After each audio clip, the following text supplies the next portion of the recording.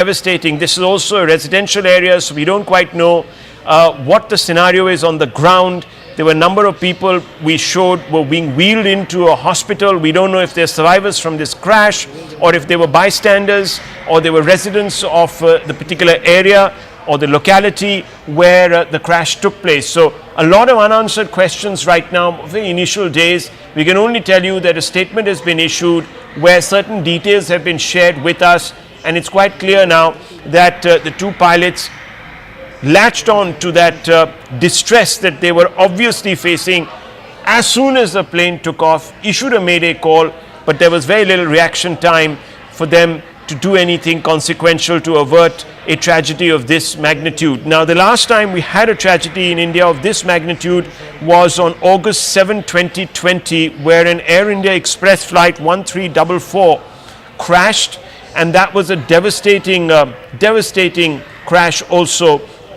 And that was a repatriation flight, actually, and it was an incident that happened at the time of COVID. I can quite clearly remember it. It was very difficult at that moment in time to even report on that story because obviously the country was under various forms of lockdown. But today, circumstances very different. Air India is privatized. It is an airline that is now in private hands, not in government hands. The government, of course, relinquished charge of Air India a few years ago. It has been, of course, facing some difficulties in making that transition. There have been complaints, Kriya, of faulty service, but no one could have imagined this. Could they have? The flight was a bit delayed. It took off about 20-25 minutes after the scheduled time of departure, STD. Great. Absolutely. Also, Rahul, we are learning that the Gujarat Chief Minister has in fact put out an official word on social media platform, and he in fact speaks about the plane breaking down. That is how he is putting it across, and he said that immediate rescue and relief operations in this accident as well as immediate treatment to the injured, the point here to be underlined, have been in fact meted out. Officials have been instructed to make arrangements for this on a war footing. That's official statement by the Gujarat Chief Minister. One concerning piece of information that is also emerging, Rahul, is possible presence of the former Chief Minister of Gujarat, Vijay Rupani, who could have been on board that London-bound flight. We still do not have confirmation, but we do know how family members of Mr. Rupani are trying to reach him, but his phone is of course not available. But there are in fact distress calls that were made, and there is a word on social media that is also coming out. Several people, including the Gujarat Chief Minister, we also have many such people, several important celebrities also now beginning to more updates coming through. More updates coming through. The pilots had reported a mayday because they had obviously encountered a devastating loss of lift, and that's really what perhaps has caused this. Why it happened, we don't know, viewers. We're updating you in real time. This crash took place just about 25 minutes ago. News is trickling in. It is trickling in slowly, and one cannot obviously jump ahead and draw conclusions because fundamentally you have very little news coming in from the ground. Air India Ahmedabad London international flight crashed during takeoff in Ahmedabad just about half an hour, 40 minutes back. In fact, to be exact on time now, it's going on to be about an hour. Disturbing pictures are coming through, viewers, so discretion is advised. Very disturbing pictures, some of those. So we're obviously extremely concerned about the extent of the casualties. They are high. It is to be expected because there was very little response time to take any action that could avert a disaster of this magnitude. As you saw in those pictures, and if you look in the right of your screens, viewers, that's really the moment of the crash. Within minutes, the flight takes off. Its landing gear has not even retracted. It's laden with ATF naturally because it was ready for a long haul flight to Gatwick airport in England, and it crashes because there was a catastrophic loss of lift, which is very, very apparent, and this crashes into an area where there is an under construction building, but we're also told that it was a densely packed residential area, so there is a possibility of ground fatalities, of bystanders, collateral damage, so to speak. 250 on board, two pilots, as well as, of course, 10 cabin crew. We're also told that former Gujarat Chief Minister, Mr. Rupani, was also on this flight. We don't know the status of his condition right now. We will get updates and we will report to you. Anvit is here with us. Anvit, what can you tell us?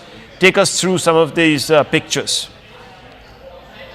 Rahul, see, the latest video that we are seeing, that in which this Dreamliner that was London bound could clearly be seen that how it was lowering its flight path, and it clearly can be seen in the visual that it is flying over a residential area, an area heavily inhabited outside of Ahmedabad airport. And there were, in fact, the visuals that have come in from ground also shows how locals have gathered around the crash site. A lot of people are there. The first responders have also reached, the police, the disaster management authorities, and the paramedics and ambulances are also at the spot. But a lot of locals are gathered, which is also indicative of the fact that the area was heavily inhabited, as the reporters from Gujarat have also reported. And there is also fear of loss of life from the ground as well, not just people who were on board the aircraft, but also because there were residential buildings around the place where this plane has crashed. So there's also fear that people who were on ground, they might have sustained injuries, there could be casualties, and there could also be fatalities, the kind of crash it is. As we see, soon as the aircraft lowers its flight path, it can be seen that it's going up heavy in flames.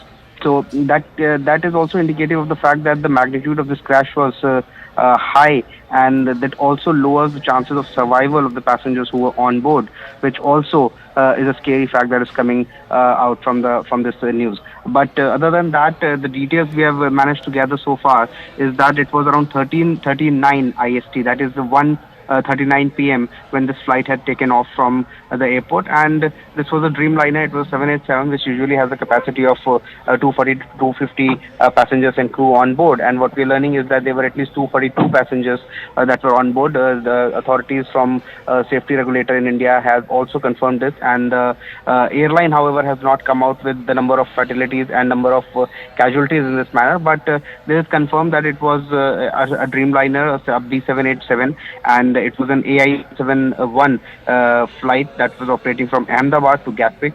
Also, we are known that the fact that is known to us that there were at least 242 people on board, 10 cabin crew included, and 2 the pilots that were on board.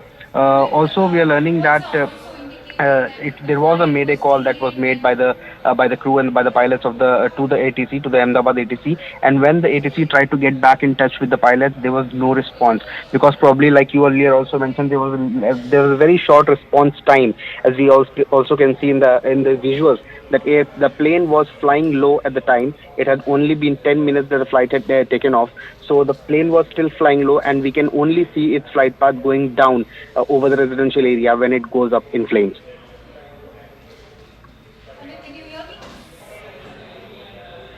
Anvit, can you hear me?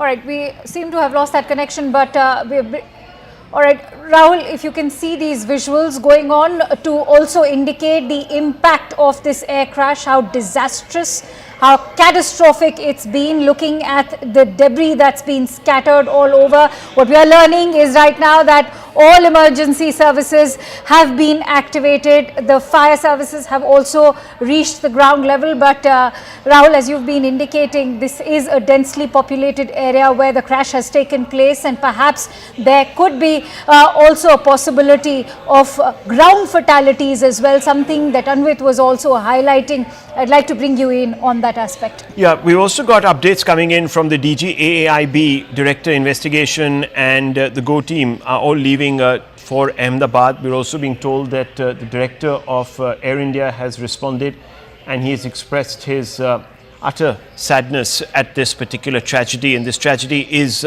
of particularly large magnitude, viewers, because there was very little reaction time. The plane took off, and immediately after taking off, it most likely experienced a loss of lift. Why it did so, we don't know. But you can see the landing gear had still not been retracted, so the plane had just about crossed the perimeter wall of the airport when it found that it was losing power and it crashed to the ground laden with fuel.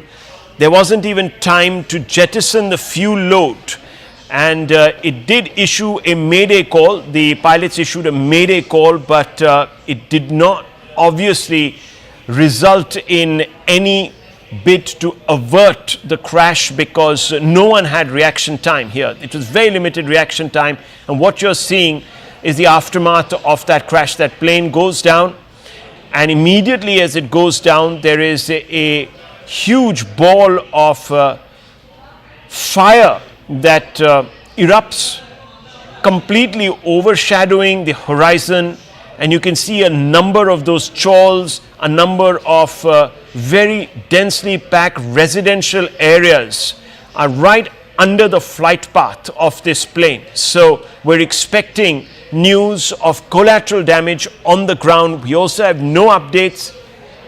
We have no updates really, viewers, on the casualty figures, but we are being told that 250 passengers in total were on board, including 2 pilots who had a lot of experience between them. Anvit, what are the details that you're getting now about who was aboard this flight, the pilots who were in charge of this flight?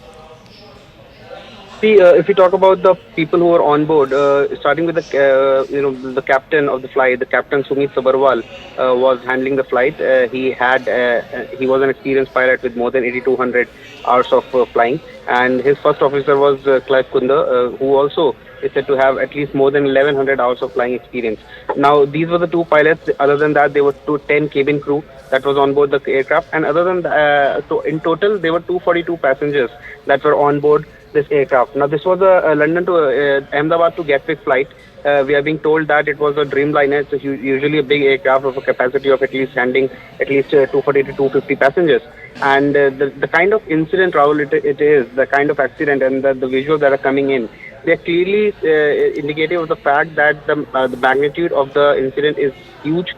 Not just the people who were on board the aircraft, but also because when we see in the visual that the aircraft's flight path is lowering, the flight is going down instead of taking off. Yes. Then it clearly suggests that the flight is right above the residential area. In fact, the visuals that have come on from the ground, they also show locals have gathered around the crash site.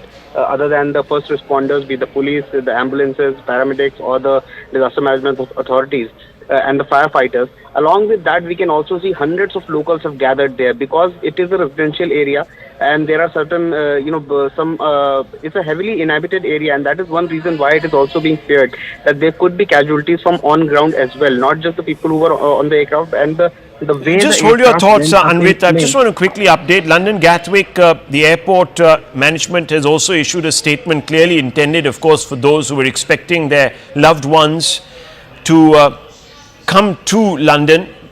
As you know, viewers, this is peak holiday season in India, and there would be a lot of flights between India and London, London being one of the favored destinations for Indian passengers. So these pictures, Anvit, a confirmation really of the fact that the flight would have been packed really.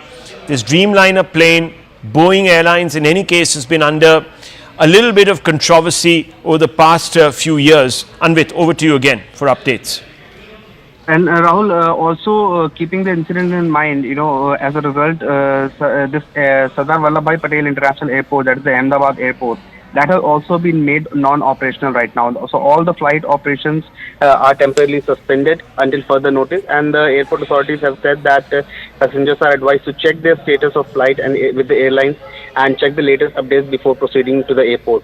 So following this incident, flight AI-171 that had crashed outside Ahmedabad airport, that was bound to London Gatwick, that has crashed, and following that the airport has shut its operations. Let me also very quickly read out this statement. Anvit, stay on with me. N. Chandrasekharan, chairman of Air India, has put out a statement saying, with profound sorrow, I confirm that Air India flight AI-171 operating Ahmedabad, London, Gatwick was involved in a tragic accident today. Our thoughts and deepest condolences are with the families and loved ones of all those affected by this devastating event. At this moment, our primary focus is on supporting all the affected people and their families.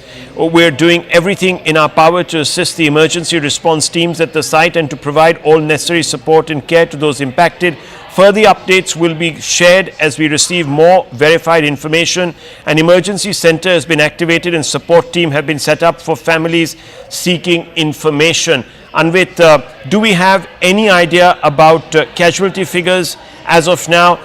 We are being told that unofficially there are 30 deaths that have been verified, but these are not still confirmed officially. These are first responders who are relaying information. Anvit.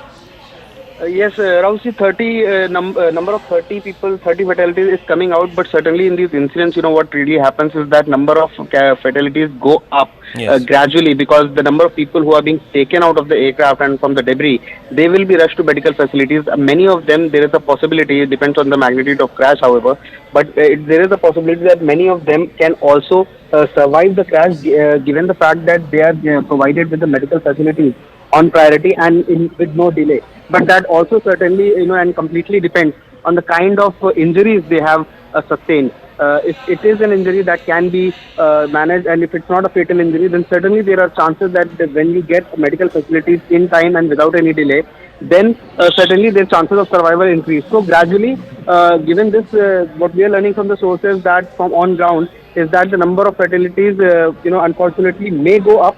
But yes, initial number is somewhere 25 to 30 people who have been confirmed. A green corridor to transport injured passengers for treatment into hospitals is being established as we speak. So we've already seen certain people being wheeled into hospital. We don't quite know if they're passengers or if they were bystanders. Anvit has been telling us that the area that the plane crashed in is heavily residential in nature and densely packed, and you can see, in fact, those visuals in the middle of your screens. That's the moment of the crash. You can see that it flew over a number of chawls and densely packed locales which are in its flight path. Now, Anvit, if you really look at these pictures, it shows you that there was not much lift that the plane acquired right after takeoff. That's not the normal trajectory of a plane. Mayday call issued. The wheels, entire landing gear has not even been retracted, Anvit.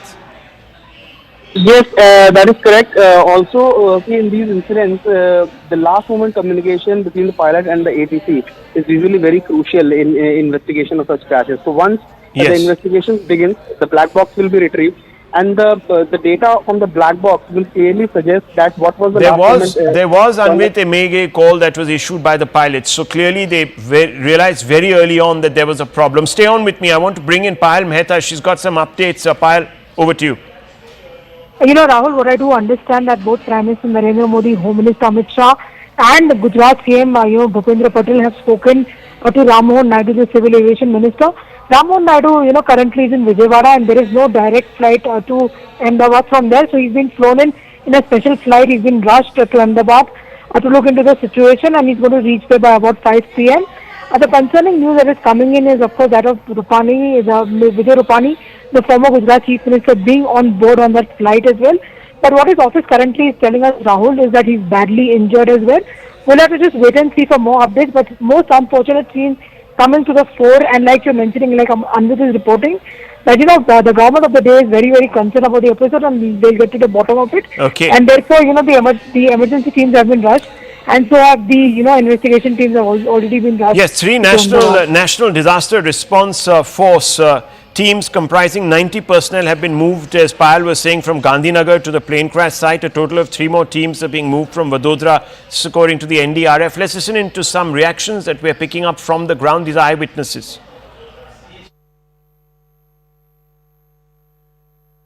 Air crash जो भी हुआ, जो उसमें शायद विजय भाई उसमें आज होंगे, ऐसा थोड़ा बहुत न्यूज़ आता है. ये न्यूज़ कंफर्म है या नहीं, it is very difficult to say. So we are highly in tense situation कि क्या होगा क्या नहीं होगा. अब प्रेस वाले जो है हम उनसे पूछते हैं कि भाई ऐसा क्या हुआ और कैसे हुआ। यदि आपके पास कोई कंफर्म न्यूज़ है तो आप हमको बताइए। क्या बीजेपी लंदन जाने वाले थे? Well, those were updates coming in on the identity of at least one passenger, former Gujarat Chief Minister, Mr. Vijay Rupani, who's on board. We don't know his condition as of now.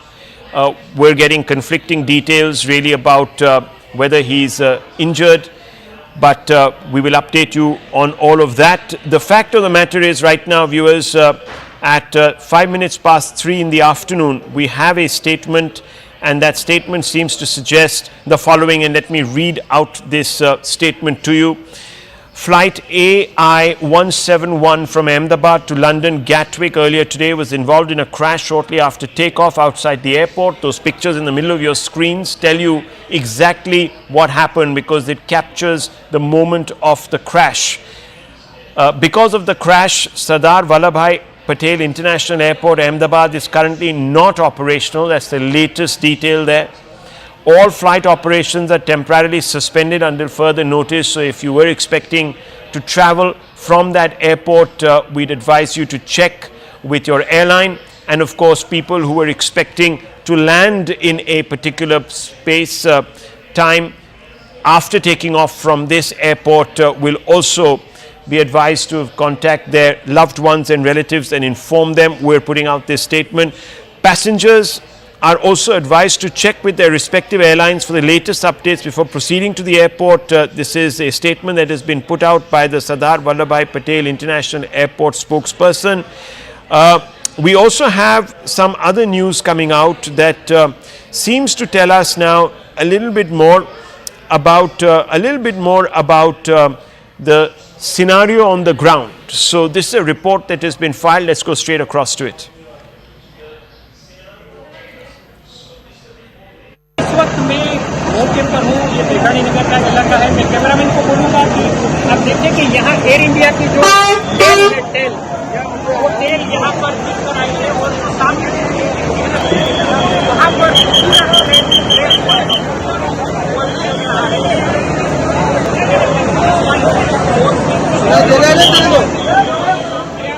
Well, that was one very quick overview really of the situation there. In the middle of your screens is the moment of the crash, and you can see that there was a catastrophic failure of lift moments after this plane took off. The plane would have been heavily laden with ATF given the fact that it was on a long haul flight from Ahmedabad to Gatwick, which is an airport just outside of London, and it crashed almost immediately after taking off. Even the landing gear had not been retracted on that plane, and it crashed into a very densely populated area.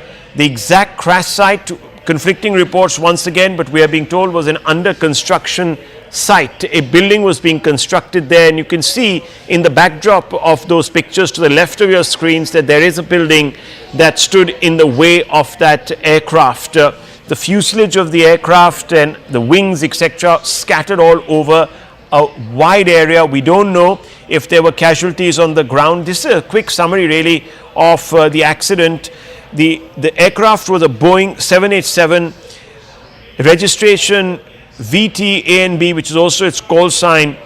It was run by Air India, of course. The flight was A1171. It was on its way from Ahmedabad to Gatwick. It had a total of 242 passengers on board, including 2 pilots and a cabin crew of 10. So passengers by themselves were 230, but 2 pilots and a cabin crew of 10.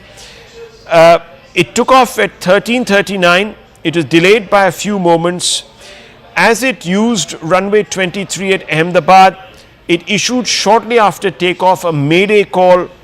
No response after the mayday call because, as you can imagine, there's very little response time for the pilots to take any action to avert a crisis. Let's go straight across to Anvit for more details. What can you tell us, Anvit? We are looking forward to get details as to what happened and what transpired in this entire incident, as to understand that what actually happened because we can see clearly in the visuals that the flight was taken off. got the time given of the time of departure. The flight took off, but the flight path, we can't see that it had good elevation as it could have had. So that also depends on a lot of factors, a lot of technical factors as well. And also the last moment conversation between the pilot and the ATC, that would also have much to reveal, because before the mayday call was made, whether there was any communication, whether the pilot had communicated any flaw or any glitch while they had taken off from Ahmedabad airport. So that will also play an important role, and the retrieval of black box certainly. Well, one quick update. We're being told that the Union Home Minister, Mr. Amit Shah, will be leaving for Ahmedabad. He's expected to take off by 4 p.m. So that's a quick update for you there. Anvit, you were talking a little bit about the on-ground arrangements that are being made now to try and affect some relief. Can you give us more details on that? So I was saying that more technical details are awaited, and that is what will actually give a clear picture as to what happened and what led to this unfortunate incident.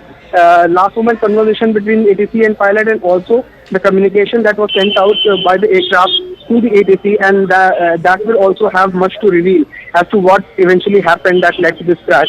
The elevation part was certainly low, the elevation was less, and that is what we can see in the visuals also. The flight was only going down, it was decreasing, and it was on decline, which is the reason why it was a residential area and the plane has crashed out of Ahmedabad. We're getting some details and updates. Anvit, stay on with me from Payal Mehta now on the possibility of the former Chief Minister of Gujarat being on this flight. Payal. You know, Rahul, the passenger list, shows unfortunately Mr. Rupani was on board and is identified as passenger number 12. We've been trying to get in touch with his family and, probably people in his office as well. But we're just given to understand that as of now, they're saying that he's badly injured. We do not know anything for a matter of, confirmation as well. But, when the passenger list was reviewed by our colleagues, including Anvit, it showed very, very clearly that he was on board on that flight. What is really happening to him right now is just a little too early to jump the gun, because obviously we'll have to wait for the confirmation coming in either from the Gujarat government or, from his family as well. But, most unfortunate episode coming to the fore, the passengers who were on board to go to London, and frequent passengers go to London at this point in time, from Gujarat in particular. Most unfortunate thing coming to the fore, but the government of India has assured Rahul that they will get to the bottom of this, and of course that's the reason Prime Minister Narendra Modi, Home Minister Amit Shah, and the Gujarat Chief Minister, all three speaking to Civil Aviation Minister Rammohan Naidu. This is going to be one big challenge for him as well in his 1 year career as a Civil Aviation Minister of the country. He's been rushed in a special flight to Ahmedabad, should be landing there around 5 o'clock, is what we were given to understand, but all rescue teams have been mobilized. And he's also, made sure that the investigating teams are also mobilized and sent ASAP to Ahmedabad to figure out what really is happening. Meanwhile, the civil, departments of the Gujarat government have also been on task. I'm very, very sure that Harsh Sanghvi, the Home Minister of the state, is already on the job as well. The Home Minister, Mr. Amit Shah, has also spoken to multiple people, including having spoken to the Commissioner of Ahmedabad as well. So that she was awaited, but we confirmation on Mr. Rupani coming in either from the Gujarat government, yes, or his family, and we should not really speculate at this point in time about anything. Well, Payal, the Director General of the Aircraft Accident Investigation Bureau, the AAIB, with the team leaving for Ahmedabad for investigation. This is also something that we're learning from our sources at the Ministry of Civil Aviation. So clearly, in the first few hours, there has to be a thorough investigation from the ground, collecting of evidence, etc., etc. And just one hopes that the scene of the crash is not compromised. There are, of course, pictures coming in to the left and to the right of your screens of the aftermath, the devastating aftermath. In the middle of your screens, viewers, is the moment of the crash, and you can see that there was very little reaction time.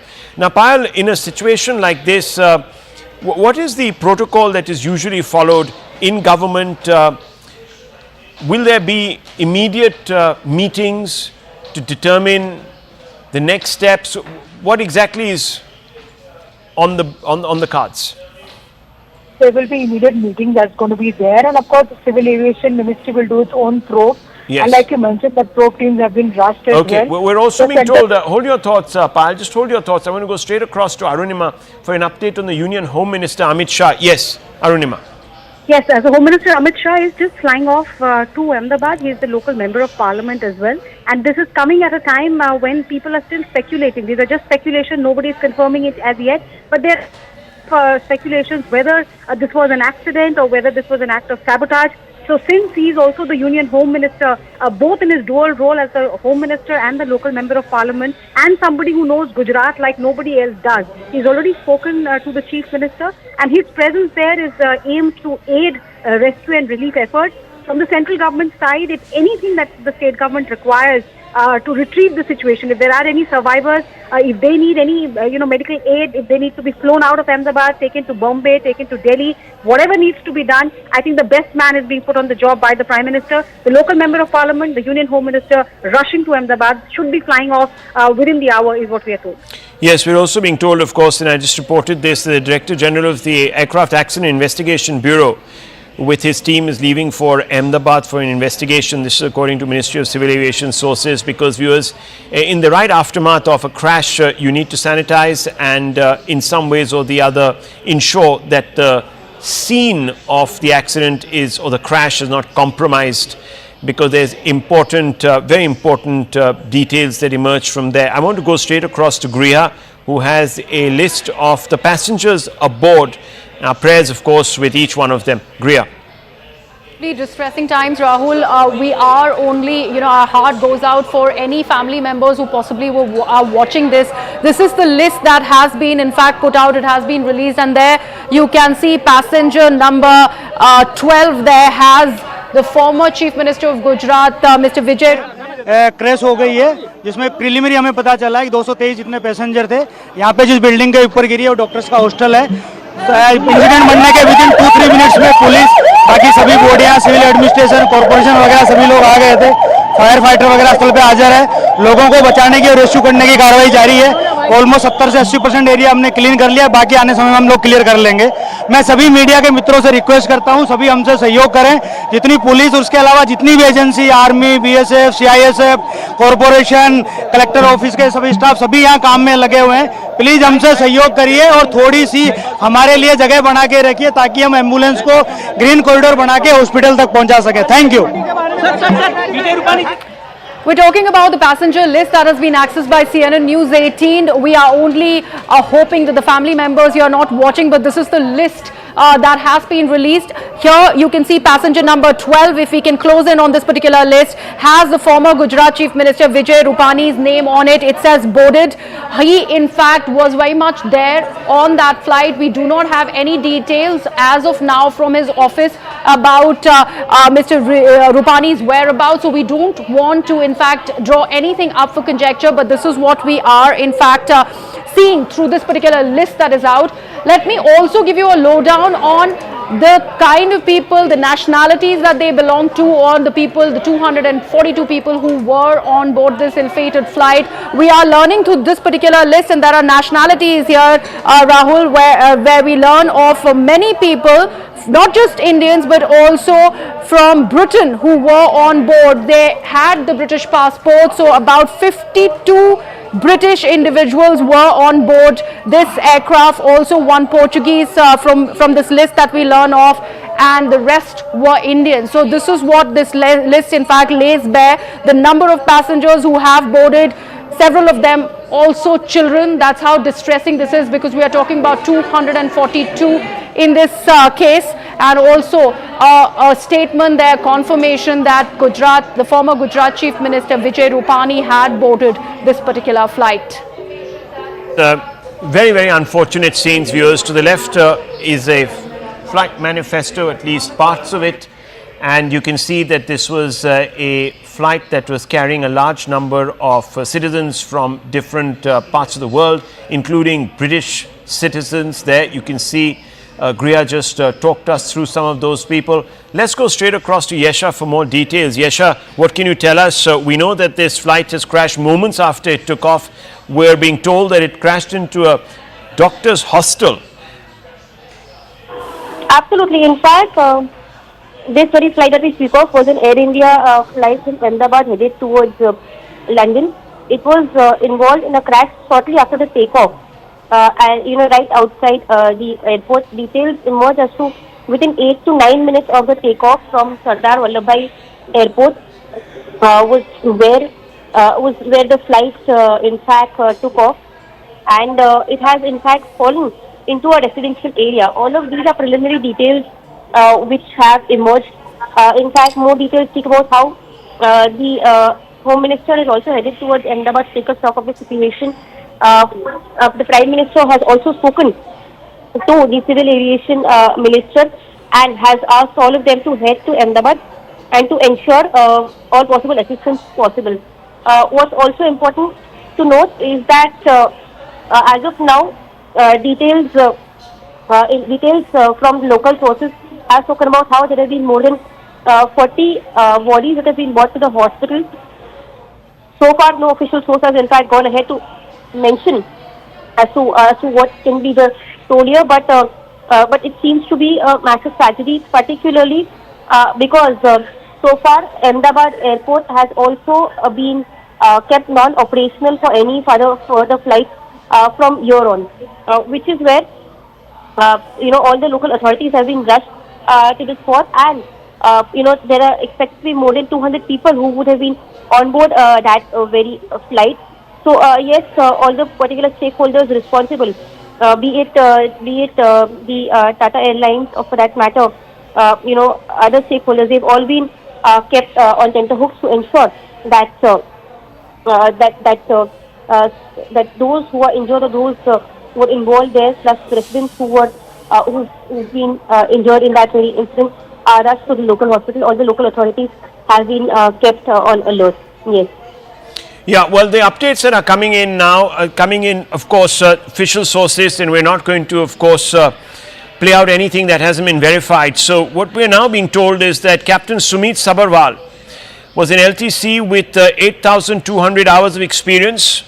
The co-pilot had 1,100 hours of flying experience. As per ATC, the aircraft departed from Ahmedabad at 13:39 Indian Standard Time or 8:09 UTC from runway 23, and most importantly gave a mayday call to the ATC, but thereafter no response was given by the aircraft to the calls made by the ATC. So viewers, very little response time there.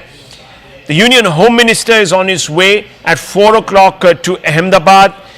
He is also going to be overseeing the rescue and relief efforts.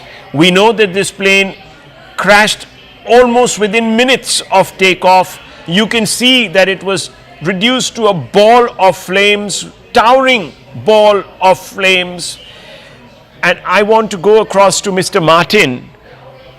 Mark Martin, who's a technical expert, for more on this. Mr. Martin, catastrophic loss of lift, it would appear. Even the landing gear had not retracted. What do you make of the incident?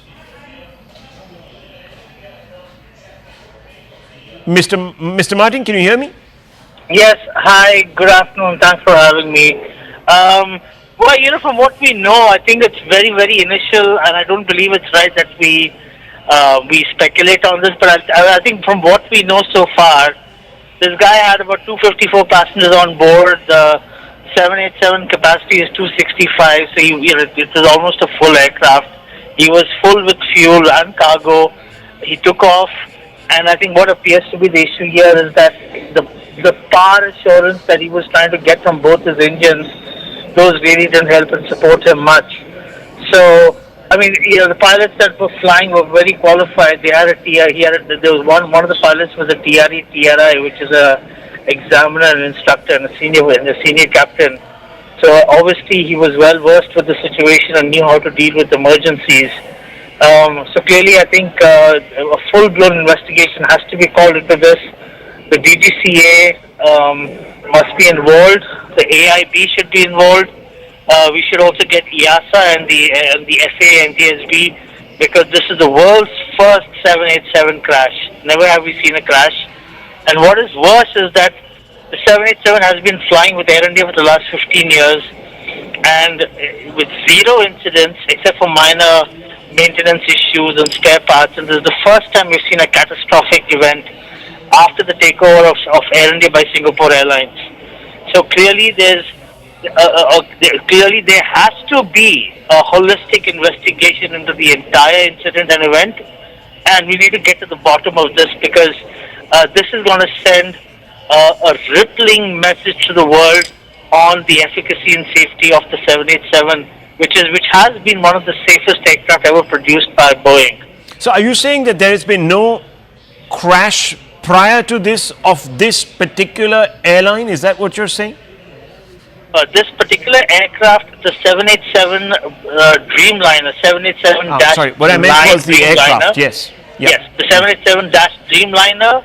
This aircraft, there has never been a crash ever. Even when this aircraft was operated by Air India and the Government of India management, the 787 performed beautifully for Air India, because Air India was the launch customer for the 787, and it had error-free flying.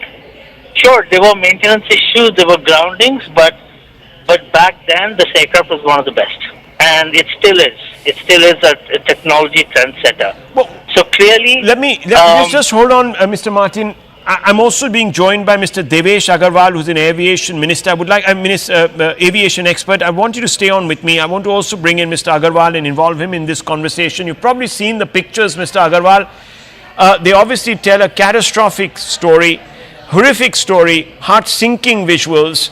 Moments after takeoff, the plane loses what appears to be power and crashes into a very densely packed residential / habitated area right outside the perimeter of the airport. What do you make of this? What's your assessment, preliminary assessment?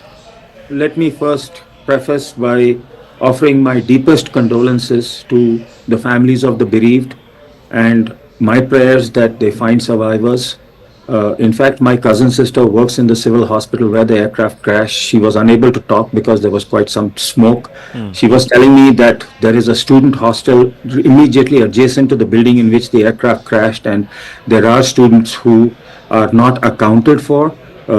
So again, prayers that they have not been victims of this crash and they may have just stepped out of the building.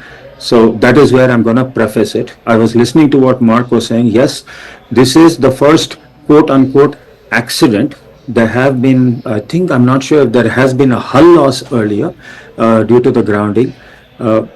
For sure, India's AAIB, Air Accidents Investigation Board, will be involved.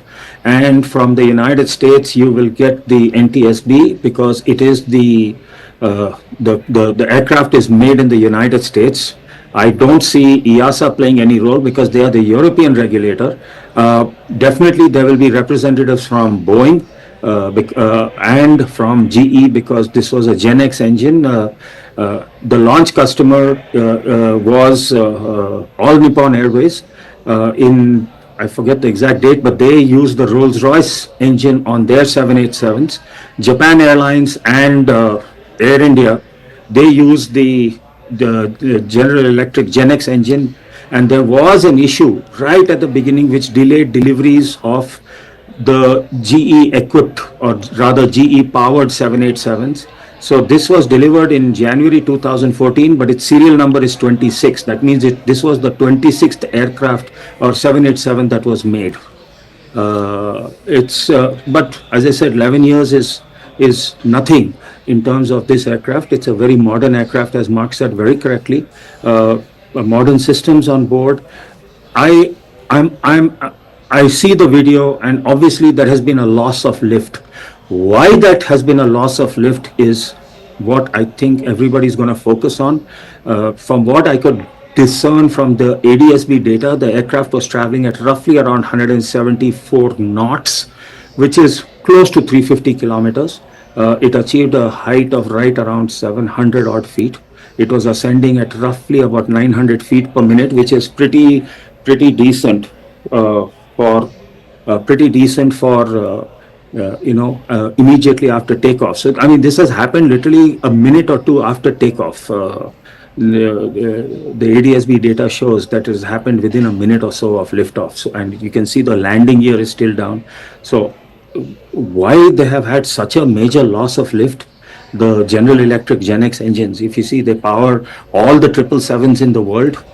They power the 747s and a good number of 787s, and they are a very, very, very reliable engine. To the extent, I think, you can see India operates, Air India operates the San Francisco to India flights, and they spend large periods of time over the North Pole near the Siberian Arctic, very far away from airports. And the GE engines are rated to allow pilots to fly as far as 6 hours away from the nearest airport. That's how reliable these engines are.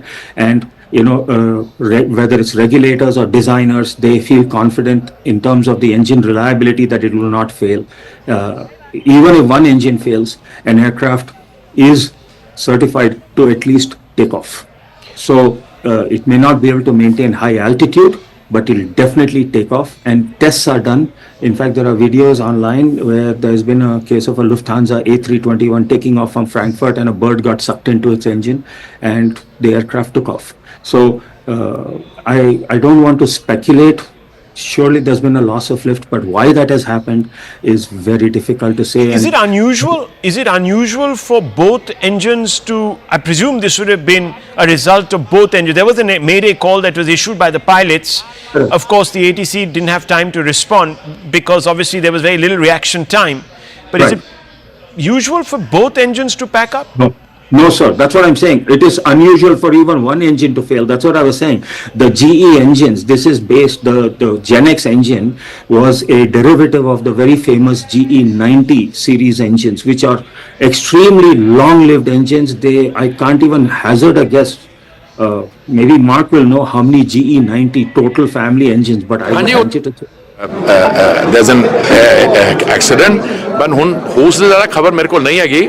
ਅਸੀਂ तो यही प्रार्थना कर रहे हो कि जिन्हें all those who were on board should be all right, and we should await the news. I don't think one should speculate on that. Sir Punjab pipeline ने चार्ज भी sir.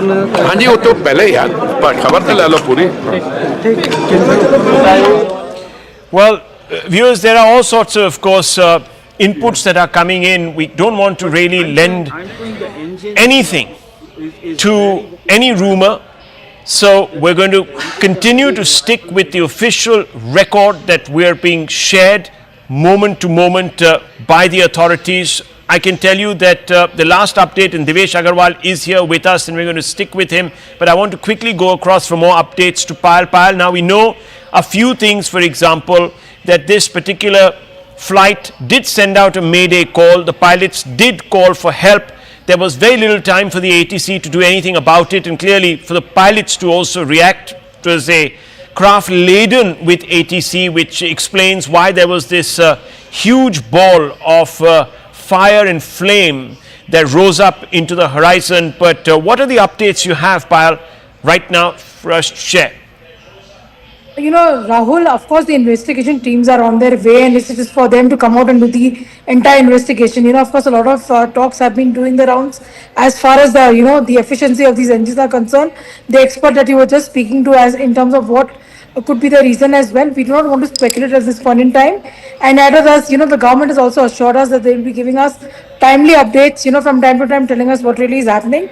But the man whose soundbite that you just played right now will definitely, Rahul, know a thing or two about how the aviation industry really works. Hardeep Puri has very successfully led the country as a civil aviation minister. It was during his regime that the entire merger of Air India and Vistara took place, and the Tatas took over as well. So he definitely will know a thing or two about the technicalities as far as that is really concerned. But like I said, at this point in time, the government of the day wants to make an effort to have all the hands on the deck, whether it's the rescue and relief operation that is being, of course, led by the Gujarat state government, and therefore you have the Union Home Minister, who is also a member of Parliament from Gandhinagar, which is of course the capital city of Gujarat. He's rushing there. He also, he also controls the disaster management teams across the entire country. So his being present there on ground will also give a lot of solace to the locals once he goes there and gets the situation on ground. And a short time, after which, of course, Ram Mohan Naidu, civil aviation minister, very young in his civil aviation ministry days, his first year just about getting complete, reaching there as well. So obviously that's going to be a all hands on the deck approach that has been put in place. Bhupendra Patel, in fact, has also spoken to Home Minister Amit Shah in the past, and has also spoken to Rammohan Naidu as well. So he's also marshalling all the resources, including his ministers being on ground as well.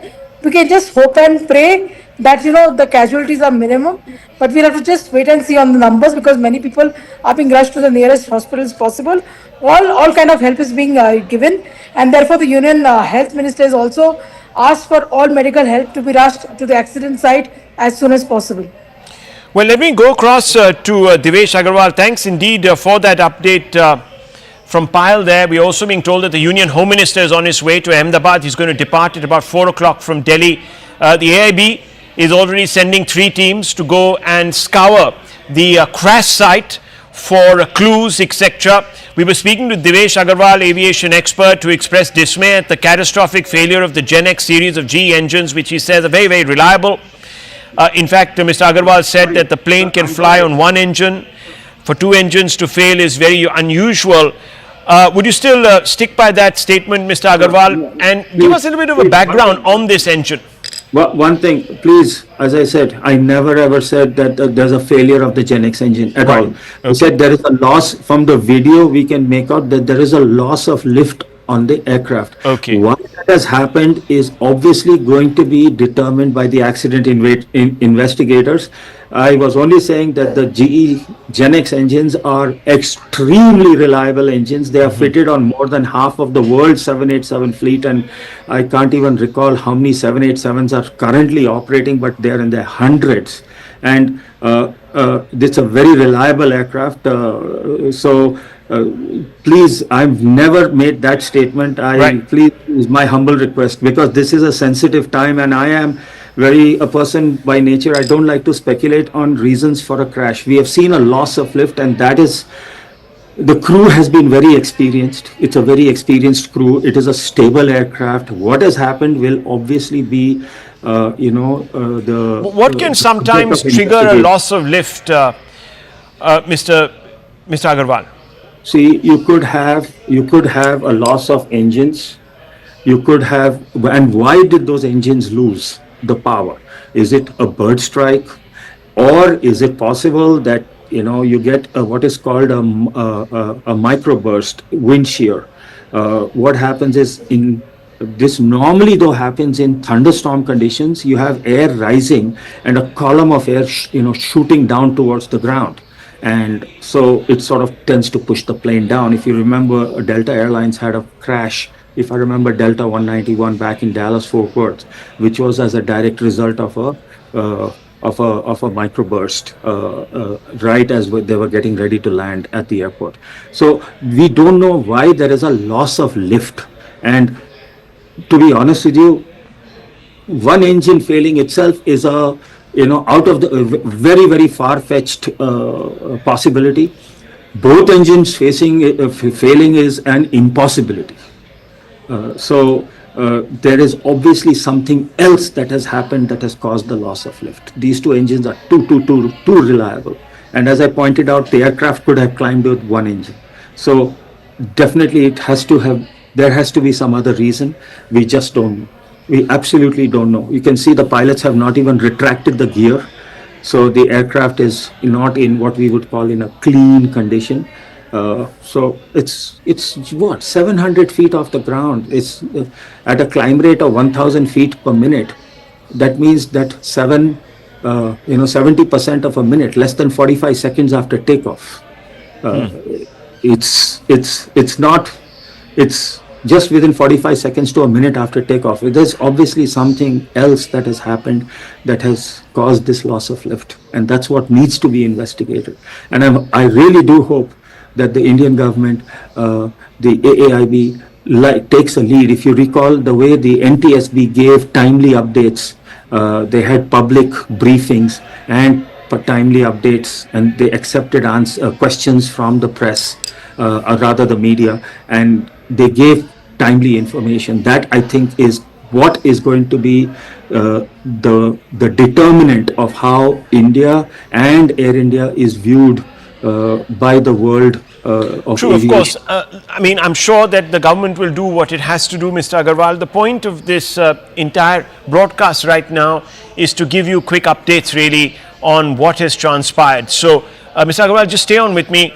I want to walk our viewers through what we know definitively. About 2 hours back, the Air India plane, a Dreamliner, takes off from Ahmedabad airport. It is on its way to Gatwick, but the moment after it takes off, even before it could retract the landing gear, there is a catastrophic loss of lift. The aircraft collapses through the sky.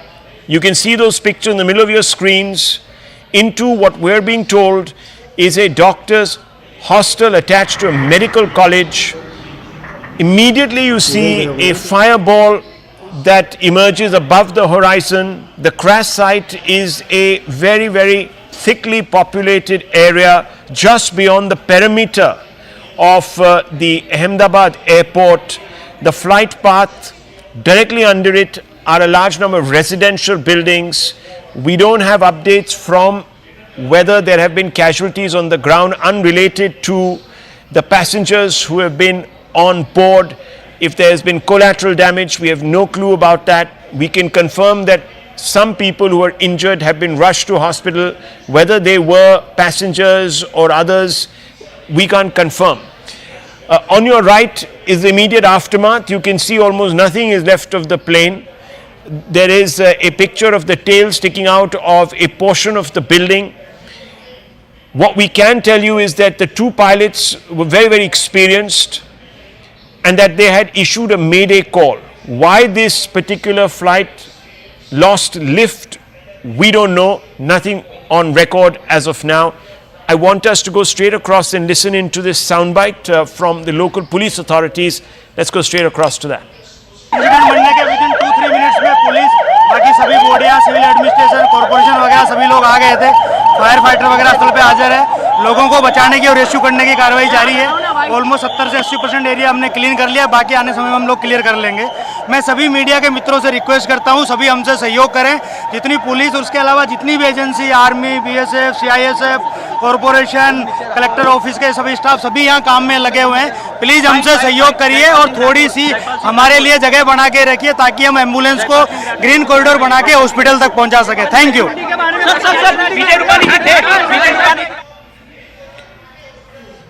Okay, there's that new video there, and you can see the what appears to be at least one part of the plane sticking out of a building, or seems to have settled on top of the building. Very difficult to say from this angle, but certainly you can see that that might be a part of the wing, which of course bears the fuel at some levels. I'm not an expert, so I would like Mr. Agarwal to come in on this, and before that, a quick update from Payal. Payal, what can you tell us? In the wake of this unfortunate episode which has taken place, Rahul, a helpline has already been issued by the Gujarat government, by the Gujarat state government, and also by the Ministry of Civil Aviation for anybody who wants to establish contact if they can't find their loved ones. That is something which has been done. The government of the day is committed, like I said, to the well-being of every individual, and therefore the officials over there requesting, like you just played out the soundbite, requesting everybody not to crowd the streets, not to come to the accident site, but allow a green corridor so that anybody who needs to be rushed for medical help can be done at the earliest as well. And we've just got a tweet which has been put out by Dr. Jaishankar, who is of course a Rajya Sabha member of Parliament also from Gujarat, and he said that he's very, very deeply shocked and he's pained to learn about the flight crash in Ahmedabad, and his prayers are with the passengers and their families as well. He's currently overseas, so he's putting out that tweet expressing his deepest condolences for what has really happened. Well, the nation in shock, viewers. We're getting a lot of reactions from the Prime Minister, the Home Minister, to several Chief Ministers of different states, to the Aviation, Union Aviation Minister, who's on a special flight from Vijayawada straight across to Ahmedabad because there is no direct flight from there, at least available as of now. On the left is the debris, remnants of the craft. In the middle is the moment of the crash, heart-sinking moment really, viewers. This flight was almost full. It had 142 passengers aboard it, two very experienced pilots, who were in control and command, and they issued a mayday call. Even before the ATC could respond, this plane goes up in flames. It crashes into a hostel, attached to a medical facility where doctors are in residence. We don't know whether they were in residence at that time. How many other people on the ground in this very densely packed crash site area have been affected? To the right, you can see that the obvious aftermath suggests that this was a very, very catastrophic result. Let me go across to Devesh Agarwal, Sanjay Leza, aviation expert, also there with us. Devesh Agarwal, a quick update from you on your take, and I also want to bring in right after that Mr. Sanjay Leza. Yes. So basically, just to let you know, the world's most popular wide-body aircraft till date was the Boeing 777, and they had delivered a little over 1,500. In case of the 787, they have already delivered around 1,200 aircraft, and they have orders for at least another 1,000 plus aircraft. So it shows you how popular this aircraft is, how reliable this aircraft is. This is the first fatal accident of a 787, whether of the Dash 8, which is the earliest version, the Dash 9, which is what Vistara has, and the Dash 10, which of course no Indian airline has ordered, but it is used a lot by British Airways, United Airlines, and others. The crew, as you just rightly pointed out, very experienced crew, and Air India has traditionally had a history of the engineering on their aircraft has always been good. We hear about, the interior of the aircraft, but the airworthiness of the aircraft has never been in question at Air India. That is something that airline has a legacy of, and it is a very proud and, strong legacy and a history at that airline that the aircraft are safe.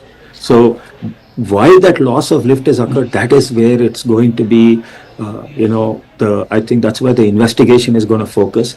The particular aircraft details, this was registered VTANB, Alpha November Bravo, and it is the 26th 787 ever built. It was delivered to Air India in the middle of January 2014. Well, thank you, Mr. Agarwal, for that input and for that very quick assessment. Of course, lots of details expected, so this story will be updated. The causes and the consequences will also, of course, become clearer as the day proceeds and perhaps over the next few days. Sanjay Leza, aviation expert, also here with us. Mr. Leza, what do you make of these pictures? Catastrophic, sinking feeling when you look at the picture in the middle specifically. But aside from that, a very, very, very unfortunate happenstance. Not very usual, is it? No, it's a very sad day for aviation in general and Air India in particular and Indian aviation.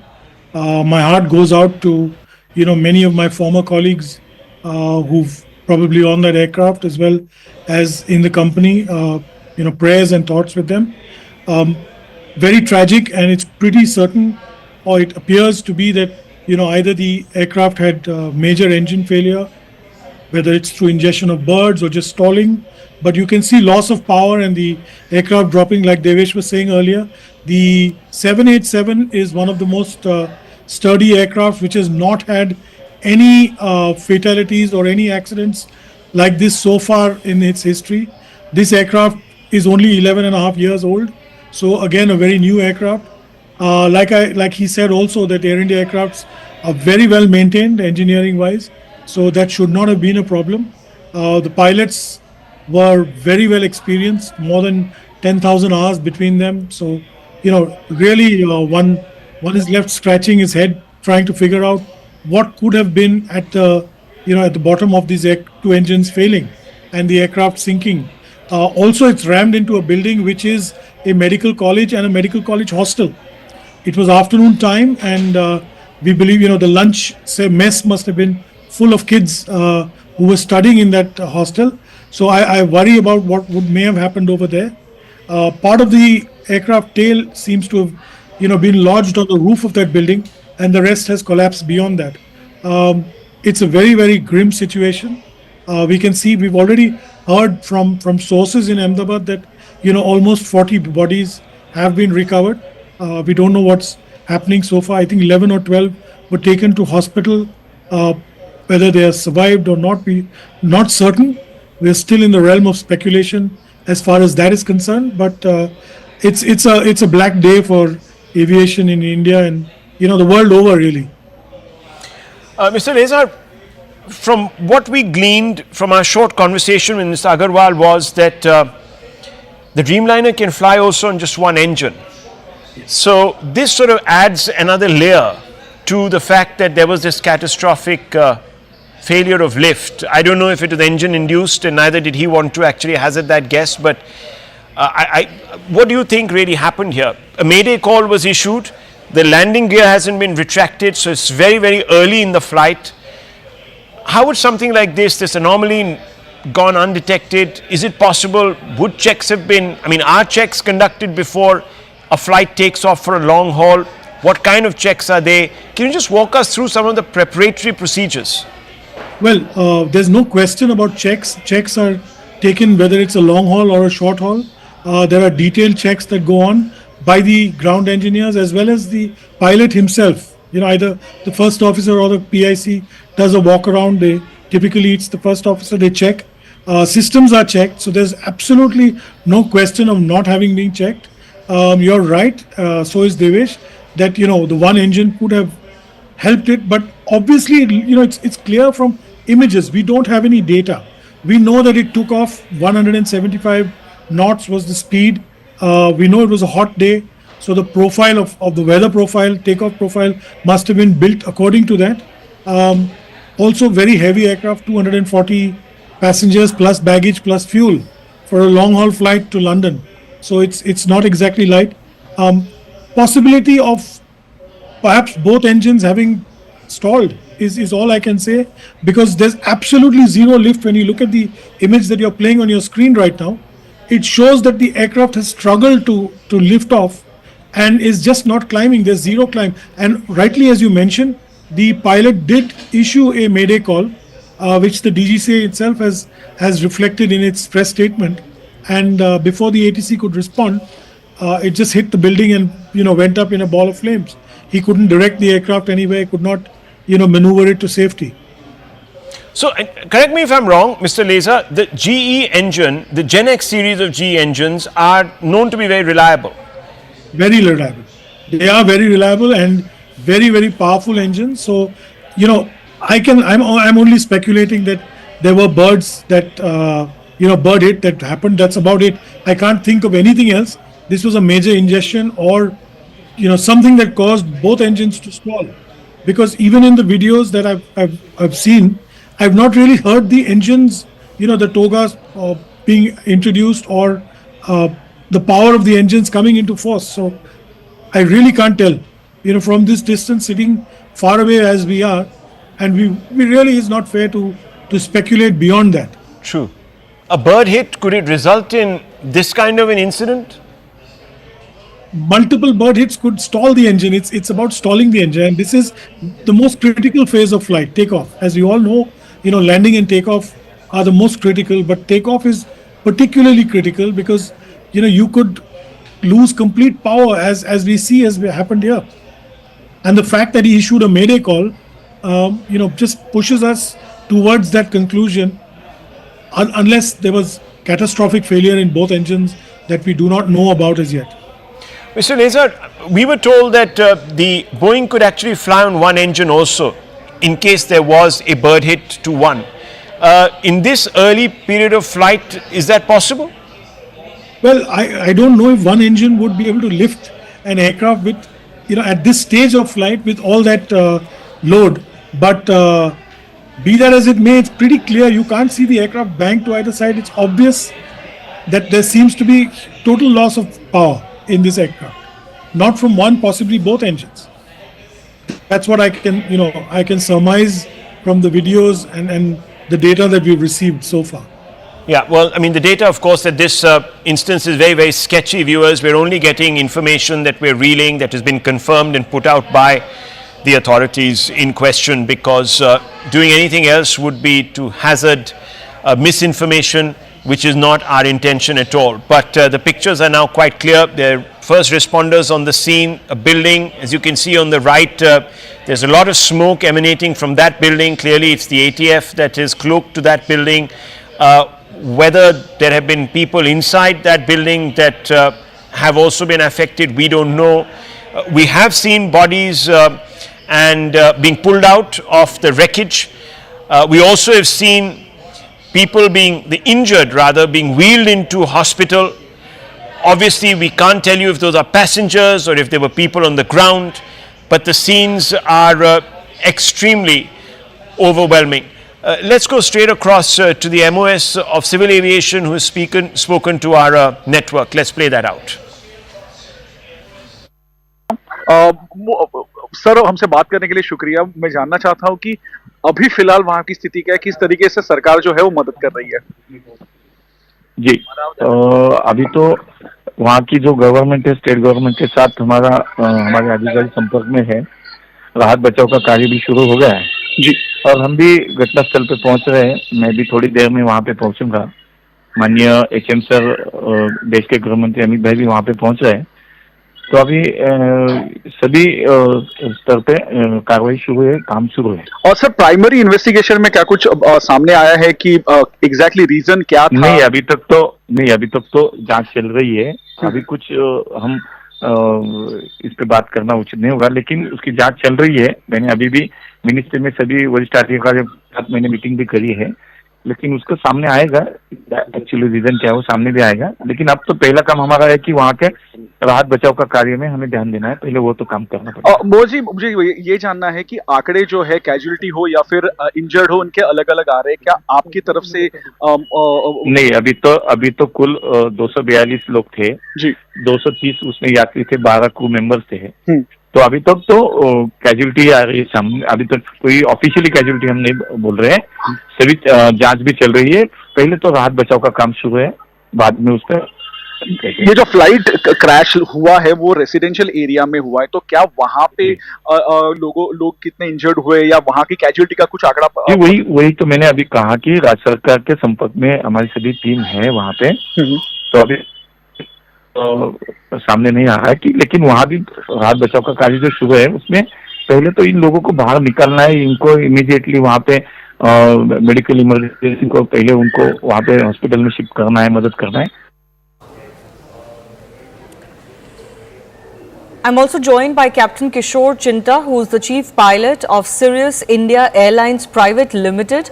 Thanks a lot, Captain Kishore, for joining us. I want to understand from you first, from what we know, within a minute or so of takeoff, this plane has crashed, and it has crashed in a scenario where it seems the pilots were not in control at all. They had already issued a mayday call, and they actually crashed into a building.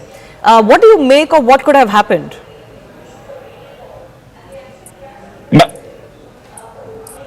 Ma'am, I've seen the videos. The 787 has 70,000 on each engine. For an airplane like a 787 to go down in a controlled manner like that, either they've lost both the engines, and Ahmedabad per se always has a lot of birds and vultures over there, up to almost 3,000 feet. It's speculation as of now. That either both the engines have to have had some kind of bird ingestion or a compressor stall or something like that for the engines to lose power. Otherwise, with just one engine, also the aircraft can climb out at 400 to 500 feet per minute for a aircraft of that size. I just want to understand from you, these bird ingestion issues that you're talking about, how frequent are they? Bird ingestion are infrequent, but there is always that risk, especially in airfields like Ahmedabad and Baroda and some other airfields. Ahmedabad has historically had bird activity in and around the airfield. So I am not saying that it could have been birded, but the fact that the pilots gave a mayday, and we see the aircraft climb to max altitude on flight radar close to 625 feet, which would be about 425 feet off the ground. The airfield elevation is about 200 at Ahmedabad. So they did climb to 425 feet. On the aircraft, they could have engaged autopilot, but it appears to be that they've lost power in both the engines for the aeroplane to have come down in a controlled manner like that. Yes, and because most experts like yourself are suggesting that even loss of one engine should not lead to a crash like this. I want to understand from you, if this was, let's say, a bird-related incident, can it take off both? Can it take out both engines like this so quickly after takeoff, within a minute or so? It is possible, ma'am. Like the United aircraft, where Captain Sully Slumberger, went down into the Hudson. It is possible for both the engines to get affected by birds.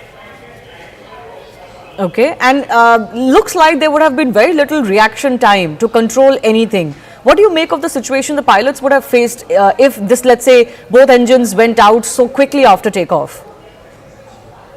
The pilots did a fabulous job keeping the wings level to minimize any kind of damage, and the aircraft's gone down in a controlled manner. They probably have done everything possible which they have been trained for a situation like this. But the rest we'll only come to know once more specifics come out from the flight data recorder and cockpit voice record. I just want to understand from you also, because you are an expert in this field.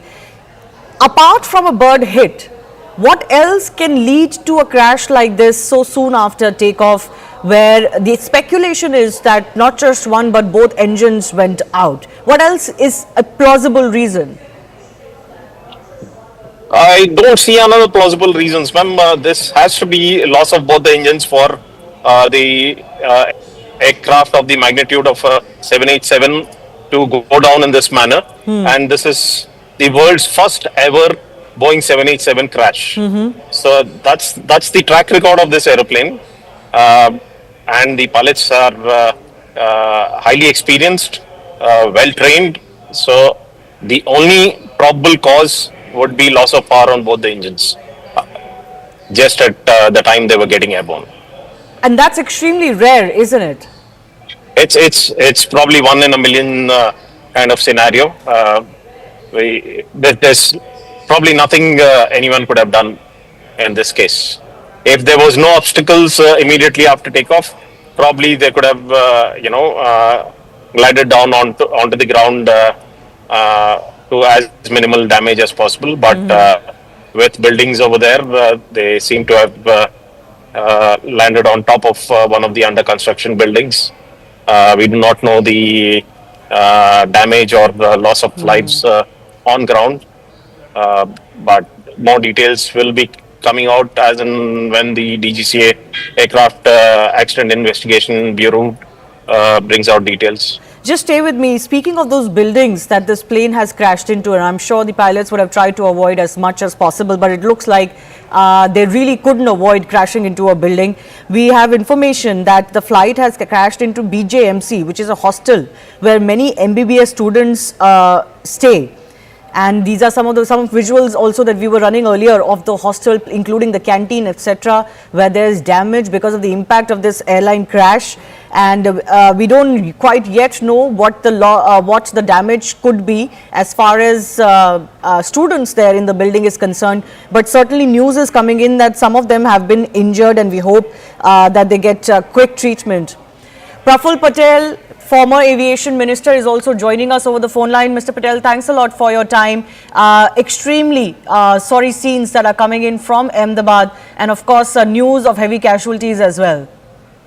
Very saddened to hear and very distressed at the same time. One of the biggest tragedies in our country, and unfortunately whatever visuals we are able to see on TV, that's all information we have.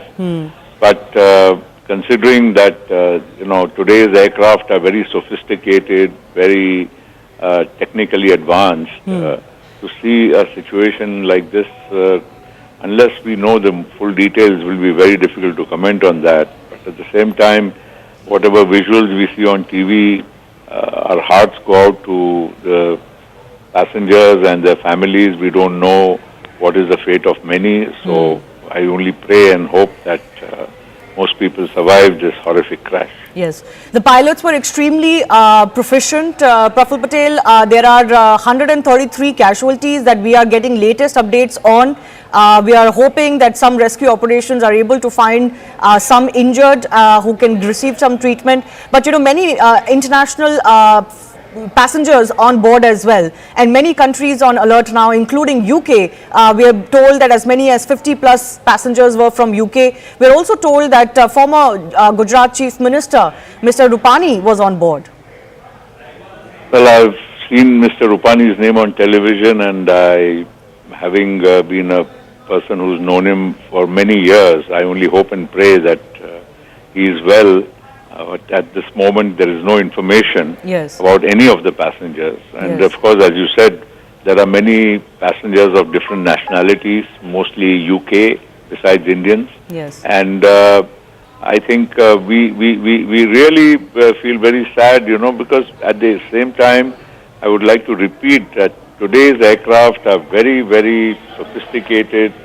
The pilots, especially who fly 787 Dreamliner, are obviously very well trained, and they are very senior commanders. And they've gone through many hours and hours of flying, and they would have obviously, it seems to me, whatever little I can make out from that the plane was on climb mode, and suddenly it's lost power or something else has happened, or maybe it was struggling at the time of takeoff. These are all very speculative things. But one thing is certain, if the pilot gave a mayday call, we don't know the exact time of when he gave the mayday call. Was it just immediately on climb, or soon after takeoff, sir. In fact, within a few minutes, it seems this flight has crashed. It had barely reached the height of 700 feet. This flight couldn't have flown more than 60 seconds because of the very fact that it's just 825 feet into the air, which is virtually nothing. It just would not take more than 60 seconds. So it is very intriguing because of the, first, as I said, the aircraft itself has many backup systems. These are, very fly-worthy, very safe aircraft, and 787s are flying all over the world. In fact, I would be surprised to see that probably this may be the first major incident with a 787. Yes, actually we have been confirmed, sir, that as far as the 787 Dreamliner is concerned, this is the first major such incident that has come to light. Boeing has had some issues with grounding and all. There have been investigations whether they have, not done enough as far as maintenance and certain other activities on planes are concerned. But this certainly is the major crash of its first of its kind when it comes to a 787 Dreamliner. Well, absolutely. A 787 Dreamliner, as I said, is being flown by most airlines of the world. And it's a very, I would say, a workhorse. It's a good aircraft. And in this case, it's flown from Delhi to Ahmedabad. So obviously it was absolutely flyworthy. Otherwise, no aircraft takes off. And pilots also, before they take off, they go through all the checks. And if they find anything missing, and especially if they are on a long haul flight like London, they would be absolutely very careful to see all parameters are fine before they would take off. So obviously something has gone wrong after they started their roll on the runway for takeoff. And in between that and the climb, those 60 seconds have been, I'm sure, very, very the reason for whatever has happened. I do thank you for joining us, Praful Patel, the ex-aviation minister. Also reading out what Prime Minister Narendra Modi has just put out. The tragedy in Ahmedabad has stunned and saddened us. It is heartbreaking beyond words. In this sad hour, my thoughts are with everyone affected by it. Have been in touch with ministers and authorities who are working to assist those affected. We also know that Home Minister Amit Shah is travelling to Ahmedabad. My colleague Payal Mehta is also joining us with more on this. Payal, words coming in from Narendra Modi as well. Everybody offering, of course, their deepest thoughts to those who have been affected, including, of course, the families. Already 133 have been confirmed dead. Yes, it is, of course, heartbreaking beyond words. That's what the Prime Minister really said. And this has happened in his hometown, which is in Ahmedabad. The tragedy in Ahmedabad has stunned and saddened everyone. He has been in touch with the ministers and the authorities who are working to assist those who are affected. He has already spoken to Bhupendra Patel, the Gujarat Chief Minister, already spoken and asked Ram Mohan Naidu, the Civil Aviation Minister, to rush as well, and constantly been in touch with Amit Shah, another Union Minister in his government, the Home Minister, another son of the soil. So they've all been rushed. Maximum help needs to be assured is what the Prime Minister has also indicated in as many words as well. But a real tragedy coming to the fore as well. Many people have been feared dead in this, in this ghastly crash that we've really seen. Of course, the investigation will follow soon as possible is what the government is assured. But it's a very heartbreaking moment because many citizens on board Shivani were not just Indian nationals, but foreign nationals as well. But the government of the day has assured that they will get to the bottom of this and understand why this really occurred. But like I said, the Prime Minister joining the nation in expressing his condolences to what has really happened and to the loved ones. One of the biggest aviation crashes in Indian history, and of course certainly the first concerning a Dreamliner. I want to go across to Rajesh Patani, who's an eyewitness to what happened. Rajesh ji, आपने क्या देखा जब ये crash हुआ? आपने क्या देखा? आपको क्या दिखा? ये बताइए. राजेश जी, आपको मेरी आवाज आ रही है?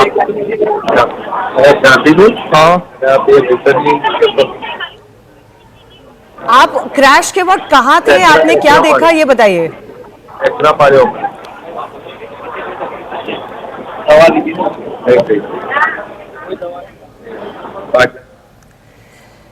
Let's try and reconnect. We're trying to get you some more eyewitness accounts, but of course visuals of the crash are on screen, and they show that the flight had barely taken off. Within less than a minute, of course, this flight has crashed. It seems the pilots have lost all control because they couldn't even deviate the flight from a what seems to be a residential area. There was, in fact, a MBBS students' hostel that has come into the path of this crashing airline, and the aircraft burst into flames immediately upon impact. Those visuals have also been caught by those who were living in the vicinity of the Ahmedabad airport. Captain Kishore Chinta continues to be with us. Captain, I want to understand from you, in such a short span of time, if both engines are lost, how much can captains do? How much can the pilots and the crew do in such a situation? What can they do?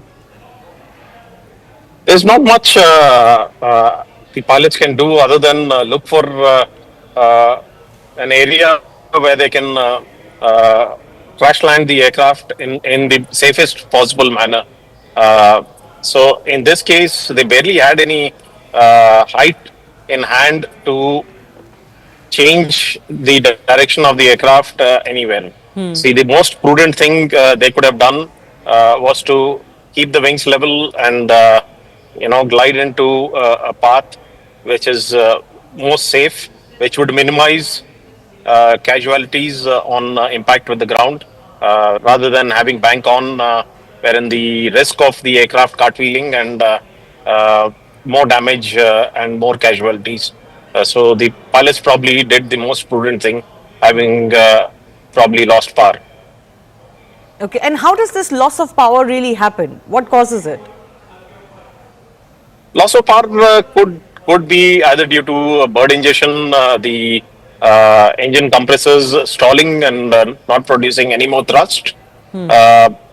It would be really unlikely for engines of such magnitude and to lose power for any other reason for a technical defect just after takeoff. It's unheard of. It's those engines with 70,000 pounds of thrust have been tested multiple times, and one of the safest engines in the aviation world. So nothing else could have caused, in my opinion, the loss of power. So this couldn't have been any kind of technical failure, and the most plausible reason you can think of is bird ingestion, but of the kind which took out both engines. Yes, that's, like I said, we can only speculate as of now. I haven't heard of a technical defect taking out both the engines just after takeoff ever in the aviation history. Right. Certainly what has transpired is shocking everyone. This is already, as experts have told us, the first of its kind crash, including involving a 787 Dreamliner. And the way this crash has transpired, soon after takeoff, within a minute of takeoff at very low altitude, seems to suggest the pilots lost all control. They couldn't even divert the plane to a safer area, and it crashed immediately within a minute of takeoff. What also is concerning is that they seem to have lost all control, so both engines were out. There was a mayday call given, but agencies tell us they didn't really manage to contact this flight after that. So it all points out to things going wrong very, very quickly. Harshit is Captain Kishore. I'm going to come back to you in just a bit. Harshit is an eyewitness of this crash. Harshit, आप कहाँ थे जब ये crash हुआ और आपने क्या देखा? हम मेस में ही थे जहाँ पे ये प्लेन टकराया था। अच्छा, तो आप स्टूडेंट हैं जो मेस में रहते हैं वहाँ पे हॉस्टल में? हाँ, मैं कॉलेज से लाइब्रेरी से पढ़ के मैं यहाँ पे खाना खाने आया था 2 बजे। तो फिर कैंटीन में भी वहाँ पे क्रैश हुआ प्लेन का पार्ट्स जो आप वहाँ पे खाना खा रहे थे? हाँ, वहाँ पे सिर्फ टकराया था, प्लेन आगे क्रैश हुआ था। अच्छा, हमारी बिल्डिंग में सिर्फ टकराया था, इसलिए धमाके की आवाज आई। अच्छा, आपके आसपास कितने लोग थे? कोई इंजर्ड है? इंजर्ड इसमें ऐसा है कि जो बारी के पास खाना खाने बैठे थे उसको थोड़ा वो इंजरी हुई है, बाकी सब ठीक है। अच्छा, कितने बच्चे हैं वहाँ पे? खाना खाने के लिए तो यहाँ पे 50-60 लोग हम आए थे, ऊपर और नीचे दोनों। अच्छा, इंजरी सबको नहीं हुई है। जी जी। और आपके हॉस्टल, आप किस हॉस्टल में रहते हैं और कितने लोग हैं वहाँ पे? हम अतुल्य में 11 में रहते हैं। कितने लोग होंगे पूरे हॉस्टल में? कितने लोग रहते हैं वहाँ पे? हम तो MBBS स्टूडेंट ही वहाँ से 1 से 5 साल तक के सभी बच्चे वहीं पे ही रहते हैं। अच्छा, और वो सब इसी मेस में खाना खाने आते हैं। जी जी जी। और उस वक्त 50-60 बच्चे वहाँ पे थे जिस वक्त ये खाने हाँ, ये खाना खाने का ही टाइम था, इसलिए वो सब वहाँ पे ही थे। जी। आपकी जो बिल्डिंग है उससे ये प्लेन टकराया नहीं है, ये आगे जाके एक बिल्डिंग में क्रैश हुआ है, तो आपको उस बिल्डिंग के बारे में कुछ पता है? क्या हुआ वहाँ पे, क्या देखा आपने? वो अतुल्यम 1, 2 और 3 है, वहाँ पे वो रेसिडेंट डॉक्टर रहते हैं सभी, और ये सब मेडिसिटी के क्वार्टर्स ही है जहाँ पे ये प्लेन हादसा हुआ ना वही। तो जिस बिल्डिंग में क्रैश हुआ वहाँ पे रेसिडेंट डॉक्टर रहते हैं? हाँ। और उस बिल्डिंग में कितना इम्पैक्ट हुआ है, आपको कुछ जानकारी मिल रही है वहाँ पे? ना वो नहीं पता। नहीं पता। जी जी। पर आपका जो हॉस्टल है वहाँ पे सब सेफ है? कुछ लोगों को इंजरी हुई है? हाँ, हॉस्टल से ये मेस पड़ा 1-2 किलोमीटर दूर है, इसलिए सब बच्चे हॉस्टल से मेस तक चल के खाना खाने जाते हैं, तभी ये सब हुआ। अच्छा, मेस में उस वक्त जो थे वो सेफ हैं, लेकिन हॉस्टल में जाके ये बिल्डिंग में क्रैश हुआ है जहाँ पे रेसिडेंट डॉक्टर्स रहते हैं। This is also extremely concerning. Harshit, हमसे बात करने के लिए बहुत बहुत धन्यवाद। Let's also listen to some more reactions coming in. लगातार पिछले 2-2.5 घंटे से हमारी टीम उस पर काम कर रही है। हमारी सेक्रेटरी है, DGCA है, AI की टीम है, सभी लोग, हमारी विकास की टीम, सभी लोग एक साथ बैठकर वहाँ पे काम कर रहे हैं। और अभी हम DGCA, हमारे सेक्रेटरी मैं तो हम तो वहाँ पे अभी फिजिकली भी जा रहे हैं।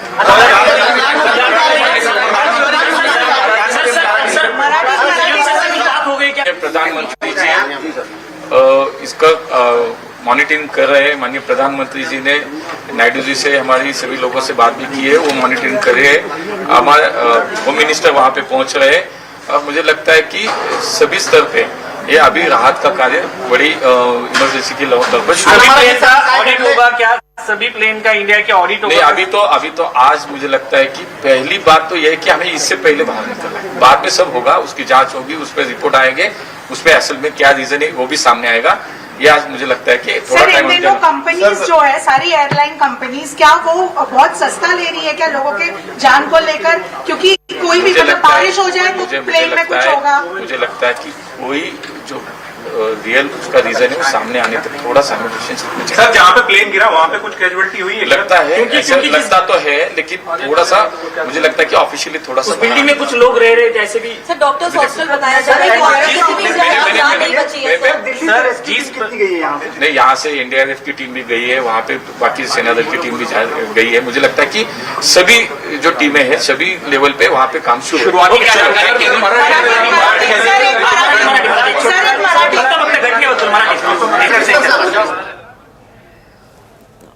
All right. There is, of course, all hands on deck approach as far as the aftermath of this aircraft crash is concerned. Not only are concerned ministers moving to Ahmedabad, Home Minister Amit Shah is also expected to travel to Ahmedabad. Captain Kishore Chinta continues to be with us.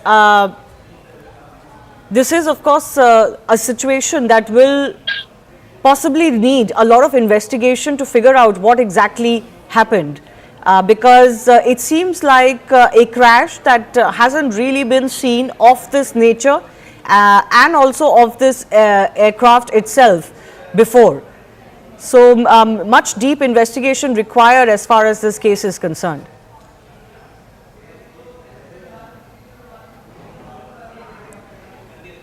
Captain Kishore, can you hear me?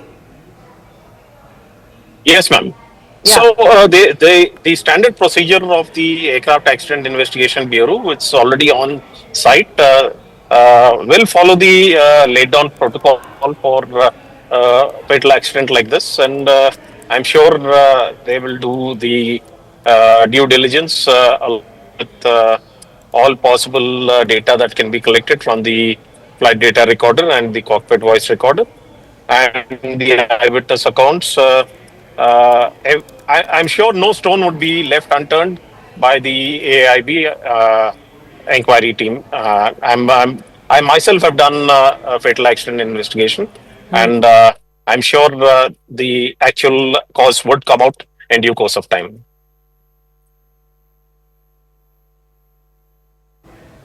Can you just take us in detail into what exactly will go into the investigation of this crash?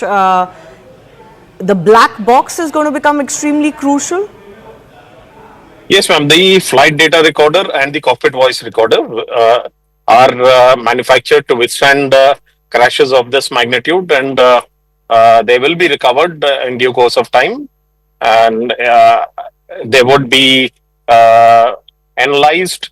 All the data from the crash will be analyzed by the Aircraft Accident Investigation Bureau team.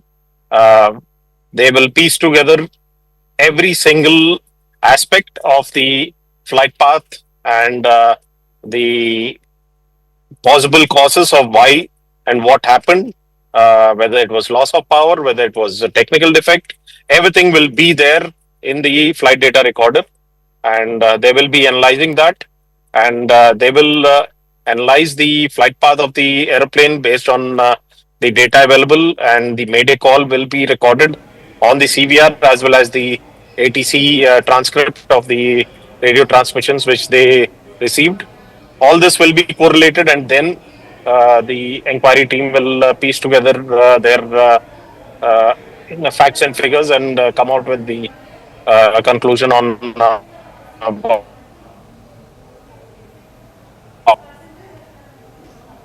From the initial information that we're getting, we're being told that after the mayday call, there wasn't any contact that was available with this flight. What could have happened to make it unavailable? Captain Kishore, I want to understand from you, if there is loss of power, does that mean that all communication also goes away? Could the pilots have recorded? How would they? How would we know if this was a bird ingestion? Can the investigation of the remaining parts establish that? Will there be something recorded from the cockpit that can establish that?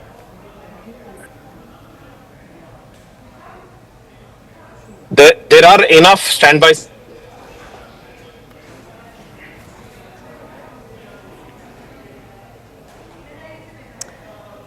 we're losing that link with Captain Kishore Chinta. We'll try and get a better one, but this is of course a horrible crash that has come to light. It has really raised alarms as far as the nature of this crash is concerned. 230 passengers on board, 12 crew including 2 pilots.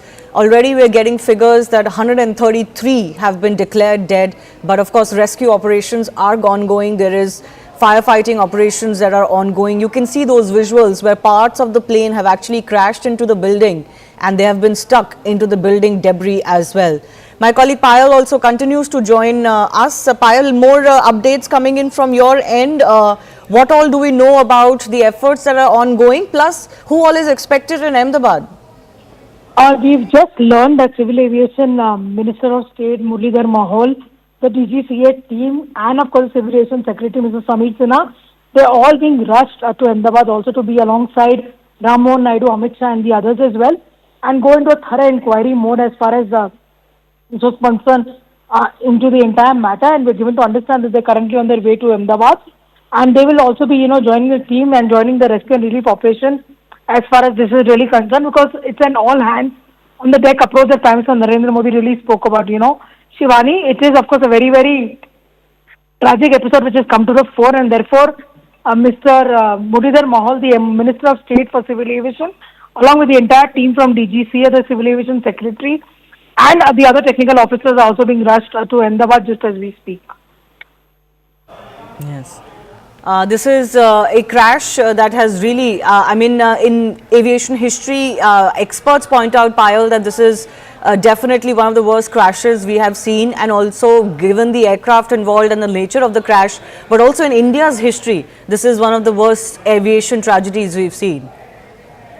Well, absolutely. Nobody ever is prepared, for something like this as well. But what really led to this crash? What are the technicalities involved? We will only know once the DGCA team reaches there, the investigation team reaches there, and they find a black box that, Anvit was speaking about a little while ago. And only then will we know what really led to the crash, because it is pretty important to understand what led to the failure and what led to this tragedy within probably 40 to 50 seconds of the pilot, reaching out to the ATC. So obviously, all of these things are going to be there, but as of now, the most important thing is to in fact ensure maximum rescue and relief operation. Therefore, all hands on the deck. But it's the Gujarat administration, the Gujarat Chief Minister, the Gujarat Home Minister, Union Home Minister, who is also a son of the soil. Ram Mohan Naidu also currently on his way. He's a Civil Aviation Minister, and so is Muralidhar Mahol. Updates that we're getting, Payal, also tell us that the railways have also decided to operate certain special trains to and from Ahmedabad. Anything more you're learning on that? Special trains are going to be in place for passengers to fly either from there to Mumbai or to Delhi, because currently the airport at Ahmedabad stands shut as well. A lot of international flights are also likely to be diverted to other locations as well. So preparing for that, Ashwini Vaishnav, the Union Railways Minister, has just put out a series of tweets, essentially speaking about the kind of work that has to be done. And even if medical teams have to be rushed from nearby locations, the railways will also be putting in their maximum efforts as far as this is concerned. And again, like I said, it is an all hands on the deck approach that the Union government is adopting over here, because nothing more valuable than human lives being lost over here. So, Payal, you're reporting that MOS Civil Aviation and DGCA Chief, Civil Aviation Secretary, all being rushed to Ahmedabad. They're about to reach the Delhi airport. But these are, of course, going to be special flights, isn't it? Because as you're mentioning, the Ahmedabad airport has been shut for civil activity as we speak. We're also getting updates that the Gujarat Chief Minister has reached the civil hospital where most of the dead are being taken. Most of the people or the dead bodies that have been taken there have, I believe, been declared dead on arrival. So not many survivors so far, but we're hoping for some good news as rescue and relief operations continue. But this is also going to be a huge challenge on ground. Those are some of the visuals coming in from on ground as well, Payal. Huge challenge on ground to ensure or to try to race against time to see if you can find any survivors. Absolutely. Like I said, that no country can ever be prepared for a tragedy like this, while all hands on the deck approach, and therefore the Civil Aviation Ministry has put all the resources together. The civil administration has also put in all these efforts together. Appeal is being made to all the citizens saying that do not rush to the airport or do not crowd around these areas.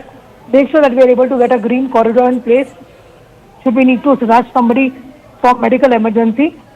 Given the fact that, there are also the building on which the aircraft really fell also had some doctors who were housed over there. Yes. As well, so obviously the number of casualties are likely to go up.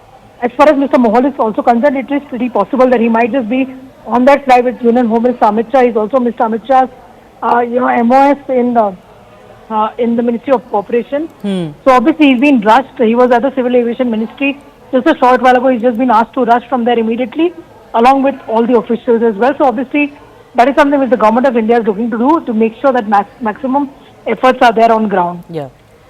A high-level meeting has in fact been held at the Civil Aviation Ministry. Secretary and DGCA officials have attended. All of them have now been directed to move to Ahmedabad as well. Let me also go across to Mr. Sivaraman, who's formerly with the DGCA, joining us. Sir, your first thoughts on this massive tragedy. It seems like one of the worst airplane crashes, not just in India but worldwide as well. Yeah, I agree with you. First of all, my condolences to all those people who have lost their lives, and I pray for the recovery of any injured in this crash.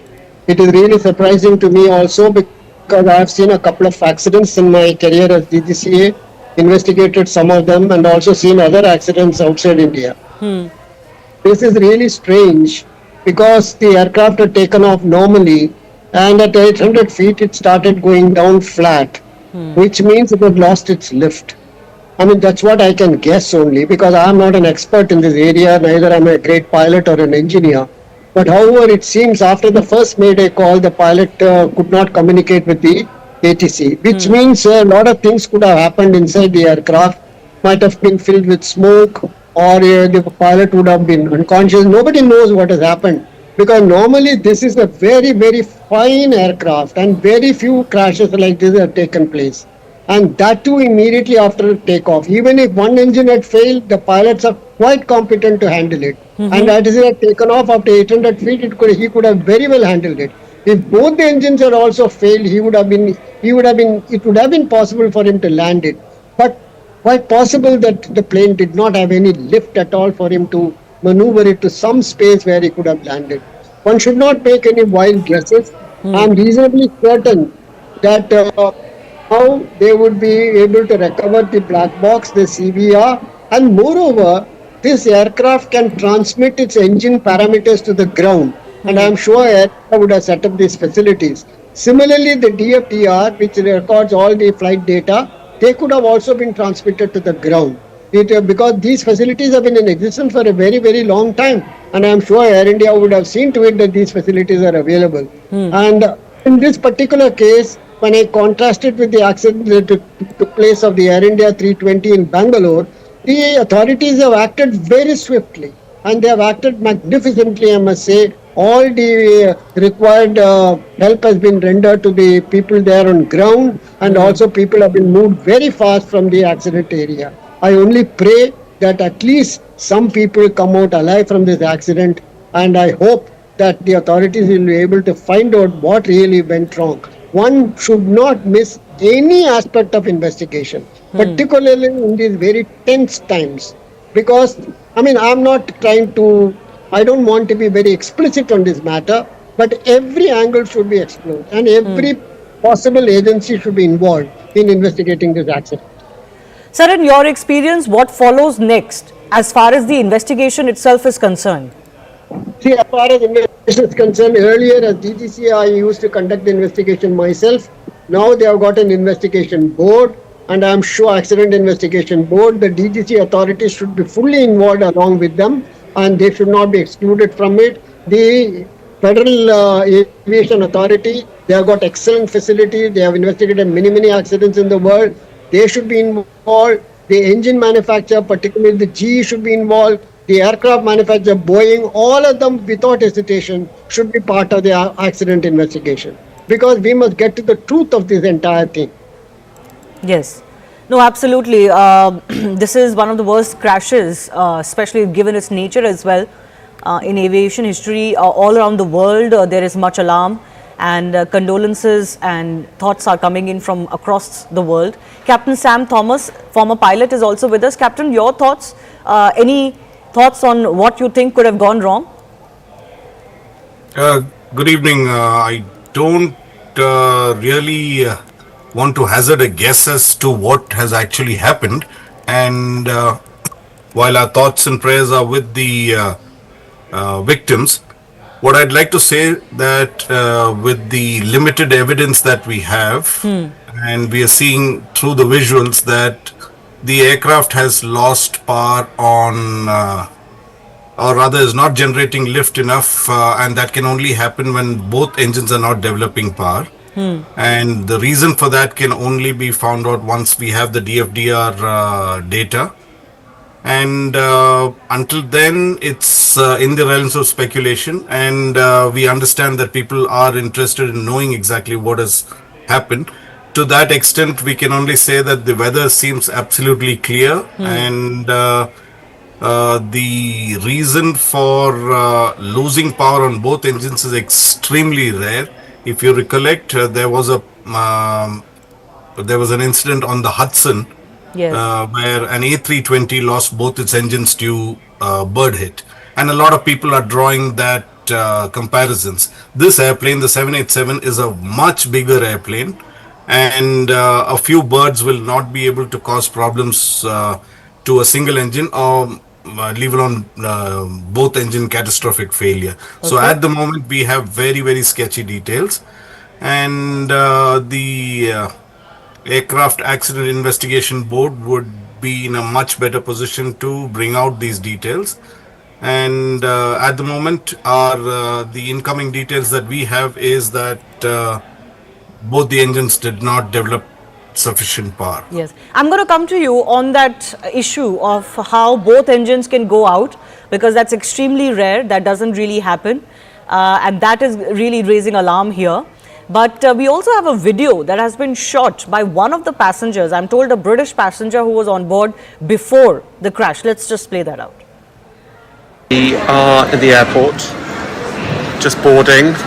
Goodbye, India. Goodbye. Thank 10-hour flight back to England. What's your biggest takeaway, Jamie? We've done this already. On a different thing. All right. What's my biggest takeaway? I don't know. Yeah, fascinating. Great. Thanks. Thanks for your contribution. Okay. Yeah, my biggest takeaway is don't lose your patience with your partner. Yeah. You're already starting to. You've already snapped at me while we're having chai at the airport. You see, you've learnt nothing. Going back happily calm. We are in the airport, just boarding. Goodbye, India. Goodbye. Thank 10-hour flight back to England. What's your biggest takeaway, Jamie? We've done this already. On a different thing. All right. What's my biggest takeaway? I don't know. Yeah, fascinating. Great. Thanks. Thanks for your contribution. Okay. Yeah, my biggest takeaway is don't lose your patience with your partner. Yeah. You're already starting to. You've already snapped at me while we're having chai at the airport. You see, you've learnt nothing. Going back happily calm. We are in the airport, just boarding. Goodbye, India. Well, that seems to be a video made by two passengers, British passengers, young men who were going back to England. They were happy about it, and just kind of points out the fickleness of life. Nobody could have really seen this coming. Captain Sam Thomas, former pilot, and Mr. Sivaraman, who's formerly with the DGCA, both on the show with us. I do thank you for your time. Captain Sam Thomas, I just want to take your thoughts once again, because our viewers will be curious to know, how can both engines go out? That seems to be the case here, given how quickly the flight crashed and the fact that the pilots didn't seem to be in any control. They didn't seem to have any communication left with the ATC. What can really cause this? A variety of reasons can cause it, but in this particular case, what has happened, we would not know until we have the details. Now, you asked of both engine failures. It has happened just short of London Heathrow once with a 777, and that was due to fuel starvation. Now, if both the engines do not get adequate fuel, it could result in both the engines flaming out. Now, but that is a very rare scenario. And in this particular case, we don't know how both the engines have failed, or indeed, we are speculating this from the visuals that we have. So it's evident to a certain extent that there is a loss of thrust on both engines, but we would not be absolutely sure on that till such time that the DFDR shows us the results. I want to ask Mr. Sivaraman also, how long do you think an investigation into a crash like this will take? All right, I think I've lost Mr. Sivaraman. Captain Sam Thomas, do you want to just take this question? How long do you think an investigation of a crash of this nature may take? How quickly can we get to the bottom of what happened? The DGCA would allocate this investigation to the Air Accident Investigation Board, AAIB, and they would put out a preliminary report in about 30 days, and thereafter, based on whatever information they are able to gather from the engine manufacturer, from the OEM, that's Boeing, and may take assistance of other investigative agencies, because not very many qualified investigators are there in India, and it should take about a year. That's my experience with air accident investigation, and it generally takes about a year at least. Currently, of course, rescue operations are the chief priority, and all of the ministries concerned, including the Home Ministry and the Civil Aviation Ministry, are concerned only with that. Those are hospital visuals also coming in. There seem to be some who are injured, but we are unsure whether they are passengers who have been brought in an injured situation, or these are people who were in the buildings surrounding where the crash took place. Because the unfortunate part is, Captain Thomas, is that this flight actually crashed into buildings, and unfortunately we're getting updates that the buildings that it crashed into had MBBS doctors, resident doctors, etc. staying in that hostel. Very tragic, very tragic. It does happen that when an airplane crashes and in a thickly populated area, there would be collateral damage on ground as well. It's very unfortunate, and unfortunately that is the nature of the beast, and very little we can do about it except extend the hospital services to the injured and minimize whatever damage that has already occurred by providing proper medical assistance timely. The area around the airport perimeter was, as the visuals themselves show, densely populated. Clearly there were some facilities there as well for MBBS doctors, hostels and multiple buildings of that nature with messes, etc., and several buildings housing medical students. Do you think there could be a need to expand the non-residential or commercial areas around airports? That may not be viable at the moment. If you look at the Mumbai airport, which is the current airport, not the Navi Mumbai, the Chhatrapati Shivaji International Airport, it is very densely packed up to the compound wall on both sides of the runway. Up to it touches the compound wall. So Ahmedabad is much better compared to what Mumbai is, and it may not be commercially viable to clear out vast areas near the airport, because it's not unusual when old Hong Kong was there. That also was, and I've flown to many international countries which have buildings very close to the airport. How rare is it for a flight to crash so soon after takeoff?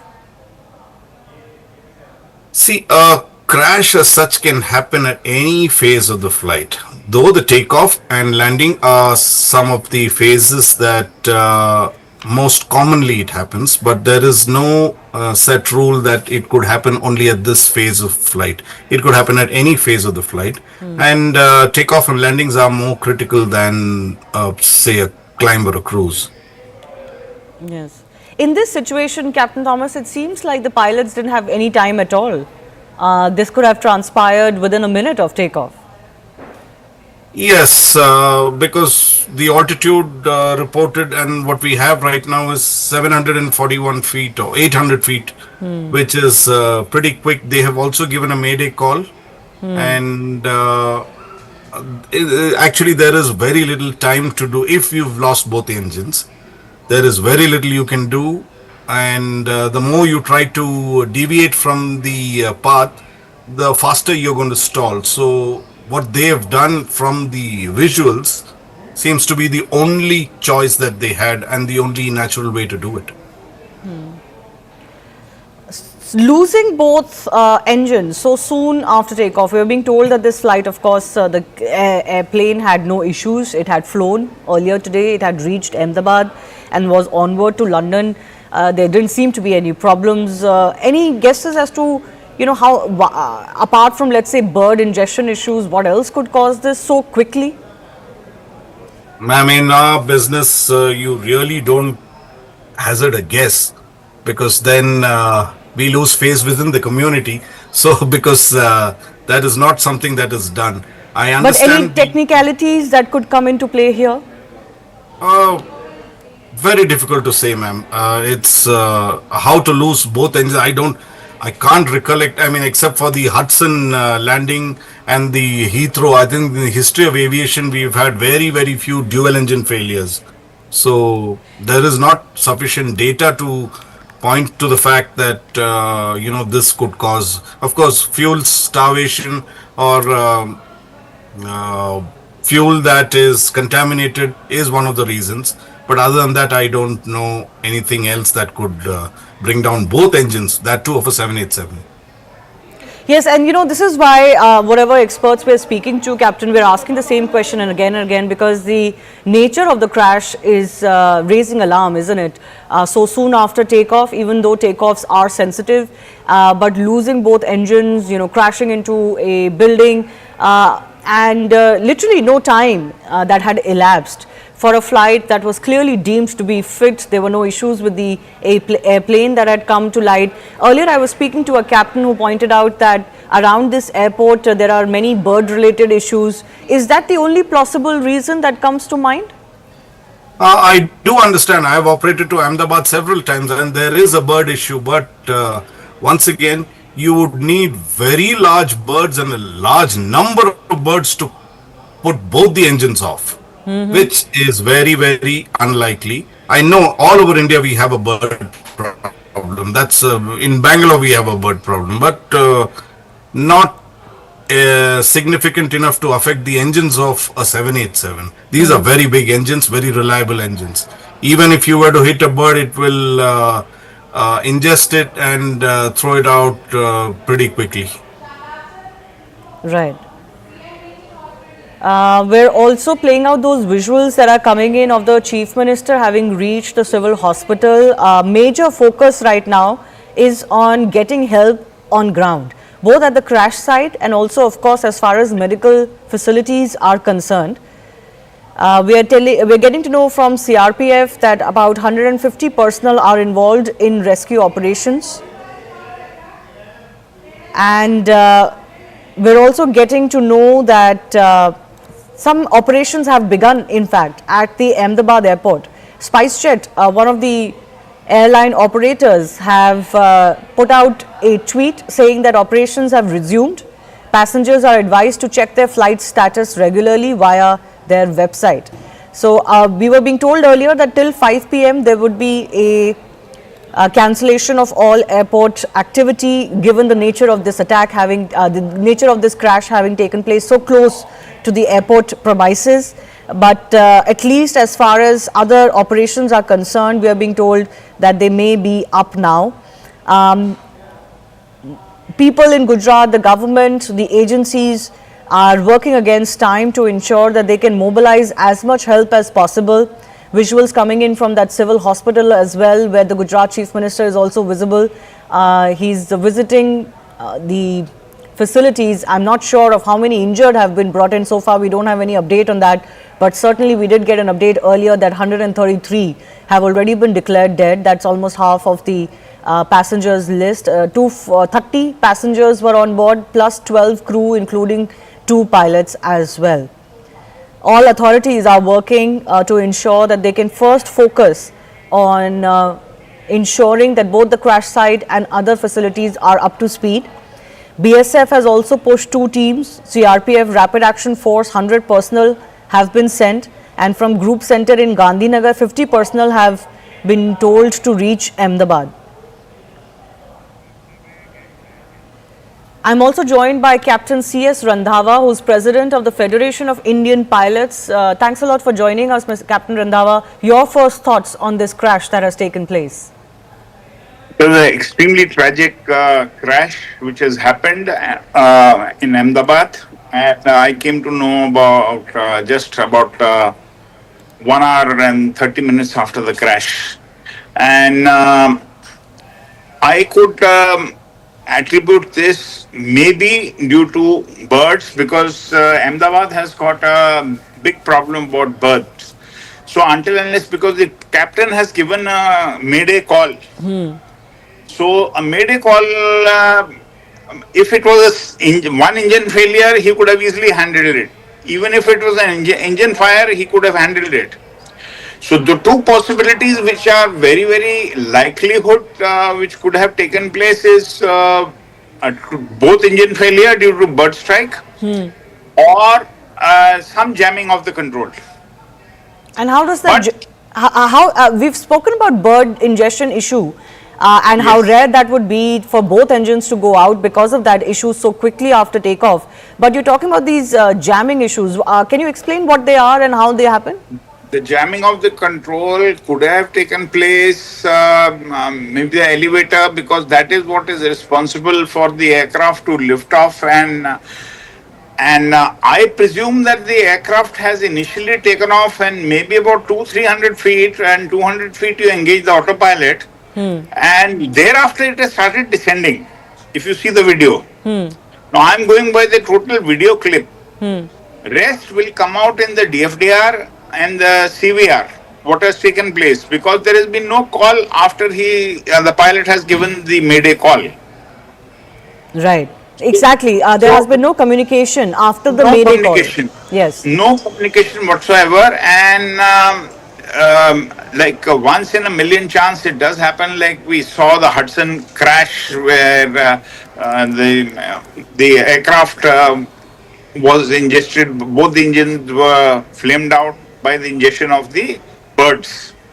So there is a possibility, because I have flown a lot over Ahmedabad and I have done a lot of training flights, 20 landings in a day I have done, training.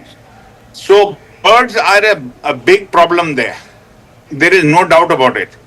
So I foresee a very high chance of both engine failure. That's what most experts are pointing out to, that we have spoken. Yes. But even that is extremely rare, isn't it? Both engines just don't go off. Yes, it is a very rare possibility, but possible. In aviation, sometimes things happen the first time. Because it's not an old machine. It's a new aircraft, maybe about 7-8 years old, and a technical fault like this has never taken place on. I have flown the 777 and of course on the 787 also I was converted. So these aircraft are unlikely to have such problems. Till now in the world, they have had no problem on the 787 and the 777s. Yeah. So very high possibility of a bird ingestion, because he's given a mayday call. Now that depends that what that mayday call was. So, sir, in your experience, these moments, what would these moments have been like for the captains in the cockpit? I would say the pilot, when he's given the mayday call, he was knowing that it's a no-go situation. it is the end. Because height is not there at all. You see, height was not there and nothing the pilot could have done. It is just after liftoff. At least when the Hudson crash took place, he had the height, he put the aircraft down in the Hudson Bay. But in this case, he had no, I don't think he had any control, and the aircraft had just gone on the takeoff path and outside the perimeter, that's gone and crashed in the populated area. Very unfortunate, Captain Randhawa. Thank you very much for speaking to us. Very, very unfortunate situation there, viewers. What a tragedy to be covering. It's completely, the heart sinks every time you see those pictures. I'm joined by Praful Patel, former Union Aviation Minister. Mr. Patel, this has happened in Ahmedabad. Not very often that Indian aviation is caught up in an incident such as this. The last time there was one was, of course, during COVID, and before that, substantial time had elapsed before 2010. What are your first thoughts when you see some of these pictures, Mr. Patel, and a comment generally on Indian aviation, safety protocols in Indian aviation? I'm very shocked and distressed and very sad that such an incident has taken place. And you're right, after many years, it's not very often that we see such tragic incidents in Indian aviation. And let me tell you that on the whole, when you talk of safety and systems, I can assure you that Indian aviation is probably one of the safest in the world. We have all the protocols in place. Our DGCA is very robust and effective. And to find, to pick holes into our ability to manage Indian aviation would be very unfair. And I always say this, and I repeat, that aviation is either 100% or zero. There's nothing like 99.9% in aviation. And therefore, in this case also, look at the aircraft. It arrived from Ahmedabad from Delhi. Obviously, it flew without any issue. And to take a 9.5-hour journey from Ahmedabad to London, obviously the pilots would have done all the pre-flight checks. And no pilot is foolish enough to take off if he is not satisfied. The captain per se in this aircraft would have also had thousands and thousands of hours of command. And a 787 and today's aircraft per se are very robust, fail-safe. They have many backup systems. And to really think what went wrong, I would be hazarding a guess, which would not be fair. But the point here is the aircraft did go on a takeoff roll, and between the time the wheels went up and the time it crashed, probably the time frame would have been almost only about 60 seconds or so, because you can't go to 800 feet and crash and it be within the time span is only 60 seconds. Now he's already given a mayday call. Now I don't know what exactly went wrong. It will be again hazarding a guess, which would be unfair. The only thing which can be ascertained is now, since the aircraft has fallen just a few 100 meters from the airport and in the BJ Medical Complex, therefore to retrieve the black box and the other equipment would be also, quite simple. We would be able to ascertain only after that. Let me tell you one more thing. In today's aircraft, they are very sophisticated.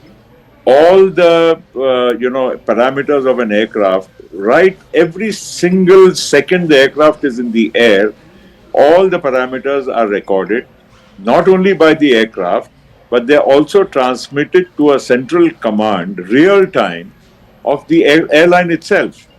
So if there is, when an aircraft does a flight, there is a way to ascertain every single parameter during whatever the duration of the flight.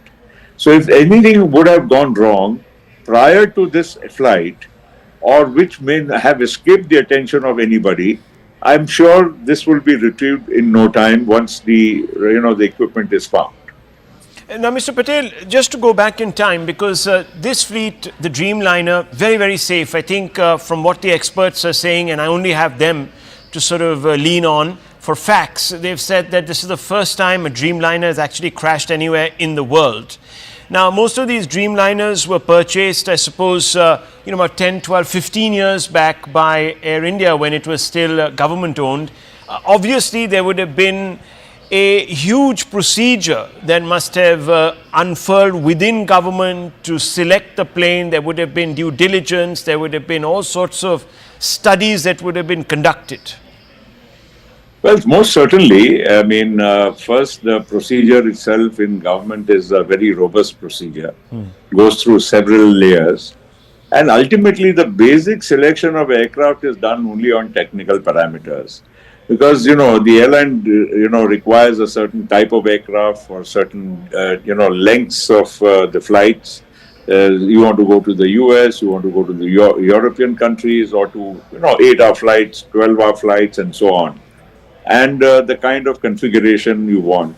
Let me also tell you that the Dreamliner, at the time it was ordered, was one of the most sophisticated, advanced fly-by-wire aircraft which was going to be produced. And it was ordered by probably most major airlines in the world, Air India also being one of the early ones. And to now even discuss it would be unfair, because after this particular aircraft itself, which has crashed, had been flying for almost 11 years. And if you see any major airline in the world, and if you go at any moment of time, there would be more than 1,000 787s up and flying any part of the world. So I'm sure when, of course, the orders are placed, every other parameter is also examined. And of course, it is the airline's requirement which primarily drives what is the choice of aircraft. Let me also remind you that in the world for wide body, you only have two aircraft manufacturers. You have a Boeing and an Airbus. And the comparable aircraft are, a 350 for the Airbus or a 787 Dreamliner for Boeing. So it's not really that we are ending up, with too many choices. And let me be honest, whether it's a Boeing 787 or an A350 of Airbus, technically, technologically, they would all be on par in terms of efficiency. So it's a minor thing between one and the other. But the fact of the matter is, all the machines flying today, irrespective of this type of aircraft, are very, very robust and sound. And every aircraft has backup after backup. I don't think, of course, the pilot's efficiency, his knowledge, his presence of mind is the most important factor in any aircraft flying. But even technically, an aircraft, is so designed that it can overtake a lot of functions which a human, mind and hand cannot, perform in the shortest possible time. So the response time of an aircraft, its systems are very, very robust. Here, of course, there seems to have been a catastrophic failure of lift, and that didn't give the pilot, even though very experienced pilot with lots of man hours of flying, didn't give much of time to the pilot to even react. And only a mayday call, and as you said yourself, 60 seconds, and it was down laden with fuel. Obviously, there will be questions asked. I'm at this moment as in the dark as anyone else, Mr. Patel, about what could have been the reasons. But there has been a lot of internal strife within Tata after it took over this particular airline. Singapore Airlines came into it, and so on and so forth. There are a lot of cost cutting, lots of valuable AI senior engineers were sort of let go of. Could this have at some level affected operations, maintenance, checks, all of that? Do you think, or it's too premature to get into any of this? I think it is premature. See, the other point is, Rahul, that the fact of the matter is that there's a human being, a senior experienced captain who is flying the machine. Yeah. And he has every right to say, I cannot fly this machine because it is unfit to fly or there's a technical deficiency. And if there was one, he wouldn't have done it himself. Yes. So I think it's hazarding a little bit of a wild guess. Yes, but I would also like to say that, the maintenance of Air India compares to the best anywhere in the world. Now, yes, you are also plagued with certain older aircraft, you are plagued with certain other problems, like you just said, because it's been, integration of the old with the new. But that does not come into the way of the safety of the aircraft per se. And I would therefore say, and I can also say with a lot of sense of confidence, that Indian aviation checks and balances of the DGCA and other, the airline also has its own manual. The airline also has its own SOPs. The airlines don't cut corners, especially an airline like Air India, to, save cost or something just for the heck of making small money. I would say that Air India as an airline has its own SOPs put very, very strongly in place. And again, this commander, or many of the commanders, or most of the commanders, I would say, flying a 787 have so many thousands and thousands of hours of pilot in command that they know the aircraft inside out. They know everything what needs to be done. And I don't think an aircraft flying to London on a 9.5-hour flight would have taken off without the proper pre-flight checks by the captain or his second in command. What would you now say in the aftermath to passengers? Remember, the aviation sector was really, really coming back after COVID, the disruption of COVID, one of the hardest hit sectors as we know, but it's really bounced back. We have record number of flights, record number of airports opening across the country. I am sure for a few days there's going to be some consternation, maybe even a little bit of apprehension in the minds of a large number of passengers, civilians, customers, etc. What's your message to them? Well, my message is that, very sad and tragic. I'm sure people do get shaken up when they see such, visuals on their screen. And but aviation still by far is the safest mode of transportation anywhere in the world. And if you consider the accident to the number of flights ratio, I think it will be far, far, far, safer than any other public transport. So let's not panic. Let's not think that this could be, an everyday affair. And we should be patient, confident, and also be confident that our aviation in India is absolutely in good shape. Let's not, see one incident. This accident unfortunately happened in India. Probably it could have happened anywhere in the world. When we see a visual in any other part of the world, we don't get so upset. Because it's happened in our country, we will certainly be, stirred and shaken. Let's just have faith. Our aviation sector is good, sound, safe, and this is, of course, a lesson. We should, strengthen our systems even further, and we should learn from some things. If at all, the inquiry, once it's complete, will, throw up some definitely revelation as to what has happened. So we should be, concerned, but we shouldn't be scared, and we shouldn't, stop flying or reduce our flying, or, every time you fly, you start praying to God. Of course, we pray otherwise, but we don't have to worry about safety and pray. That's all I'm trying to convey. Right, Mr. Patel, on that note, thank you very much for speaking to us as we pray, of course, for those who were in harm's way. You're seeing that building. Thank you, Mr. Patel, very much for speaking to me. My thoughts and prayers yes. are with everybody. Thank you. Thank you very much. Thank you very much. You see that visual on the left of your screens, viewers? That's the tail of the plane that has crashed through a hostel attached to a medical college just outside the perimeter wall of this particular airport in Ahmedabad, the Sardar Vallabhbhai Patel International Airport. And we're apprehending that there might be casualties because this accident took place at around 1:45, and it was lunch hour, and there were many students, many doctors, aspiring doctors in the canteen, and the plane crashed into the canteen, and those visuals tell the story. Viewers, very quickly, let me give you a quick update. Operations have resumed at the Sardar Vallabhbhai Patel International Airport in Ahmedabad. This is PIB India putting out that update.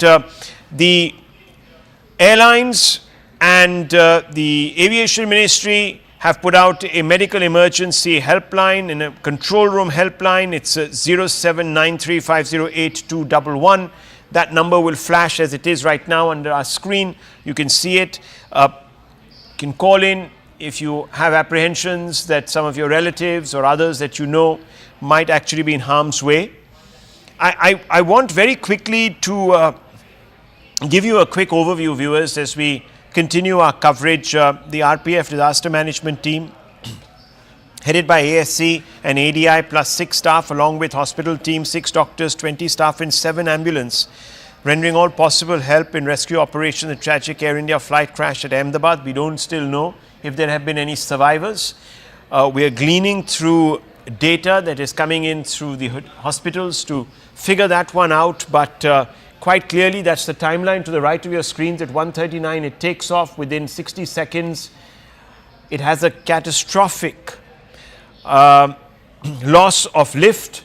The plane goes down, goes crashing into a building which was attached to a hospital, education institution, goes straight into that building. The building itself is covered by ATF. The plane was loaded with ATF because, as you know, it was taking off to travel to Gatwick airport in London, or the extremities of London. The MEA has reacted and said that details will be shared with governments of foreign countries, because there were a number of citizens from other nations on board this international flight. Air India chairman N. Chandrasekaran is likely to reach Ahmedabad tonight. That's what we are being told. Large number of residents, we're being told, are also feared dead after the aircraft crashed into the Atulyam super speciality doctor's residence. At the time of the incident, around 200 people were residing in the building, the 94 flats there, and you can see the absolutely charred super frame of that building after the plane dived into it, completely losing control. There was a mayday call that was issued by the pilots before the ATC could even sort of respond. The plane went down in that ball of fire. We're also being told that the Ahmedabad airport that had been shut down has now been reopened, and flight safety protocols are being followed with utmost care. There are also directions that have gone out to prevent people when they take off, take photographs, so you won't be allowed to do all of that, because clearly the flight path. Let me go across to Payal for more updates. We're told that Union Home Minister Mr. Amit Shah will be landing there forthwith. Payal, what are the updates? As far as the Ahmedabad airport is concerned, Rahul, is one of the busiest airports in Gujarat, because not only does it have so many domestic flights coming, it's a busy destination as far as businesses are concerned, but it also has a lot of international connectivity as well. But that airport has been opened up, in a calibrated manner, so passengers have been requested that they should check the timings of the flight, etc., and only then move to the airport. As far as the Union Home Minister is concerned, he is expected to reach there in some time, and the Civil Aviation Minister Ram Mohan Naidu is also expected to reach anywhere between 5:30 and 6 p.m. And just a short while ago, Muralidhar Mohal, the Minister of State for Civil Aviation, along with all the DGCA officials, along with the Civil Aviation Secretary Mrs. Samir Sinha, they are all on board, so they should also be landing in Ahmedabad in a couple of hours as well. And this flight of happiness and hope, has turned into a flight of tragedy for so many people, who were looking to go back to their homes, especially the foreign nationals, and to many as well. So, our hearts really go out to these people. But, like I said, the government of the day has said that they'll get to the bottom of this, and nobody who is involved with any negligence whatsoever will be spared, is what we're given to understand. But yes, flights are going to be resuming in a calibrated manner, and therefore all kind of numbers, whether it's medical emergency numbers or numbers concerning finding the loved ones even at hospitals, etc., have been put out by the civil administration. Bhupendra Patel, the Chief Minister, was at the civil hospital just a short while ago. So all hands on the deck approach, Rahul. Absolutely. There are also more updates that are coming in, viewers, as we scroll through the news updates that are coming up on my screen here. We're also being told that the Air India has called upon the authorities to investigate and ensure that all examinations, forensic examinations of the crash site, etc., are conducted utmost. We're also being told that Air India management officials have held meetings with DGCA staff. Air India has been asked to submit the health report of all their aircrafts. There are also some pictures that make the heart really weak coming in from inside the mess of the hostel where the plane crashed. Devastating scenes there. One just hopes that the casualty figures are not as high as what appears from the scene of devastation. We're being told that former Chief Minister of Gujarat, Mr. Rupani, was on board. We don't still know whether he has survived this or he's injured. We have no updates really on his well-being, but he was a former Chief Minister of Gujarat from 2016 to 2021, the state president of Gujarat. When his name was declared as the Chief Minister, he took over from Anandiben Patel, Miss Anandiben Patel, former MP from the Rajya Sabha and a two-time MLA, hailed from Rajkot West, came from an influential Jain community.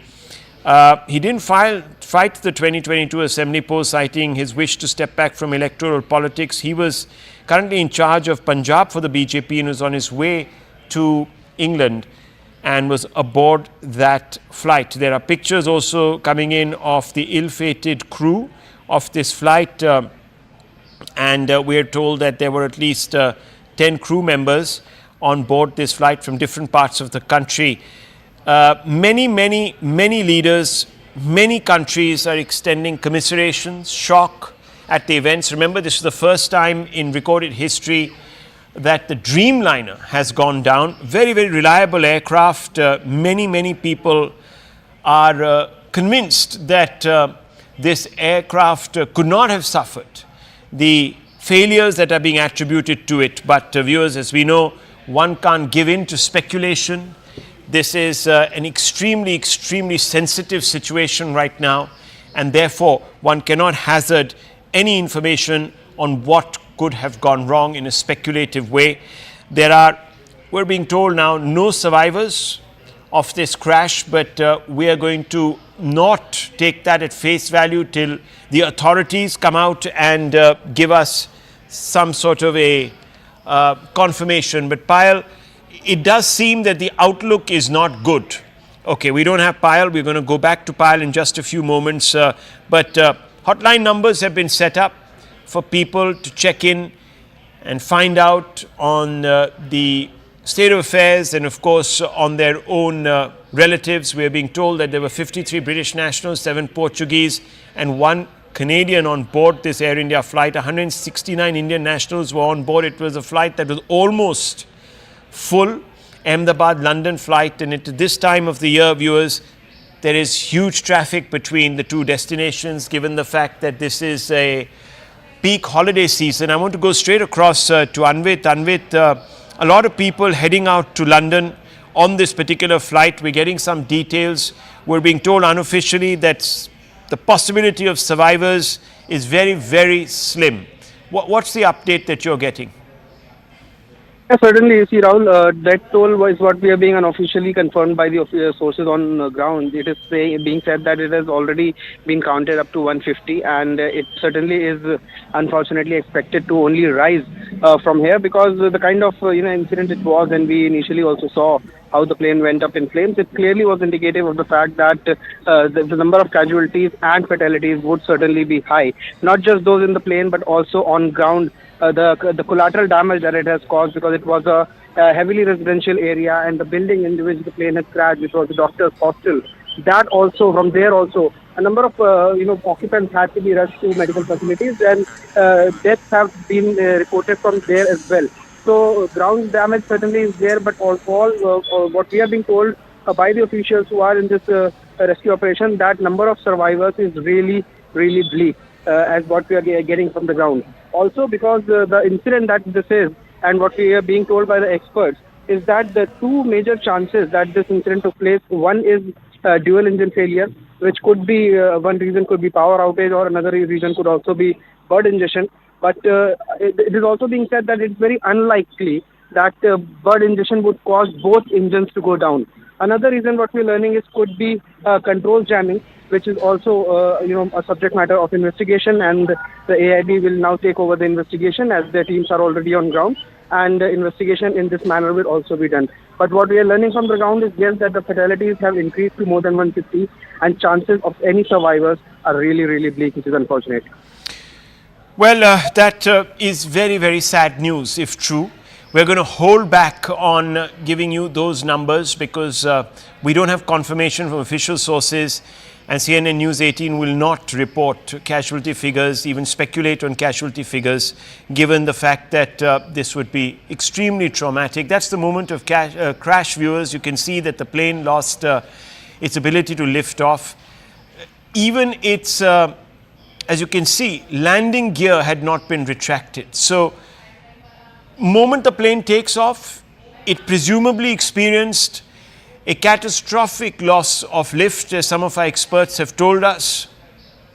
The pilot had very little time to react, about a minute, in which a mayday call was issued to the ATC. The ATC responded to the mayday call, got no response, looked out and saw a ball of flames engulfing the skyline. And a minute after crash it was, because as you know, planes do travel at a particular speed, therefore it becomes easy to assess the length that they would have traversed and therefore back calculate the time that they would have spent on air, in air that is. And you can see that ball of flames going up, lighting up the sky and completely overshadowing the afterground, and that is because this plane was laden with ATF. It had just been refueled, it's taking off. It had come in from Delhi, we are told, landed in Ahmedabad, was obviously surveilled for and examined for any technical issues, maintenance, etc. The plane then crashes into a building. The building is part of a medical establishment, and the exact building it crashes into is a canteen.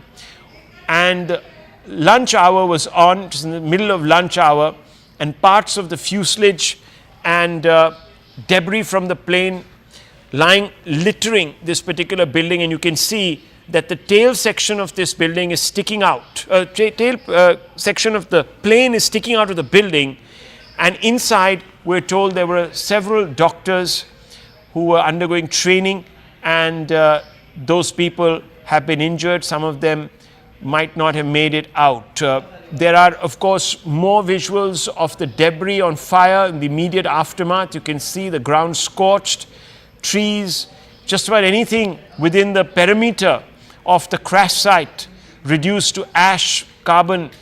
You can see those pictures. Part of the building also engulfed in ATF, singed and covered in soot. Complete devastation. All these pictures coming in, obviously an attempt being made to douse the fire, but it's a bit too late. All of these are the buildings next to the wreckage near the plane crash site. A large number of parts of the plane strewn all over the place, and that's the frontage of this building, which has been reduced to ash.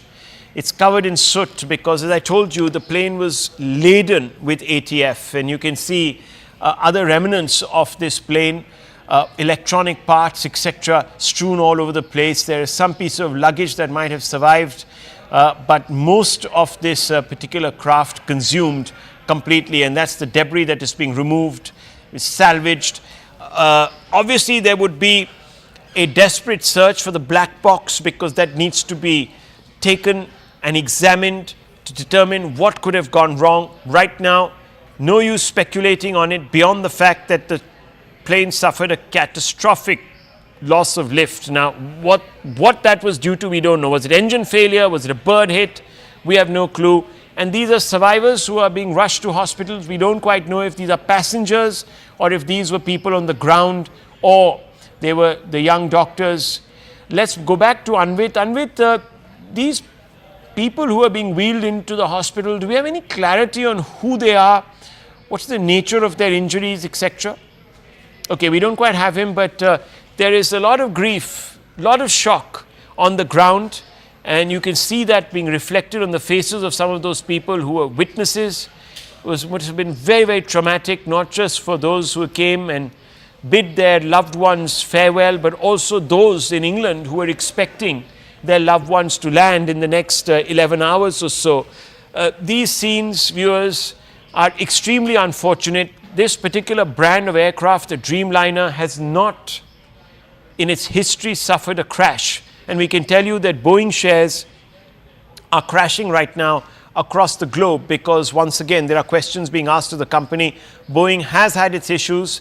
It was caught up in a lot of issues related to its operations, etc. There have been many strikes within Boeing, talking about corners being cut, etc., etc. I don't want to go there because that's a whole different can of worms, might even be unrelated totally to the aircraft they produce, because the aircraft has performed extremely well, known for being very, very dependable and extremely efficient, and therefore a large number of these prototypes were sold.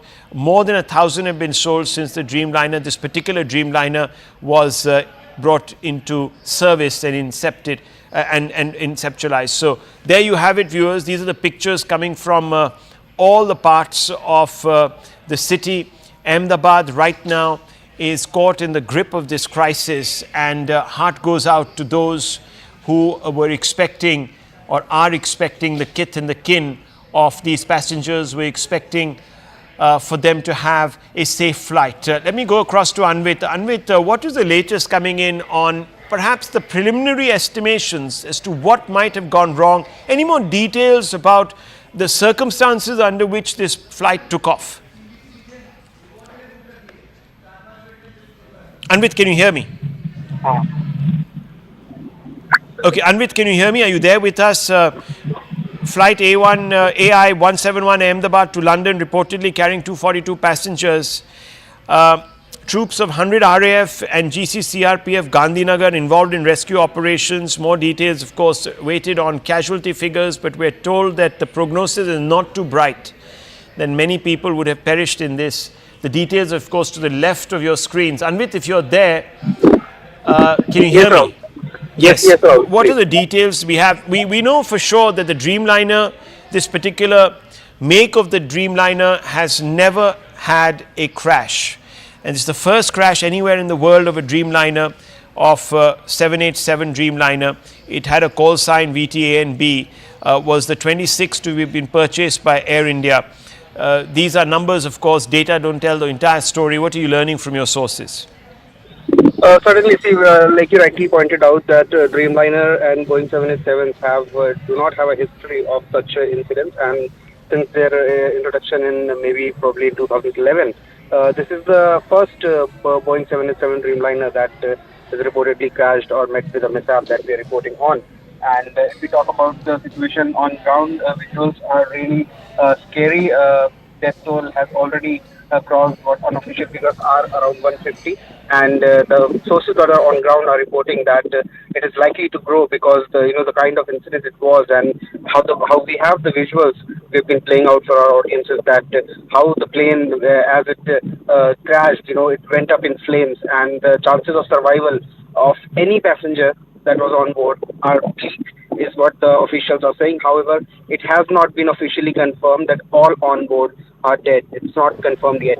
Some have been rushed to medical facilities. It is awaited to know that if they will be recuperated from the condition they were recovered in or not. Also, other than those who were on board, 242, including crew and captain, other than that, the building in which the plane crashed, it also had a number of occupants, and more than 50 of them had to be rushed to medical facilities. There could be, certainly there is chances of survivors because the plane crashed over that building, and there could be survivors in that, but yes, certain deaths are also being reported from there.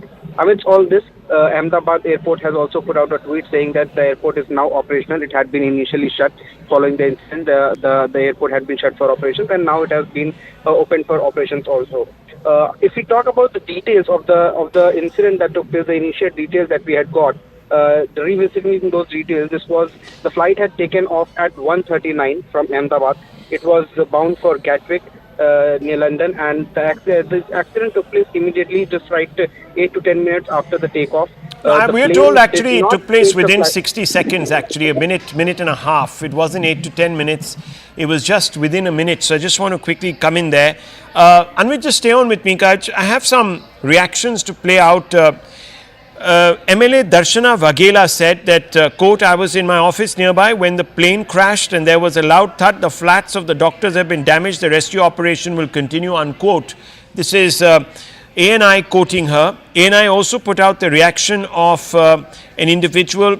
He said, and I quote, my son had gone to the hostel during lunch break and the plane crashed there. My son is safe and I have spoken to him. He jumped from the second floor, so he suffered some injuries, says Ramila, who reached the civil hospital in Ahmedabad. So clearly a parent, very worried parent. Now, Anvit, what about those people who found themselves on the ground but in the direct line of the crashed plane?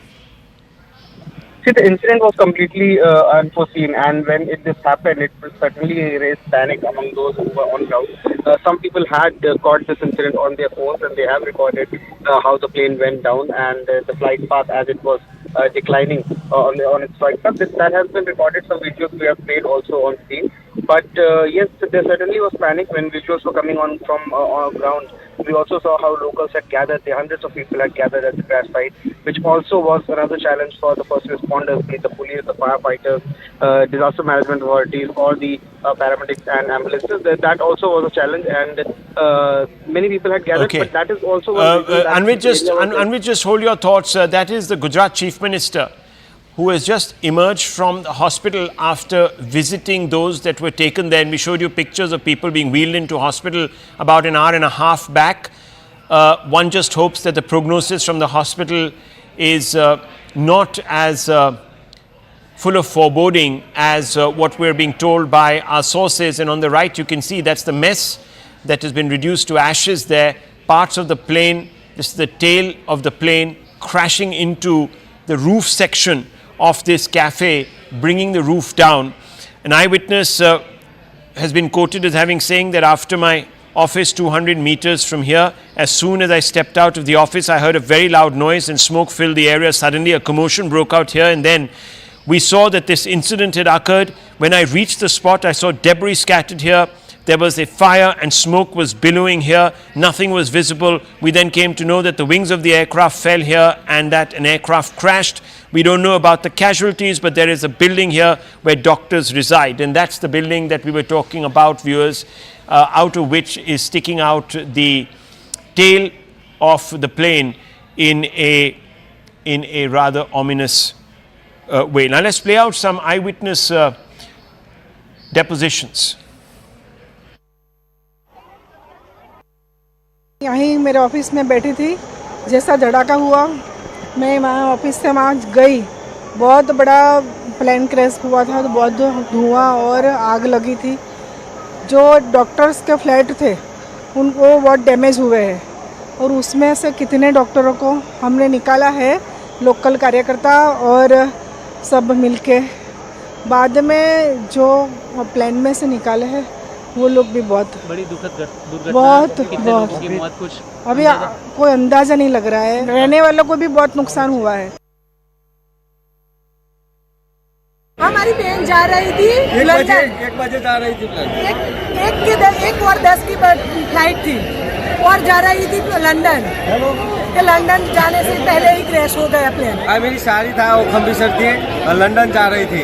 हाँ, फिर बस 1 घंटे में समाचार आ गया तो plane crash हो गया है, इसलिए मैं वापस अहमदाबाद से बाहर निकल गया था, तो वापस आए सिविल में आ गया। अभी कुछ भी समाचार नहीं मिला है। यहाँ पे जो ऑफिस से बाहर निकला तो मैंने देखा कि जोर से आवाज़ आया विंग्स का, फिर पूरा धुआं भर गया। लोग यहाँ से भगदड़ मची। उसके बाद आके ये देख रहे थे ये हादसा की स्थिति है। अच्छा, तो आप यहाँ पर पहले आए तो आपने क्या देखा? आने के बाद देखा कि पूरा मलबा बिखरा हुआ, आग लगी है, पूरा धुआं गुब्बारा है, कुछ भी दिखाई नहीं दे रहा, समझ में नहीं आ पा रहा था क्या है। हाँ, उसके बाद पता चला कि ये विंग्स गिरा हुआ है, फ्लाइट वो किया, और फिर प्रशासन ने चारों तरफ से घेर लिया। जब से आए कितने बजे हुआ तकरीबन ये हादसा, कुछ समय लगभग 45 मिनट पहले हादसा हुआ।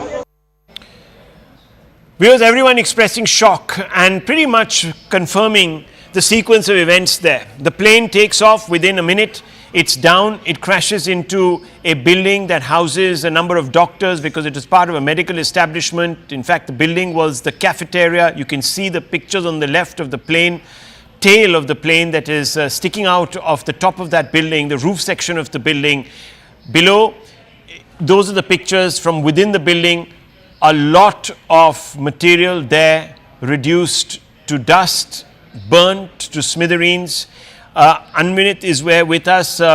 We're also being told that Jamie Ray Meek, a British citizen listed as a passenger on Air India flight 171, reportedly shot a final Instagram short story just before takeoff, and that remains his final testament to the world. Very, very, very sad situation. Passengers from across the world on this flight, remember, there were Canadians, there were British nationals, more than 50 British nationals, 169 Indian nationals, a number of Canadian nationals. The US government also putting out a statement, not just in sympathy, but also calling upon its citizens to check with the consulate there to ensure that they can make their way back home. Let me go across to Anvit. Anvit, what's the latest you have for us? Rahul, what we are getting from ground is that the death toll has already crossed 140 and 150, and this is what the sources on ground are telling us. And among the passengers, the 242 passengers that were on board, Air India has also confirmed that there were 169 of them were Indian nationals, while 53 were British nationals. There also was one Canadian national on board, and 7 Portuguese nationals were there. The injured have certainly been taken to hospitals, but death toll is likely to rise. And from those who were on board the aircraft, it is almost confirmed. There's no official word though, but chances of survivors are really bleak in this incident. As we have also seen the visuals from ground, a number of locals had gathered on spot, and it is also one reason, because the area was heavily populated one. That is also one reason that there will be certainly be fatalities from ground as well. The building that was hit by the plane, that is a doctor's hostel. Many of the occupants of the building have also been rushed to medical facilities, and there certain deaths have also been reported. The exact numbers are not still out, but it is expected that agencies certainly will be putting out the numbers soon. The police is expected to give out the numbers soon, but so far, even now, hours after the incident, focus is on rescue, because many people who are under the debris, who are in the building, they are being taken out. They are all being rushed to medical facilities, and soon we'll get the numbers also as to how many have been injured and what are the exact number of fatalities. But what we are learning is that out of 242 people, which includes 2 pilots and 10 cabin crew, number of survivors who were on that plane is really bleak to me. Well, hoping against hope, praying that we get some good news, viewers. What a terrible tragedy to grip the nation. Shocked, many people shocked. Reactions coming from across the world, from pretty much every global leader commiserating with the Indian authorities, with the Indian government and the people of our country. Let me go across to Payal. Payal, what can you tell us about the news that you're receiving on the investigative front? We know that Civil Aviation Minister and the DGCA chief and Civil Aviation Secretary are being rushed to Ahmedabad. They're going to probably meet there. There's going to be a forensic inquiry and a probe into all of this. But what are you hearing from government sources?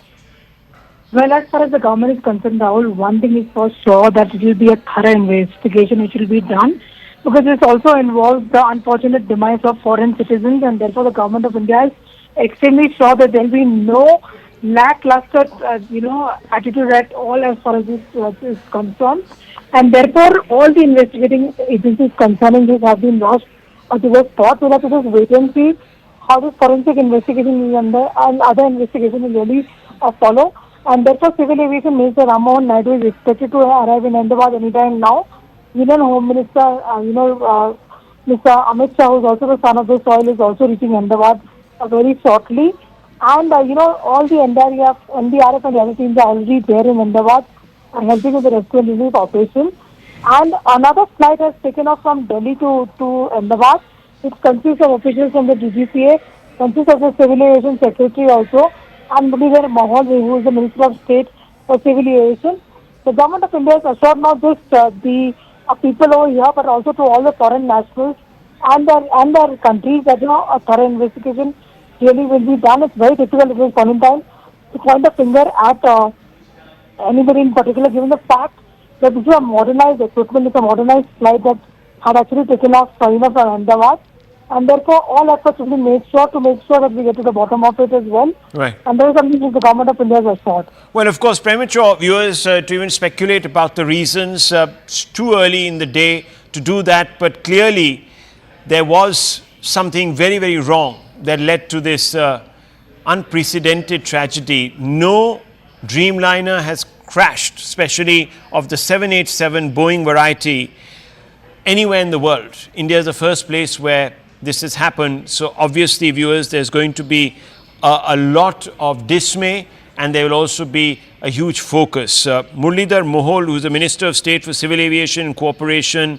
at the centre, has also spoken on this issue. Hardeep Singh Puri has also spoken on this issue. Let's go straight across to some reactions that we're playing out now. कुछ समय पहले दोपहर को एक दुर्भाग्यपूर्ण घटना घटी है। एयर इंडिया का AI-171 जो अहमदाबाद से लंदन जाने वाला जो फ्लाइट था वो क्रैश हो गया है।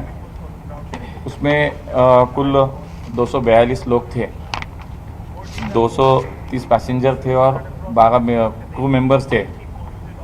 तो वहाँ पे अभी सब राहत का कार्य शुरू है, बचाव का कार्य वहाँ पे शुरू है। हमारे मिनिस्ट्री में भी अभी हमने एक वरिष्ठ अधिकारियों की एक बैठक भी करी है। जांच तो शुरू है, वरिष्ठ लेवल पे हमारी मीटिंग भी अभी यहाँ पे हुई है और वहाँ पे अभी इमरजेंसी में जो बचाव राहत का कार्य चल रहा है उस पर चर्चा हुई है। अभी किसी बात पर बोलना यानी कि कितनी कैजुअल्टी हुई, क्या हुआ, तो उस पर थोड़ा टाइम लगेगा। There's a plane crash. Ahmedabad to London flight ਸੀਗੀ ਸਵੇਰੇ 8 ਵਜੇ ਦਾ ਸਮੇਂ ਸੀਗਾ ਸ਼ਾਇਦ ਐਂਡ ਉਹਦੇ there's an accident but ਹੁਣ ਉਸ ਦੀ ਜ਼ਿਆਦਾ ਖਬਰ ਮੇਰੇ ਕੋਲ ਨਹੀਂ ਹੈਗੀ। ਅਸੀਂ ਤਾਂ ਇਹੀ ਪ੍ਰਾਰਥਨਾ ਕਰ ਰਹੇ ਹਾਂ ਕਿ ਜਿੰਨੇ all those who were on board should be all right and we should await the news. I don't think one should speculate on that.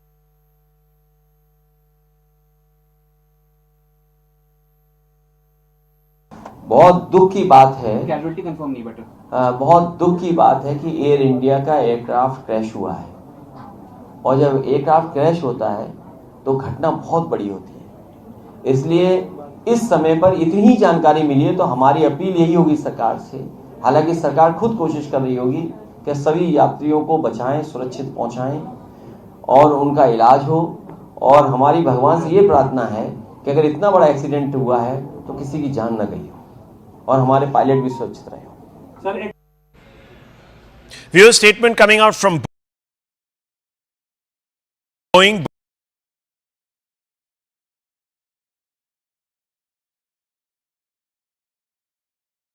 And located at a particular center, so real-time information will be available to them. Of course, they would also be wanting to look at the crash footage. They will also be looking at the black Anvit is there with us. Yes, so the black box is very, very important. Do we have any idea about whether the black box has been recovered as yet, Anvit? What are you learning? See, right now the operations on ground are focusing on rescue and evacuation, and all the passengers who were on the plane as well as the casualties that have happened on ground, they need to be evacuated and taken to medical facilities. Even the bodies, the charred bodies that we've seen visuals, they need to be moved to mortuaries and PM will be conducted, and those formalities need to be done, and only after that, see, AIB teams are already on ground, and there will be DGCA officials are also already there, and they are looking into parallel investigations or have also begun into the cause of the probable cause of this crash. It might take some time to retract the black box and get information from it and the technical data that will be retrieved. Based on that, it will be ascertained as to what may have gone wrong, because there are multiple speculations as of now. Also, the last moment communication between the pilot and the ATC before the mayday call was given. If there was any communication or if there was any communication from the pilot highlighting that there is some issue with the aircraft, that also will be crucial in this investigation. So far, when we have spoken to the experts, they have highlighted two possibilities. One is the way the plane went down and declined on its flight path. One probable cause could be dual engine failure, which is certainly a rare thing to happen, rarest of the rare, in fact. This, however, it is being suspected that there is a birds problem in Ahmedabad. It is also in the Bangalore airport, we have reported in the past, but the menace of birds need to be really huge to bring both engines down. So that is also what makes it a rare happening, and that is one reason why the experts are saying that fuel starvation could be one reason, or fuel contamination could be one reason that why both the engines stopped working mid-air. That is one reason. Another, what they're talking about, is there could be a power outage or control jamming, which is also a possibility that would bring the plane down. So these are the reasons that the AIB will also be looking at, and also the DGCA. Well, can you confirm? Can you confirm, because there are reports, of course, coming out that those are the Minister of Home Affairs. He's taking a flight right now to Ahmedabad. Of course, this area does fall under his constituency, or very near to his constituency, viewers, and he's on his way there. And we know that the Union Home Minister has already expressed his shock at this incident. We also know a senior BJP leader has been caught up in this crash. We're updating inputs on his exact status as of now. He's a former Gujarat Chief Minister. Mr. Rupani was on board that flight.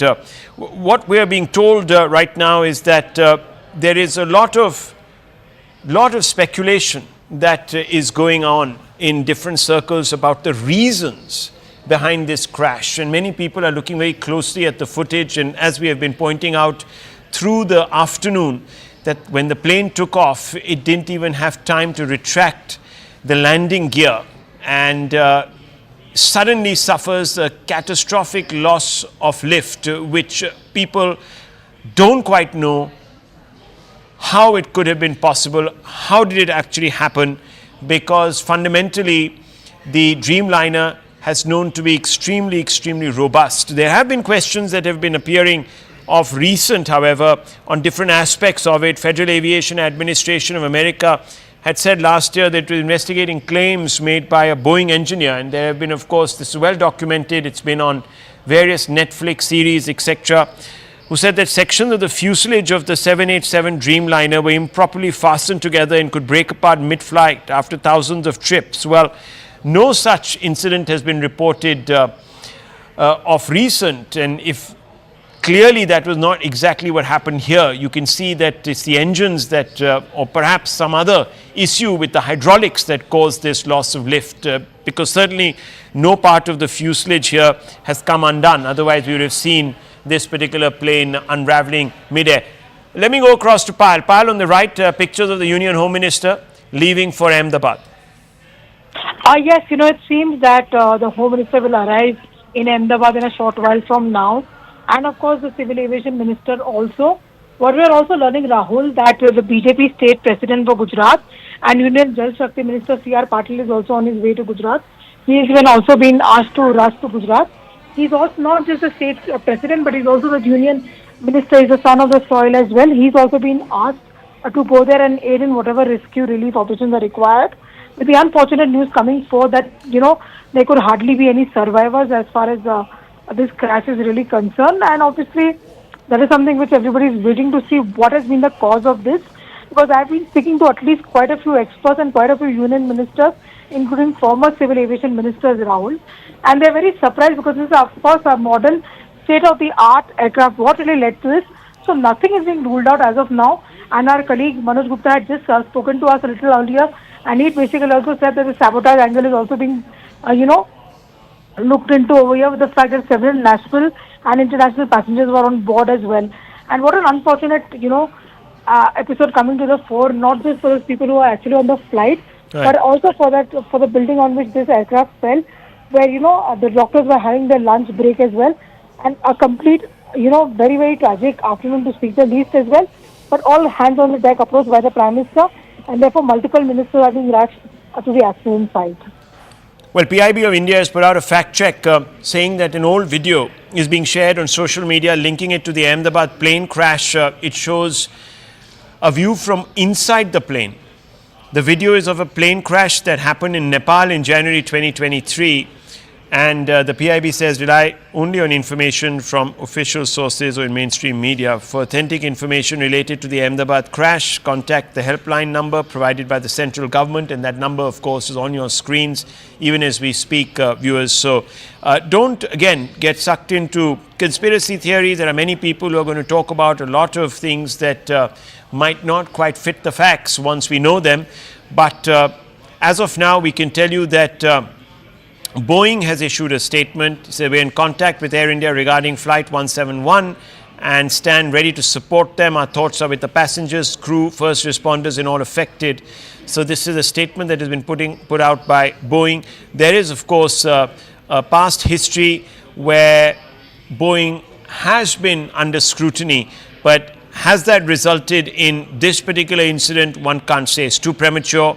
But what we can tell you, viewers, is that the number of casualties are being estimated to be very high.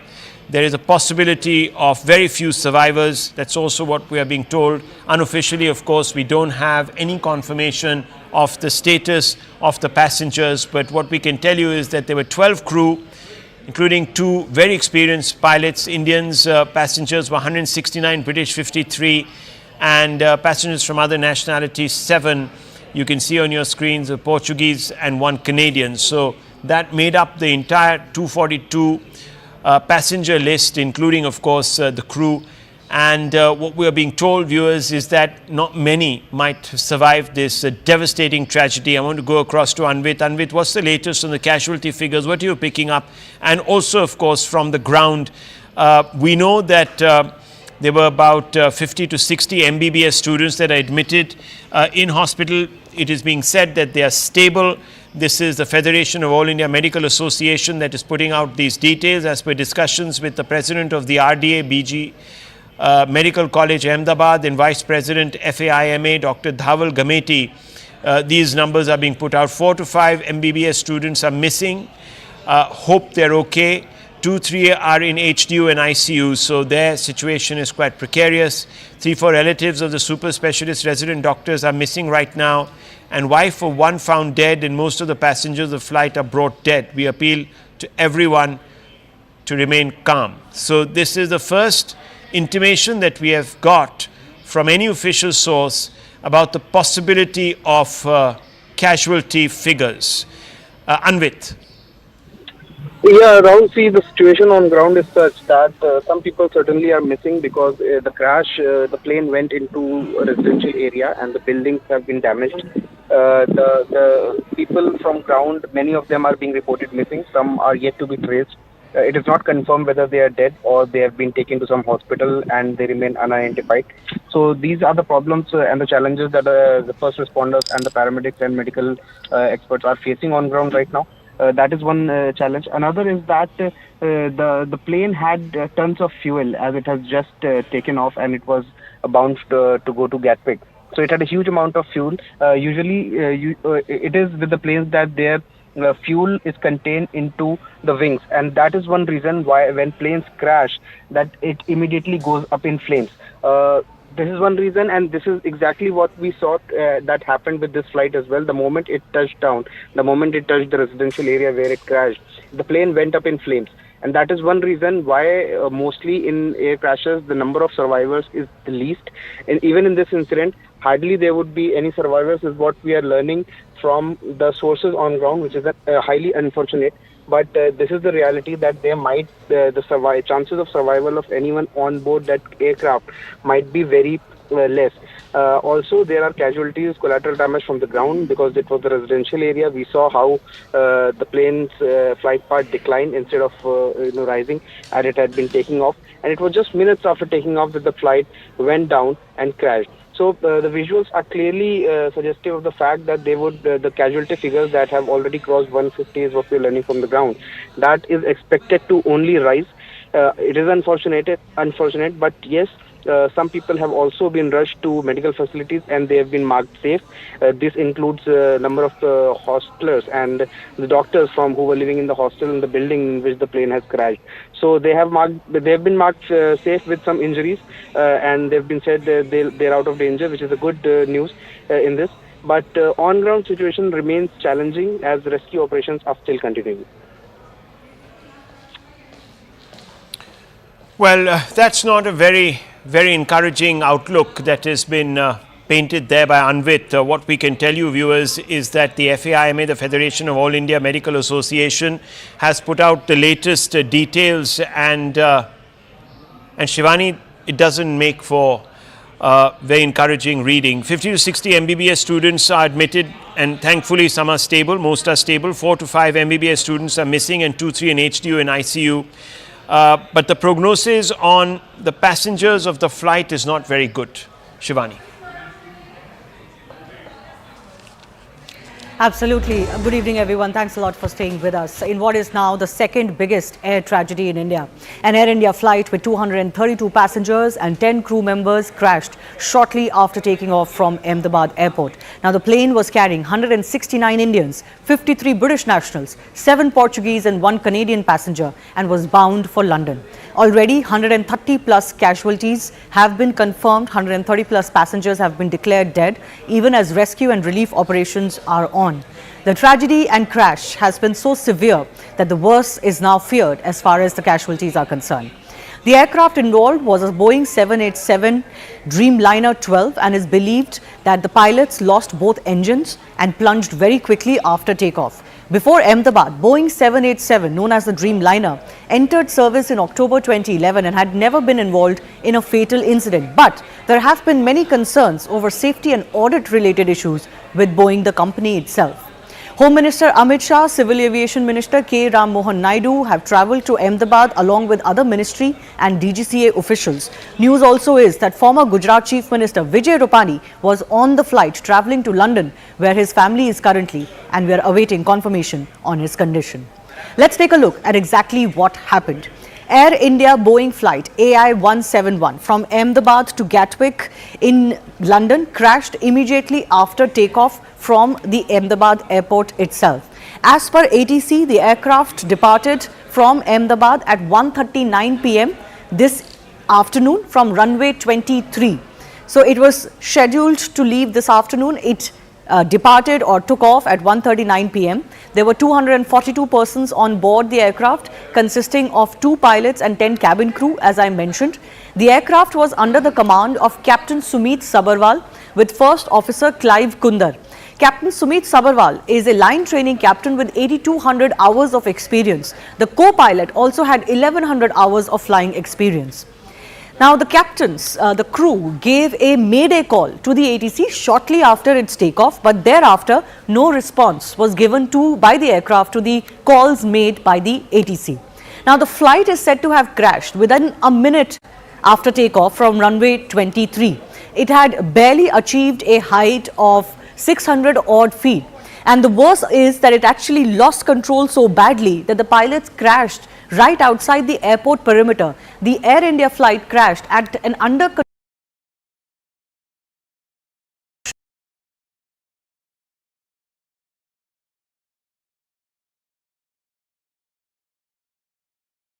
What exactly happened mid-air? Initial data from flight Air India 171 shows that the aircraft reached a maximum barometric altitude of 625 feet only. Now, this is not a lot. This is just about 425 feet above the altitude of the runway itself, which is at 200 feet. Minutes after making that mayday call, the Air India flight started to descend with a vertical speed of minus 475 feet per minute. So you can imagine that actually the flight went down so quickly that within a few seconds it had crashed into those buildings, possibly giving no time to the pilots and others to even try to maneuver away from what seems to be a heavily densely populated area. These are some of the videos that we have also been able to capture through various residents of that area. This is of course the moment the Air India Ahmedabad London flight crashed after takeoff. You can see that it immediately burst into flames, which is why we are fearing heavy casualties and possibly no survivors. Minutes after the flight crashed at this under construction building, visuals show parts of the flight up in flames. Footage also shows firefighters dousing those flames soon after the plane had crashed. And because the proximity of this crash site is so close to the city and the airport itself, the rescue and the fire services actually managed to get to the area, to the crash site fairly quickly, within minutes, is also what the police has confirmed. The visuals from the crash site show the debris of the flight AI-171 scattered across the area. This is one visual that is extremely damning as far as this crash is concerned. This is one portion of the crashed aircraft that has actually got stuck on top of the building, and other parts that have fallen on the ground, where of course there are lots of people that you can see as well. Dramatic visuals also show these parts crashing into these buildings at various areas. There is another mess hall where about 50 to 60 students that are studying, there are MBBS students that were studying in the nearby colleges, and there is a hostel where they used to live, and mess hall where they were eating lunch, when actually parts of the plane crashed into the windows of that mess as well. But thankfully there have been no casualties there, at least the mess hall is concerned. Soon after the crash, rescue efforts were in place, of course. Injured were rushed to hospitals. These are some of the visuals that we've managed to access. Chief Minister of Gujarat has also visited the civil hospital where most of the injured are being taken. These are, of course, injured. We don't know whether these were passengers. It's unlikely that they were passengers, because the situation also is that there could be more casualties or injured from on ground, from the buildings and across the airport perimeter where this plane crashed and burst into flames. We're also getting more fresh visuals that are arriving of the moments after the crash. Take a look at this visual.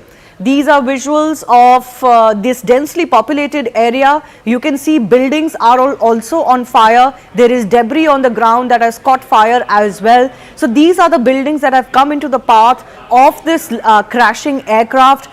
We are being told that MBBS students lived in these hostels, and we are waiting to get more as far as their condition is concerned. But there is also a mess building, a mess hall where students had gone for eating during the lunch hour, which also bore the brunt, but less severe brunt of this crashing aircraft. At least there we spoke to an eyewitness. The students are safe. But the eyewitnesses told us that there is another building where this craft had crashed into. The visuals we also showed you earlier of the crashed aircraft stuck into the building, and there could be some casualties feared. But of course we're trying to get you the latest. Let's also listen in, not just to eyewitnesses but other relief agencies on ground as well.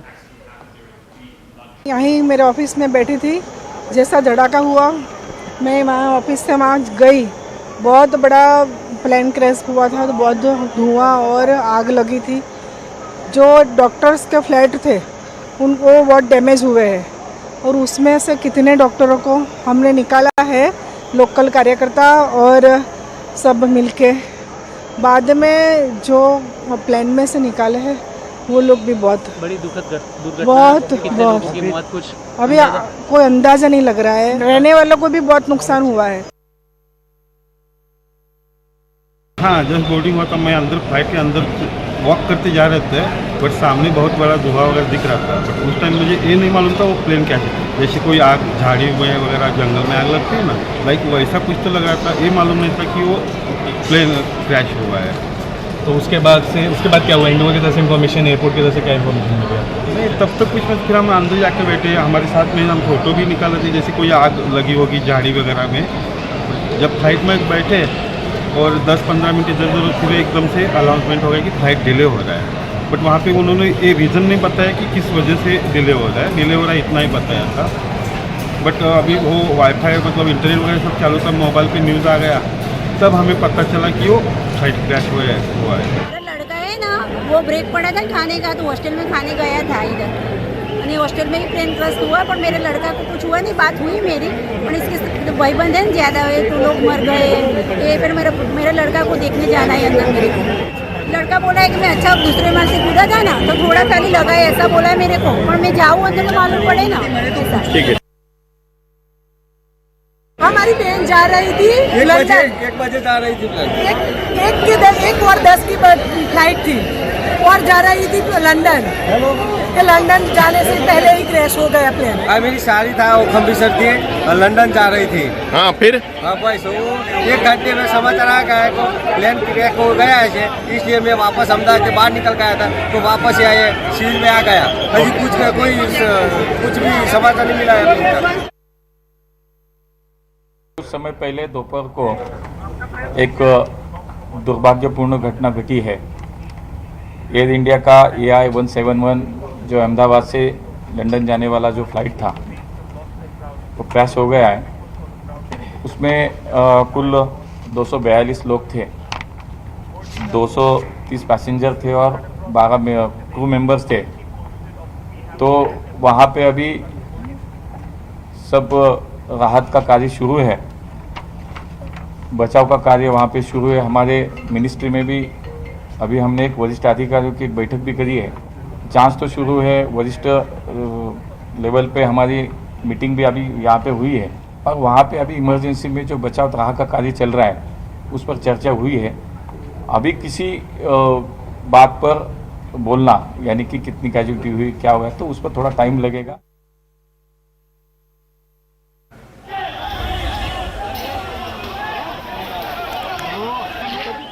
Let's go across to some of our experts joining us. Captain C.S. Randhawa is President of Federation of Indian Pilots. He's also served as former General Manager of Air India and former Deputy Chief Flight Operations Inspector at the DGCA. Group Captain M.J. Vinod is a former fighter pilot with the Indian Air Force with us. Dr. Vandana Singh, Chairperson of Aviation Cargo, Federation of Aviation Industry in India. V.K. Kukur is aviation expert also with us. I do thank you all for your time. First up, I want to go across to Captain C.S. Randhawa. Yes, ma'am. Your thoughts about the nature of the crash first up, because it has happened within a minute of takeoff, giving the pilots and the crew hardly any time to even be able to change their course of line or their direction, crashing into these buildings. What do you think could have transpired? What could have been those moments like inside that cockpit? Okay. To start with, this was an extremely tragic accident which has occurred. Let me give you some background.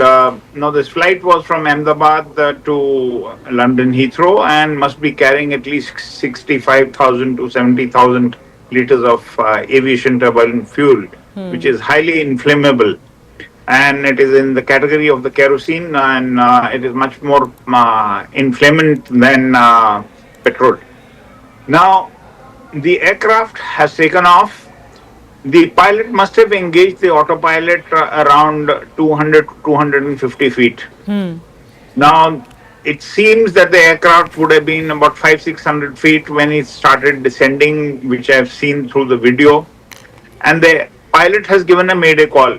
Yes. Normally, the mayday call should succeed with the nature of failure. Supposing I say mayday, mayday, mayday, engine failure, left engine failure or right engine failure or both engine failure. The pilot has not given that. I think must be because the time was too short and the pilot was still thinking that what he has to do. Okay.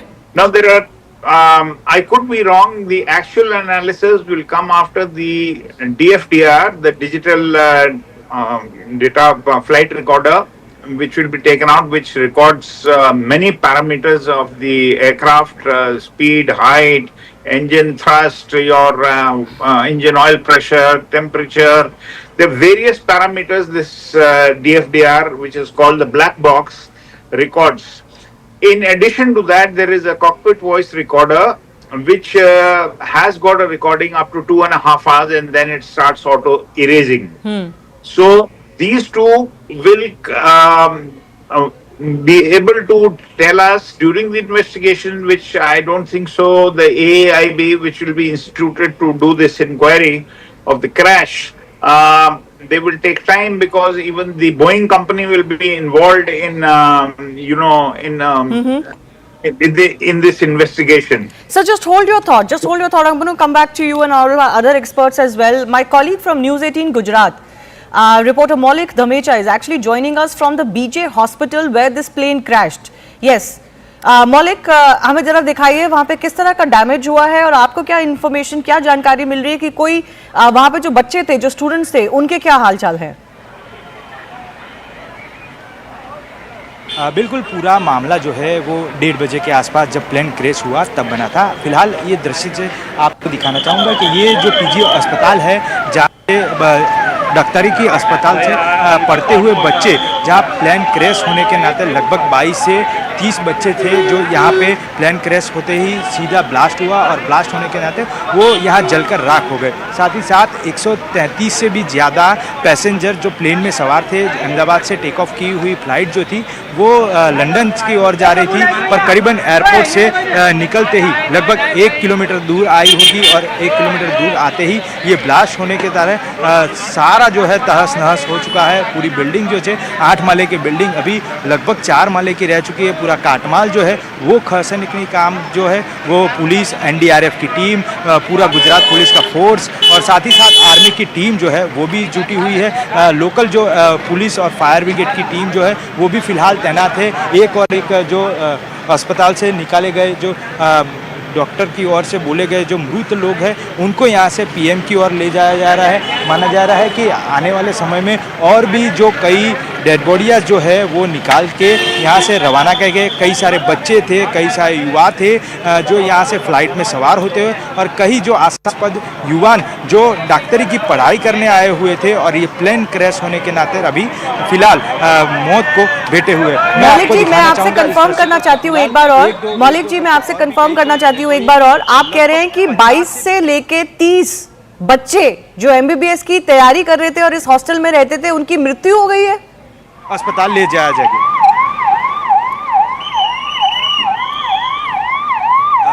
मौलिक जी, आपको मेरी अगर आवाज आ रही है, मैं एक बार confirm करना चाहती हूँ आपसे कि ये जो एमबीबीएस की तैयारी कर रहे थे बच्चे, उसमें से 22 से 30 बच्चे उनकी मृत्यु हो गई है वहां पे उस हॉस्टल में।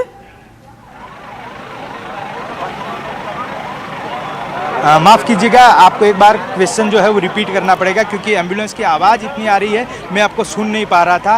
पर फिलहाल एक दृश्य जो है वो आपको दिखाना चाहूँगा कि जो अभी भी फिलहाल कई सारे स्वयंसेवक हैं, कई सारे एम्बुलेंस जो है वो यहाँ के लिए काम में जुटी हुई है, कागजात जो है वो निकालने के जुटी हुई है। फिलहाल एक एक करके एम्बुलेंस जो है वो अंदर भेजा जा रहा है और फिलहाल कोई भी अंदर आ ना जा सके, इसीलिए बीएसएफ का जो पॉइंट है वो बीएसएफ भी यहाँ अंदर जुटा हुआ है। लाइट जो है वो लाइट बिल्कुल ऑफ कर दिया है। टॉरेंट पावर की टीम जो है वो टॉरेंट पावर की टीम जो है यहाँ लगातार तैनात है। साथ ही साथ कई सारे स्वयंसेवक हैं वो भी जुटे हुए हैं। फिलहाल अभी एएमसी के जनरेटर मंगाए गए हैं क्योंकि जो आसपास में जो बड़े घने वृक्ष से उनको काटने के लिए कहीं जो जनरेटर की व्यवस्था जो है वो एएमसी की ओर से की जाए। ऐसी कई सारी मात्रा में एम्बुलेंस जो है 1-2 डेड बॉडी निकालने के लिए आती जाती रहती है। अभी फिलहाल 50 से भी ज़्यादा डेड बॉडियाँ ऑलरेडी निकाल चुके हैं और उनको अस्पताल भेजा जा चुका है। फिलहाल ये मामला लगभग 1:30 बजे से जब शुरू हुआ है और अभी 6 बजने की वारदात है। 6 बजे बाद भी यहाँ से कोई बाहर निकलता है, 1-2 डेड बॉडियाँ जो है वो बाहर निकलती नज़र आ रही। यानी कितने लोग हैं वो अभी कहना मुश्किल है। फिलहाल जो इंजर्ड लोगों की एक सूची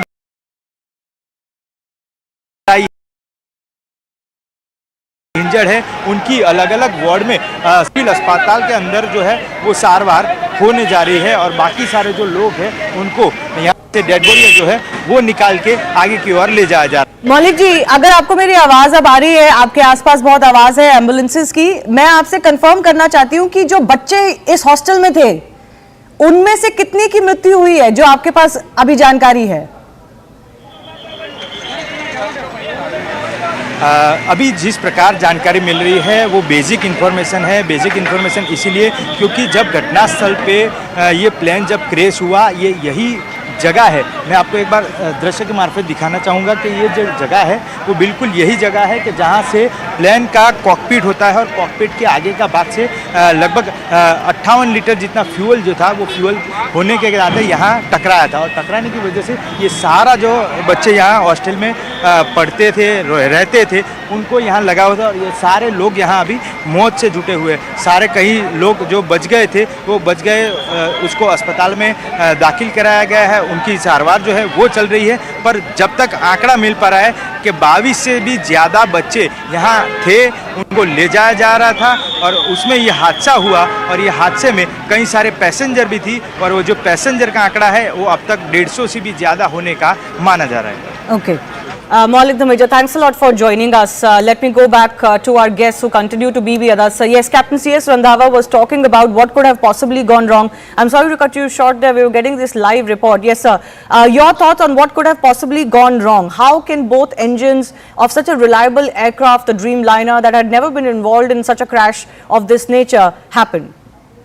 See, I said earlier that this could have been due to bird ingestion because Ahmedabad is a known airfield for a lot of bird activity. I have flown there enough number of times, and that was one challenge we used to have about the bird activity at Ahmedabad, even when we used to do training flights.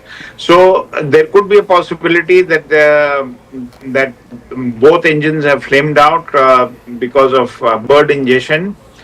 There is a very less possibility that the both engines have failed because of fuel starvation, because there are separate fuel lines going into each engine, and it is unlikely that such a situation has occurred until and unless there is some contamination in the fuel, some water content which was there due to cold soak. That possibility also cannot be ruled out. The other possibility could have been that when the pilot did not have much time to think that what has to be done when he's lost control of the aircraft, could be jamming of the control. If there is a jamming of the elevator control in the aircraft, then that possibility also cannot be ruled out. So, in my opinion, it will be not correct to come to any conclusion without the AIB retrieving the DFDR and the CVR, and then only we would be able to come to know. Thirdly, let me tell you, when the aircraft crashes with so much of fuel, it is like a time bomb. Yes. And if it lands up over a populated area, there is no question of survivors wherever the debris of the aircraft will go, because the fuel will be all over. And fuel, you know that when it is spread, even a small fire, small light can create a havoc, because in one go it will burn the whole place. Yes, yes. That certainly seems to have happened as far as this case is also concerned. Let me also go across to Group Captain MJ Vinod. A very, very concerning situation this. Not only the fact that the plane crashed within a minute or so, barely had achieved any height or altitude before it crashed. It seems like the pilots were not able to control the plane at all. Their power was completely off. Both engines could have, and we are being told that can only happen if both engines have gone off, which is a very rare situation. And then, of course, for the plane to have crashed into a residential area, my colleague was just bringing a report there from what is a tragic scene unfolding, which was a hostel for MBBS students who seem to have come in the path of this crashing plane. Yes, Shivani, with all due respect to all the information out there, I want to, Shivani, I mean, you know me by now, I want to break it down into logical pieces. I landed in this particular runway just a couple of days ago on a twin-engine big jet, and very, very familiar with this place. I keep landing there often. So with that as the background, I'm saying this. If you hear the voice or the noise of this particular video, you can clearly make out that the engines are humming till the time the aeroplane is touching down or hitting the ground. A loss of thrust, loss of power is not the case here. At least from the time they have started filming this video till the time the crash happens, you can hear the engine is running. Point number one. Point number two. Was it just one engine running or was it both engine running? So let's demystify, Shivani, as if one engine running. I reiterate to all our viewers, any twin engine aeroplane, including 787 Dreamliner that we are seeing on the screen now, is capable of taking off. After V1 is when we take off. I mean, there's a speed called V1 at which we take off. the speed V1 speed caters for you to take off in one engine, climb out in one engine, carry out an emergency landing in one engine. It is designed for a single engine operation, which means even if one engine is, so we can hear the noise of the engine, assuming it is just one engine. Okay, before the video was taken, one engine, say, had died. Even if it was one engine, this aeroplane can continue to climb in one engine. It is designed to do so. Then the question, Shivani, will ask me is, why did the aeroplane sink? Yes. The sink can happen when you have the two-engine failure or when you have loss of lift. So when you zoom in closely, as you can see, zoomed in video in the box, you can see very clearly the trailing edge of the wing is up. That is called the flaps. Normally, as you can see behind me also, the flaps are down for takeoff and landing. It is kept down so that you can take off at a much lower speed. But if the flap goes up prematurely, whatever could be the reason, it could be electrical, it could be any reason, the aeroplane now loses lift and it starts sinking.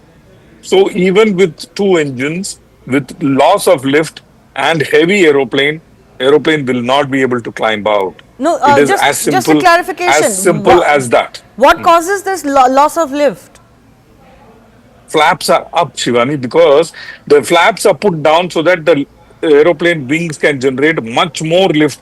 120% lift is extra. Matlab, 100 plus 120 is what you get when the flaps are down. But when the flap goes up, as you pick up speed, you have to keep raising the flaps.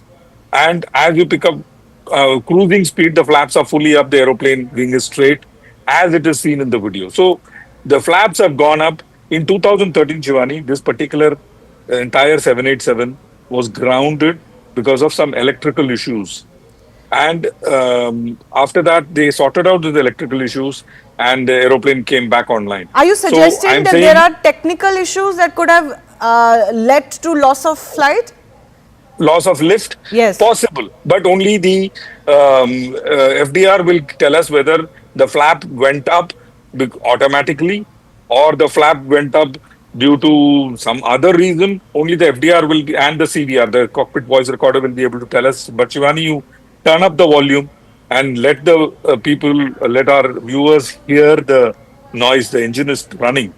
So the loss of lift, in my opinion, could be the reason. But again, there are only two people who will know. One is the FDR, another is God.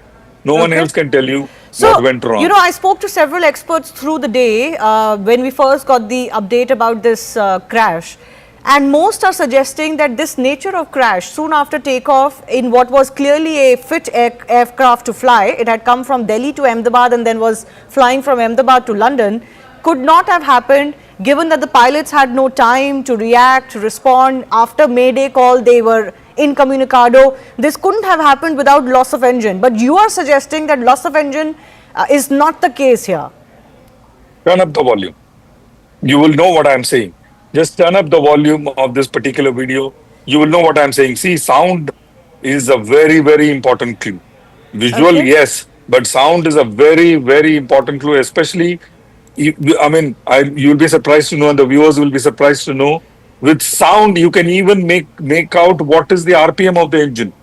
We have that technology where we can make out what is the RPM of the engine, and with that, we can make out whether engine was, at what RPM is it going around, and did it function correctly or not. So these are the things we are able to make out with just sound. So the engine, question that at arises least one is, engine was working, Shivani. At least one, and one is enough. And one is clearly enough. So the question that arises is whether it's a technical, mechanical failure or some sort of a manual error. Dr. Vandana Singh is chairperson of Aviation, Cargo and Federation of Aviation Industry in India. And Dr. Vandana, I want to come to you with the issues surrounding the Boeing. While the Boeing Dreamliner is being called an airline with great safety record, we do know that there are whistleblowers plus other investigations that have happened into Boeing operations that have pointed out to serious lapses in security protocols, audits, etc. In fact, in April 2024, a whistleblower had actually warned against the safety of the Dreamliner 787 itself. What do you make of what has happened today? Rightfully said, well acknowledged, and thank you for having me on your show, Shivani. Yes, indeed. First of all, 787, a Dreamliner as such, is a very robust aircraft, and it has a good health check about it, that it is flying all over the world, and it's being maintained well. There are whistleblowers everywhere, whether it's Airbus, whether it's Boeing, whether it's any other company, we know about that. I am actually questioning the maintenance of this particular equipment, and if all the checks were done in order. I'm also hearing all about, what could it be. Of course, the flight data, the recorder is going to reveal what it was, but it could have been a massive electrical or a software system failure cause, which means it is causing total FADEC, full authority, digital engine control, meaning complete down. But then if the engines were running, the question is what went wrong. It could be a critical maintenance issue. It could be a weight and volume issue. It could be a misdeclaration on the flight. It could be cargo. It could be something as simple as a lithium battery or dry ice or something which is cargo aircraft only, which is loaded on this equipment. We also see it tail heavy. When we are seeing the visuals, we are also seeing it tail heavy. So there are many questions there, many speculations there, and all the experts are talking about it. But having said that, both Boeing and Airbus are having their own, set of flaws, questions. Do not forget the Qantas flight in 2008, where not engine failure, but how electrical and software glitches completely disrupted it and caused the crash. So the question is, we can speculate right now. Flight data, the recorder is going to reveal everything, but whistleblowers are definitely needed. Whistleblowers have to come out, because this is talking about the safety and security of human life. We are playing with that. And I'm questioning everything from ground handling to critical maintenance to the fact, did this go through A check? It's an 11-year-old equipment, fine. It has a long life, no problem. But did it go through its A checks, which is 400 to 600 hours? Was it being checked properly?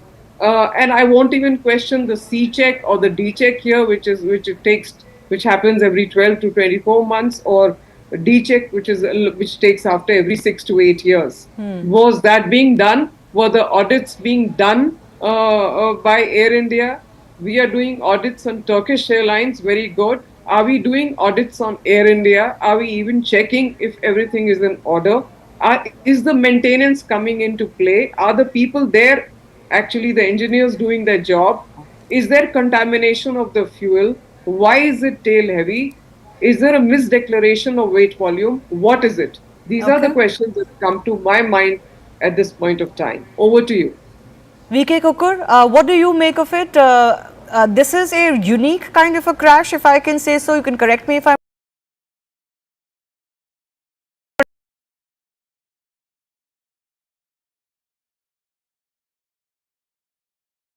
something like this is not witnessed very often. Because the kind of crash, the visuals that have been captured suggest that there was engine loss. Some of our experts are now suggesting that engines were working. They can hear the clear engine hum in the visuals that have come out. What is your sense of what could have gone wrong? It's a very, very unfortunate thing which has happened in the history of aviation. As far as 787s are concerned, they are supposed to be the best aircrafts, and I find that there is no reason at the moment to say that there's a maintenance issue or any other issue. It is something which has happened in a critical stage of the takeoff. It has happened when the aircraft is not even 400 feet above the ground. It has happened, it can only be ascertained when DFDR and cockpit voice recorders are checked and the truth will come out. But it appears there seems to be a power loss, whatever reason it could be. And the pilot must have tried to maintain, and that is why you can see the nose of the aircraft is going up and up little. That means he's trying to maintain and he's losing the speed. And the aircraft is descending maybe 400, 500 feet per minute or whatever it is. Now, it can be a loss of power, it can be a loss of lift, it can be any other reason which has taken place in split of second, which probably did not give any time for the pilots to do anything, because they were handling the aircraft fine, because you could see the aircraft the way it is going down and it is stable. There was nothing that it was tilting here, there, or some failures have taken place and trying to correct them. No, it's flying off. From the pictures I can see. Rest we'll come to know, but it's very, very unfortunate, and there is nothing else can be said at the moment. Absolutely. No, absolutely. This has really shocked the entire country and the entire world. This power loss that you talk about, this power loss, just for the benefit of our viewers, what all things can cause this power loss? Power loss can be due to bird also, can be any reason, because I am not an engineer or I am not an expert on 787s. But it looks like the engines were not developing the power, and that is why he was trying to maintain the height by pulling the nose up. This is what I can see from the pictures. And it is a very critical height. And it did not give him time to even turn back and land. Yes. Because if he had turned back, there should have been some speed. Yes. Otherwise, it would have been drag and it would have been fall. So he was trying to maintain. That's what I can see. Yes. I don't know much more than this, but it's a very, very unfortunate, and we cannot at the moment pinpoint any fault at the moment till such time the investigations are carried out. And the aircraft has already flown from Delhi or Bombay to Ahmedabad. They must have done the checks at the transit also, at the night stop also. So I don't think that if something has gone wrong, it has gone wrong in maybe 4 second or 5 second time. Right. 5 seconds, 10 seconds, because the aircraft has not attained more than 400 feet from the ground. Absolutely. It happened very soon after takeoff. Hardly any altitude had been achieved by the aircraft. It is a critical stage of takeoff. Yes, yes. Captain Saurav Bhatnagar, who's a former A320 pilot from with Indigo, is also joining us. Captain Bhatnagar, your sense on what could have gone wrong as far as this crash is concerned? Hi, good evening. First of all, I must, say this was a very tragic accident which has happened in the history of, 787 Dreamliner, one of the very best and one of the very excellent aircraft to fly by. Though I'm an Airbus 320 with Indigo and Air India Express. And, a lot of theories, the moment these kinds of accidents happen, so there's a lot of theories starts, floating in the air, in the WhatsApp group, in the pilot group and everything. And naturally, the footage also I have seen, and prima facie it appears to me that yes, what sir is saying is loss of power, because if you see the attitude of the aeroplane, it is going down immediately after takeoff within 1.6 to 1.7 nautical miles in the takeoff direction. The aircraft has gone down. Okay, the moment you see the footage, it looks like a very controlled descent, and there's no flip, there's no change in the attitude of the aeroplane or something. So it looks like a loss of power. Now how the loss of power can take place, whether it is one engine or whether it is two engine. So we are trained, in fact all the aircraft are designed, proven and tested to fly out of the ground even with one engine failed at the time of the takeoff. So we are trained in the simulator, we do exercises regularly. So the engine, even single engine with full takeoff weight, certified takeoff weight, is designed to climb out of the runway on a single engine, clearing all the obstacles in the runway path and achieving the climb gradient for that airport which is designed. Having said that, so looks like to me that if there was some engine failure or one engine failure, the aircraft still is very flyworthy and could have gotten airborne. But the very fact that it came down like under the full force of gravity looks like loss of power on both engines, which could happen because of multiple bird strike.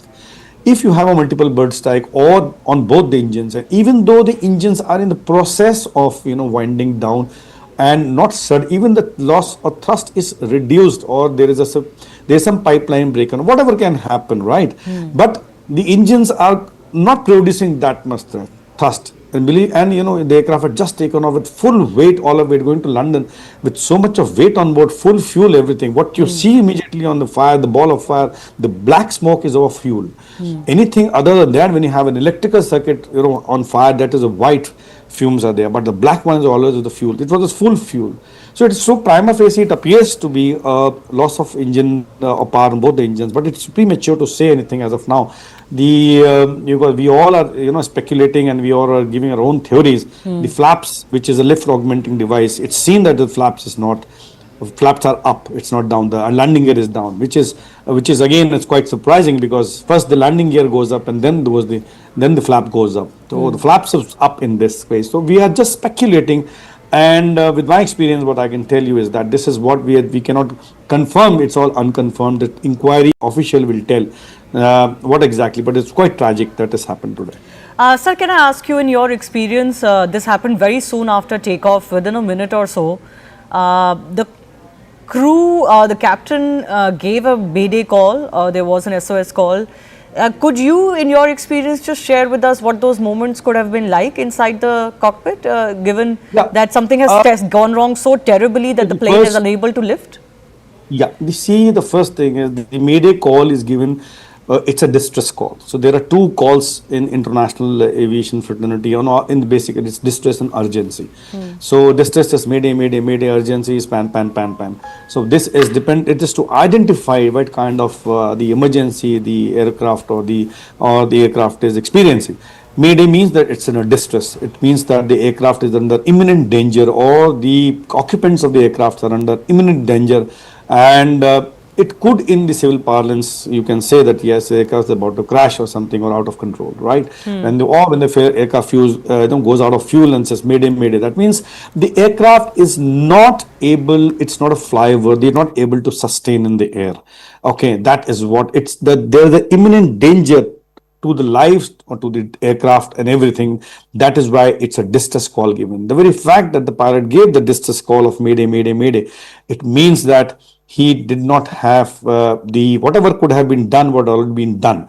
At the end of it, once you know that they're not, it's whatever a pilot was supposed to be doing, he has done in that short span of time, 1.6 nautical miles, when the aircraft has come down after takeoff. He has already done everything, and thereafter, at the end of it, it says just informing that it's a distress situation now, and then he gives the mayday call. Absolutely. Can I go back across to Captain C.S. Randhawa as well, because he's also been former Deputy Chief Flight Operations Inspector at the DGCA. So do you sense that there could have been any maintenance issue, as one of our guests is pointing out, that it could well plain be negligence of maintenance in this case? I have my doubts on that, because the aircraft has flown from Delhi, and Air India maintenance is good, and I do not foresee that happening. I told you there could have been a chance of fuel contamination because of cold soak. The water has gone, because now the cold soak also, if it is taking place and if the water has gone through the fuel pipelines along with the fuel, going into both the engines, and then both engines having turned down because of contamination, is a very rare possibility. So I think there could be a bird head, there could be a control jam, as I still mentioned, or there could be some contamination in the fuel because of the cold soak, but unlikely of any issues regarding maintenance. One point which one of the people in the panel he spoke that the flaps seem to be up. Now in the video it is not clear that the flaps have gone up or flaps are down. In case the flaps have gone up, then I do not think that could be a technical issue that the flaps will go up automatically. Now, in case that happens at a low altitude, there can be a loss of lift. Okay. If the engine sounds are being heard, and if the engines were revving and they were running, then this could be a possibility, a loss of lift in case the flaps have gone up. So these are all, we are trying to speculate things, but actually everything will come clear when the DFDR and the CVR are taken out and they are analyzed. And of course, Boeing is going to be part of the investigations because there is a lot at stake for the manufacturer. Absolutely. Because a fear of flying will settle in the minds of passengers who are flying 787. So it will be in the interest and of the the AIB and the Boeing company to come out they will come out after they have analyzed the DFDR and the CVR. Well, Boeing has indicated already in its statement that they are, of course, going to participate in whatever processes are involved and investigations. These are also visuals on the right of your screen of the Aviation Minister, Mr. Naidu, who has landed in Gujarat now, and he's at the crash site. These are live visuals that we're getting. We're also, of course, expecting Home Minister Amit Shah, along with officials of the Civil Aviation Ministry, the DGCA, and others who've been asked to be on ground, because it is really in Ahmedabad where most of the efforts are required. There are additional trains that have now been announced for to and fro Ahmedabad, especially from Delhi and Mumbai, because flight operations were disrupted and possibly people might want to take a train out, in or out of the city right now. I want to go back across to Captain Saurabh Bhatnagar one more time. Sir, this jamming that has been talked about, some other experts had also mentioned this during the day, this control jam. What causes this and what can a pilot do in a situation like that? What Captain Nandahava has said, yes, control jam can happen at any time, control surface jamming, anything which is motor failure or because it's a fly-by-wire aircraft, electric signal goes and then the hydraulics operate the system. So if there is a control jam or a control failure, definitely the aircraft will not be able, the pilot will not be able to control the aircraft. But what I what my thing is that even if there is I would say a control failure or control jam, if the engines are developing thrust and if the pilot at that point of time move the thrust levers to toga full power, the aircraft will climb out immediately. The aircraft did not climb out, it went down. So with the control, even if you open full power of the engine, the response of the engine, the aircraft should be climbing out. Right, and secondly, if there is a partial or asymmetric control jamming or something happen, then there will be some part of the flipping or cartwheel, what we can say, that there will be a different if the control have been jammed. So what the video footage we see that the aircraft is maintaining while the aircraft is going up, its nose is going up. While the aircraft going down, rather, the nose is started going up, and there was quite high altitude when the aircraft touched the ground. So my thing is any kind of control failure, initially, the moment you put full power out, there is definitely a lot of thrust is generated immediately on the engine, and there will, even if there is a control is not able, the aircraft will have a nose up altitude and go up first instead of going down. So something more, something more could have happened and not just a control jam as far as the situation. It was basically, it came down under the force of gravity. That's what I get, and because the weight was very high at that, it couldn't have glided also something of that sort. Wherein controlled by lowering the nose, there was no height itself. Wherein or there is a loss of lift, even if you lower the nose and develops a wing, the speed over the wings to get some lift, there was no height to do that. Yeah, absolutely. Well, certainly very tragic whatever has happened, and one only shudders to think what would have happened in the cockpit, giving pilots no time really to do anything. And there are about 50 to 60 medical students who have been taken to hospital now, we are being told, and we really do pray for their well-being. Let's also take final comments from Group Captain MJ Vinod and Dr. Vandana Singh one more time. Group Captain Vinod, certainly investigation is going to be very key here. You know, the world really deserves to know what really caused this, because we don't really want speculation for too long, and we certainly don't want the fear of flying to set into the mindsets of people. Absolutely not. And that is why I'm trying to piece it, Shivani, logically. Umpteen number of reasons are there. All those reasons can be sifted out by just these visuals. And, when aeroplane is heavy, when the flap goes up, very, very important point this is. Like I said, if you could run the few visuals just with the engine noise, you can make out that engine is still running, which means power is there. When the flaps go up, Shivani, there's something called, at least in the Airbus, we have something called VLS. And there is, we call it the barber pole, the low speed regime. It comes up and the aeroplane goes into low speed regime, and especially when you are heavy, you get into low speed regime very fast. You get into stall condition very fast when you take the flaps up prematurely. And in this case, it is the loss of lift. The reason could be umpteen, including electrical. So that is something we may need to keep in mind. Why the flap went up is the question that FDR will answer. Flap went up is the reason it went down into the ground, is my take on the subject. Rest all or noise. Over to you. Dr. Vandana Singh, we did get an update that the entire fleet for Air India is now being reassessed. Do you think there should be an across airline kind of exercise done post this crash, even though we cannot ascertain the very reasons for this crash right now?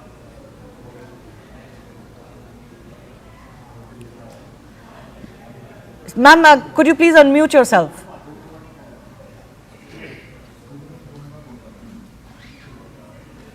Dr. Vandana Singh, can you hear me? I can hear you. Yes, go ahead. We can hear you now. Thank you, Shivani. My comments on this is absolutely there should be complete audits on all equipments that we all have in India. We should be very, very vigilant. This was the writing on the wall. It has been for a very long time. We have been seeing various cases happening in the US where we have been coming on the various channels and discussing it, and including the case that happened at the Jeju airport where it went into a thick wall. Now the question is that it is very pertinent, it is very important that these checks are done. We should not be just looking at Turkish, we should be looking at ourselves also, and we should be making sure that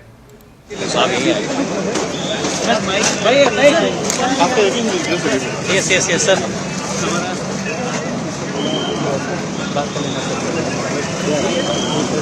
Minister Mr. K. Ramohan Naidu to speak. The media is there with him. He's at the crash site. In fact, those are the buildings that you can see in the background. These are the hostels, we are told, and medical college students were actually staying in these hostels. One of the buildings is the mess. Position is sir. अभी आए inspect कर रहे हैं तो थोड़ा time दीजिए हमें. Okay. Thank you.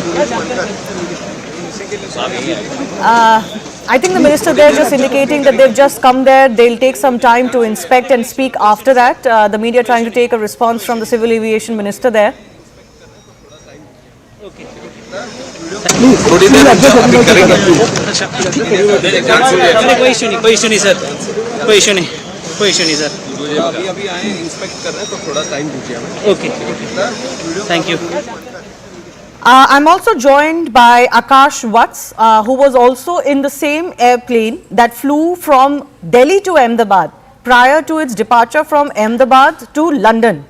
He has also tweeted saying that he noticed certain unusual things in place and can give more details. So Akash, if you can hear me, can you explain, can you describe your experience and what did you find that was unusual during your flight from Delhi to Ahmedabad on this plane?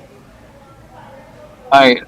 So the things that were unusual were first the AC that I've already, mentioned in the video that I've shared on X. So AC wasn't working. Some people are saying that it is common practice that during takeoff the AC is turned off for a better thrust. But throughout my life, I have never experienced any such thing that the AC is turned off during takeoff, because it is just an aircraft. It is packed and there is no place for oxygen or ventilation. So it was very suffocated. In fact, I turned on the front camera.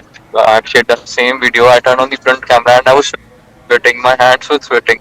After the takeoff, the compressor was like getting turned on, turned off, on, off, on, off. So the temperature, it was not stable. And usually I fly wearing a full sleeve shirt or jacket, but today I'm flying in a half t-shirt because initially I thought that it would be cold and I would be needing a blanket, but it was so hot inside the plane throughout the journey. I mean, I was not able to tolerate the fact that why it is happening. Secondly, in-flight entertainment, that is very common in Air India. It usually works. But now the thing in Boeing 787 is two things are there. One is that you don't have the option to move the flap up and down. The second one is you cannot call the cabin crew by just pressing the button in the overhead like on your overhead, right? So there was no button in the overhead. There was the button in the remote control, which I have clearly shown in the video that the button was also not working. When the plane was on ground, I wanted to call the staff, I mean the air hostess, to tell her about the issue. But then I was not able to call, and right after takeoff they came. But by that time I adjusted ki okay, it's just half an hour or like it's just 1 hour flight. In 40 minutes we'll be landing. Kya hi bolna? Everyone thinks that ki yaar ab jo ho gaya, kya is pe, it is not working. If it is not working, so it will not work. So I ignored it. Third thing was I was sitting on seat 25A, right, and I was just next to this left engine. Right, I'm listening to these news now, but I'll be giving my opinion.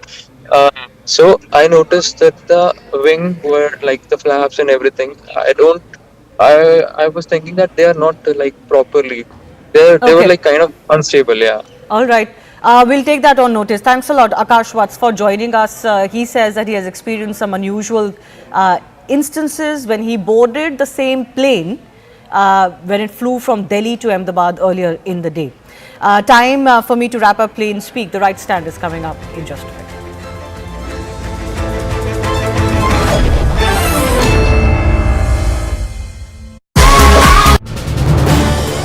This is News 18 Network.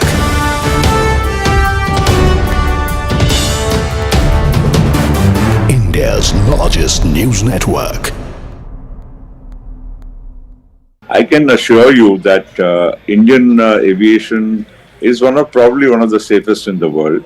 We have all the protocols in place.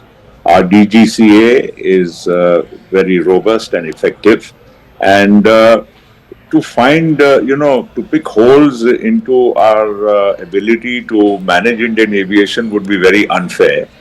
And I always say this, and I repeat, that aviation is either 100% or zero. There's nothing like 99.9% in aviation. And therefore, in this case also, look at the aircraft. It arrived from Ahmedabad from Delhi. Obviously, it flew without any issue. And to take a 9.5-hour journey from Ahmedabad to London, obviously the pilots would have done all the pre-flight checks. And no pilot is foolish enough to take off if he is not satisfied. The captain per se in this aircraft would have also had thousands and thousands of hours of command. And a 787 and today's aircraft per se are very robust, fail-safe. They have many backup systems. And to really think what went wrong, I would be hazarding a guess, which would not be fair. But the point here is the aircraft did go on a takeoff roll, and between the time the wheels went up and the time it crashed, probably the time frame would have been almost only about 60 seconds or so, because you can't go to 800 feet and crash and it will be within less. I mean, the time span is only 60 seconds. Now he's already given a mayday call. Now I don't know what exactly went wrong. It will be again hazarding a guess, which would be unfair.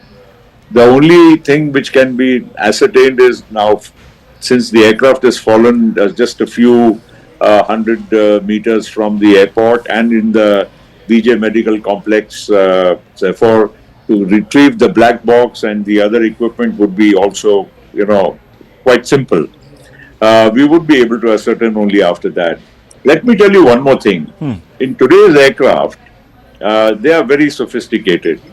All the parameters of an aircraft, right? Every single second the aircraft is in the air, all the parameters are recorded, not only by the aircraft, but they are also transmitted to a central command, real time, of the airline itself. So if there is, when an aircraft does a flight, there is a way to ascertain every single parameter during whatever the duration of the flight. So if anything would have gone wrong prior to this flight, or which may have escaped the attention of anybody, I'm sure this will be retrieved in no time once the equipment is found. Now, Mr. Patel, just to go back in time, because this fleet, the Dreamliner, very, very safe. I think from what the experts are saying, and I only have them to sort of lean on for facts, they've said that this is the first time a Dreamliner has actually crashed anywhere in the world. Now, most of these Dreamliners were purchased, I suppose, about 10, 12, 15 years back by Air India when it was still government owned. Obviously, there would have been a huge procedure that must have unfurled within government to select the plane. There would have been due diligence. There would have been all sorts of studies that would have been conducted. Well, most certainly. I mean, first, the procedure itself in government is a very robust procedure. Goes through several layers. And ultimately, the basic selection of aircraft is done only on technical parameters. Because, the airline, requires a certain type of aircraft for certain, lengths of the flights. You want to go to the US, you want to go to the European countries, or to, 8-hour flights, 12-hour flights, and so on. And the kind of configuration you want. Let me also tell you that the Dreamliner, at the time it was ordered, was one of the most sophisticated, advanced fly-by-wire aircraft which was going to be produced. And it was ordered by probably most major airlines in the world, Air India also being one of the early ones. And to now even discuss it would be unfair, because after this particular aircraft,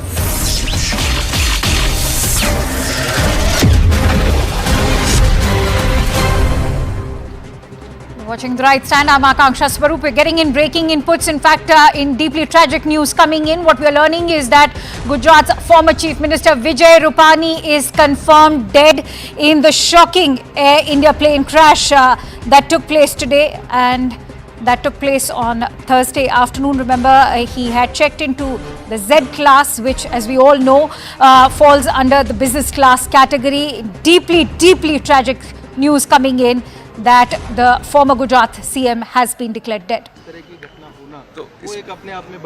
Yes. I'll only give one line to what you have asked right now. We are going to do a fair and thorough investigation. We are not going to spare anyone. We are not going to leave any stone unturned. We will do properly according to the protocol, and we are going to go to the depth of why this incident has happened. That much I can tell you now. बस अभी इतना काम. Thank you. मेरा cap पड़े. All right, Civil Aviation Minister Ram Mohan Naidu over there confirming that they will get to the depth and establish what led to that tragic air crash. But in the latest news that has come in, which is equally shocking as the air crash, is the fact that the former Gujarat Chief Minister, Mr. Vijay Rupani, has been confirmed dead. Let's also listen in to what C.R. Patel, Gujarat Minister, has to say. Plane के हादसे जब होते हैं वो भयंकर होते हैं, और वो गुजरात में अहमदाबाद में हो, ये तो कभी गुजरात के लोगों ने कभी सोचा भी नहीं था। इतना बड़ा हादसा हुआ है, इससे पूरे गुजरात और देश की प्रजा भी हिली हुई है। इंटरनेशनल प्लेन में जाने वाले सभी लोग इसमें उनको क्षति हुई है, उनको कोई मौका ही नहीं मिला और शहर के बीच में होते हुए भी हम कुछ नहीं कर पाए। इसका बड़ा दुख है। सभी दिवंगत आत्माओं को शांति मिले उसके लिए प्रार्थना करते हैं। उनके जो स्वजन है, उनके ऊपर जो आपत्ति आ पड़ी है, भगवान उनको शक्ति दे, ऐसी प्रार्थना करते हैं। और हमारे लिए तो हमारे नेता पूर्व मुख्यमंत्री श्री विजय भाई रूपाणी भी इसी फ्लाइट में अपने परिवार को मिलने के लिए जा रहे थे, वो भी इस हादसा का शिकार हुए हैं। भगवान उनकी भी आत्मा को शांति दे। भाजपा परिवार में एक बहुत बड़ी खोट आई है और इस हादसा इतना बड़ा है कि माननीय प्रधानमंत्री श्री नरेंद्र मोदी साहब भी और श्री अमित भाई शाह साहब भी तो तुरंत गुजरात पहुंच रहे हैं और जो भी बन सकता है, जो भी कर सकते हैं, उसके लिए भी वो यहाँ पर आकर करेंगे। All right, so C.R. Patel over there expressing his condolences, conveying his condolences to all those family members of the victims of this air crash. He's also conveyed his deep remorse with regards to how helpless they were in terms of not being able to do anything to rescue all those victims. Also has expressed his condolences for the tragic demise of Mr. Vijay Rupani, the former Gujarat CM. Joining me right now with more inputs is Payal Mehta. Payal, what are you learning in terms of the demise of the former Gujarat CM, Mr. Vijay Rupani? At what time was he declared dead?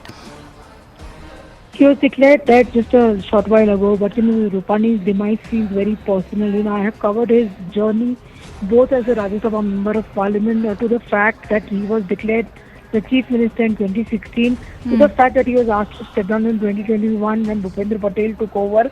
Thereafter, he's held organizational responsibilities. Is currently the Punjab head as far as the BJP's organization is really concerned. He has been somebody who in fact stepped down from active politics, in the sense he would not fight active electoral politics in 2022 when he wrote that letter to C.R. Patel, essentially saying that he would not like to contest the election. And what a tragedy coming to the fore, Akanksha. He was on his way to London. That picture which is out is what fellow passenger clicked and sent to his daughter, because his wife, his daughter was already residing in London. She's married and has been residing in London. His son, who was in the US, was on his way to London because the entire family was to meet together and celebrate a vacation together as well. What a sad end to this life as well. Vijay Rupani had a long-standing career. He started his career as an ABVP, supporter. He's been somebody who, in fact, moved on to, in fact, be an RSS Pracharak. Has also been somebody who was associated with the Janata government, had associated with the BJP from its very inception. One of those leaders who had actually spent few months in jail during the 1976 emergency as well. Extremely close to the BJP top leadership.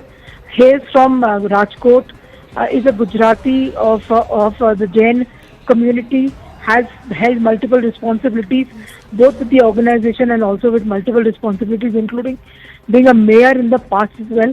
What a sad end to the 68-year-old life. And Vijay Rupani, in a way, was on a happy trip to London trying to meet his family for a vacation, and it ended in a very, very tragic manner. One heart goes out to his entire family that has to actually deal with this tragedy now. Right, absolutely agree with you. He was a figure who commanded and wielded much influence in the politics of not just the Bharatiya Janata Party, but particularly in Gujarat, because as you highlighted, he held office as the CM between 2016 and 2021. In fact, had held 2 consecutive terms. Many thanks to you, Payal, for bringing us those latest inputs. Let's also give our viewers a quick recap in terms of what exactly happened. From Ahmedabad to London Gatwick was the flight actually headed to as it crashed. The flight took off from runway number 23 at 1:38 p.m. local time. 230 passengers were on board, 12 crew members included. 169 out of these were Indians, 53 were British, 7 Portuguese and one Canadian national was on board. A mayday call was issued shortly after takeoff, which was of course not responded. The flight soon after crashed into a medical hostel building. So what happened mid-air also? Initial data from Flight Air India 171 shows that the aircraft reached a maximum barometric altitude of 625 feet. The airport altitude is about 200 feet. Minutes after making this mayday call, the Air India flight started to descend rapidly with a vertical speed of minus 475 feet per minute. And this is that moment of the crash, the plane that quickly descended into the residential area. Let's also take you through that entire footage as it shows this rapid descent is what has caught the attention of several aviation experts. As you can see that the plane had not even reached its complete altitude, which is rather shocking for a commercial air flight. The blaze also soon after erupted, and it was a catastrophic blaze that took place. As you can see, this is in fact the entire debris and the crash site with the debris and the fuel catching fire, gutting several buildings. As you can see, the smoke continues to bellow out, and those are the gutted buildings in the background. Parts of the plane crashed into nearby residential areas, wrecking several buildings, as you can see. And it is the medical students from these buildings that are still struggling for life. Many of them are also being reported dead. But what has caught the attention of the viewers is the nose of the aircraft, which is stuck inside the building. Plane parts destroyed several buildings near the crash site. The parts of the fuselage and engines were cut into several buildings, as you can see. The teams soon after kicked into action. All these emergency teams were activated. They were working round the clock, even as we speak, to douse the flames at the crash site and the nearby buildings. This is one of the deadliest Boeing crashes. Remember, if we look at the cases across the globe, let me give you a quick recap of what happened in December of 2024. Jeju air crash happened in South Korea. It was a Boeing 737-800. What was the reason? It overshot the runway post-emergency landing. What was the death toll like? 179 people of the 181 which were on board were all killed.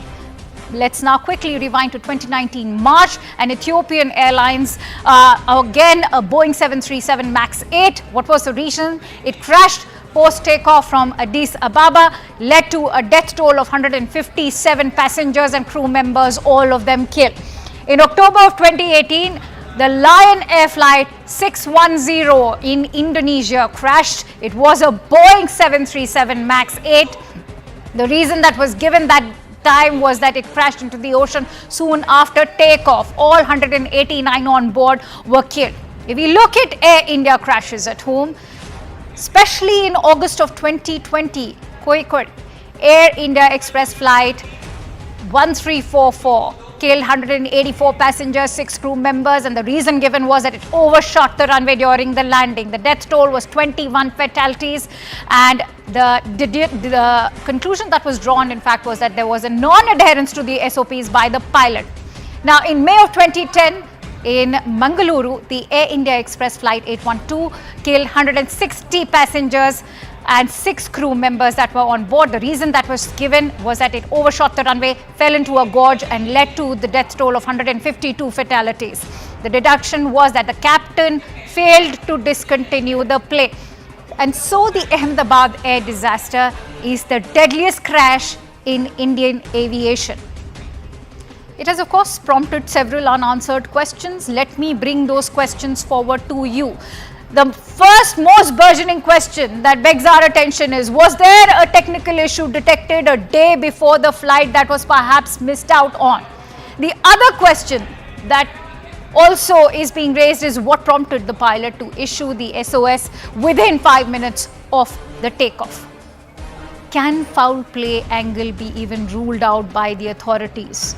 Will all Boeing 787 planes now be put under scanner following this deadly air crash in Ahmedabad today? Will the black box unlock the mystery behind the plane crash? These are all the host of questions that beg and people are still looking for answers for.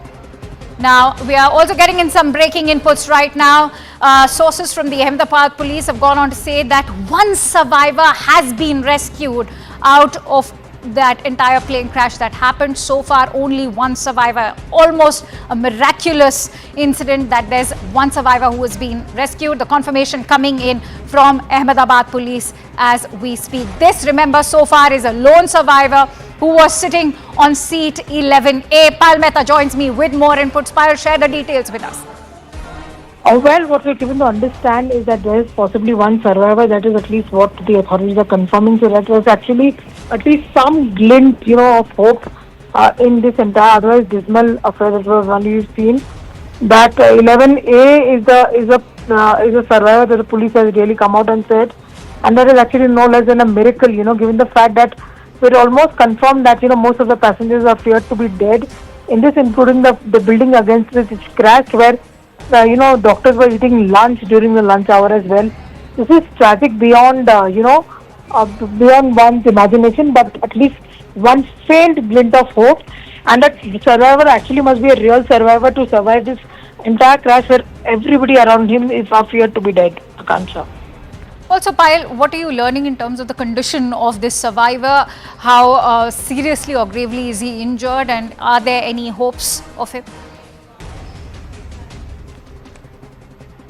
All right, we seem to have lost that connection with Payal, but what we can tell you is this is almost a miracle that we have a lone survivor from that plane crash. And remember, many of them or almost all of them have been declared dead, but the Ahmedabad police confirming that one person has miraculously survived, and perhaps this survivor could be of extreme importance to the entire investigation, which will now be looking into what exactly led to that deadly air crash. Payal Mehta is back with us. Payal, if you could share details with us with regards to what is the condition of this lone survivor.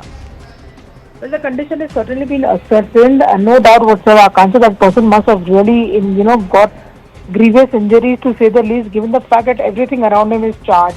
One has to remember that the flight was full completely, it was full to its capacity, and also the fact that the flight was just taking off, which clearly meant that even fuel-wise, the flight would have been completely full to the brim, and therefore everything around them is really charged.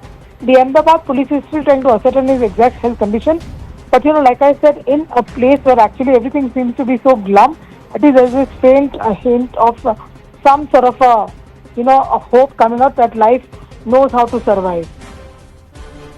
Absolutely. Also, now that we have a lone survivor, Payal, share with us how crucial and pivotal could be this survival, in fact, for the entire ongoing investigation. As we also heard what the Civil Aviation Minister, Mr. Ram Mohan Naidu, had to say, that they will get to the bottom of what exactly led to this crash.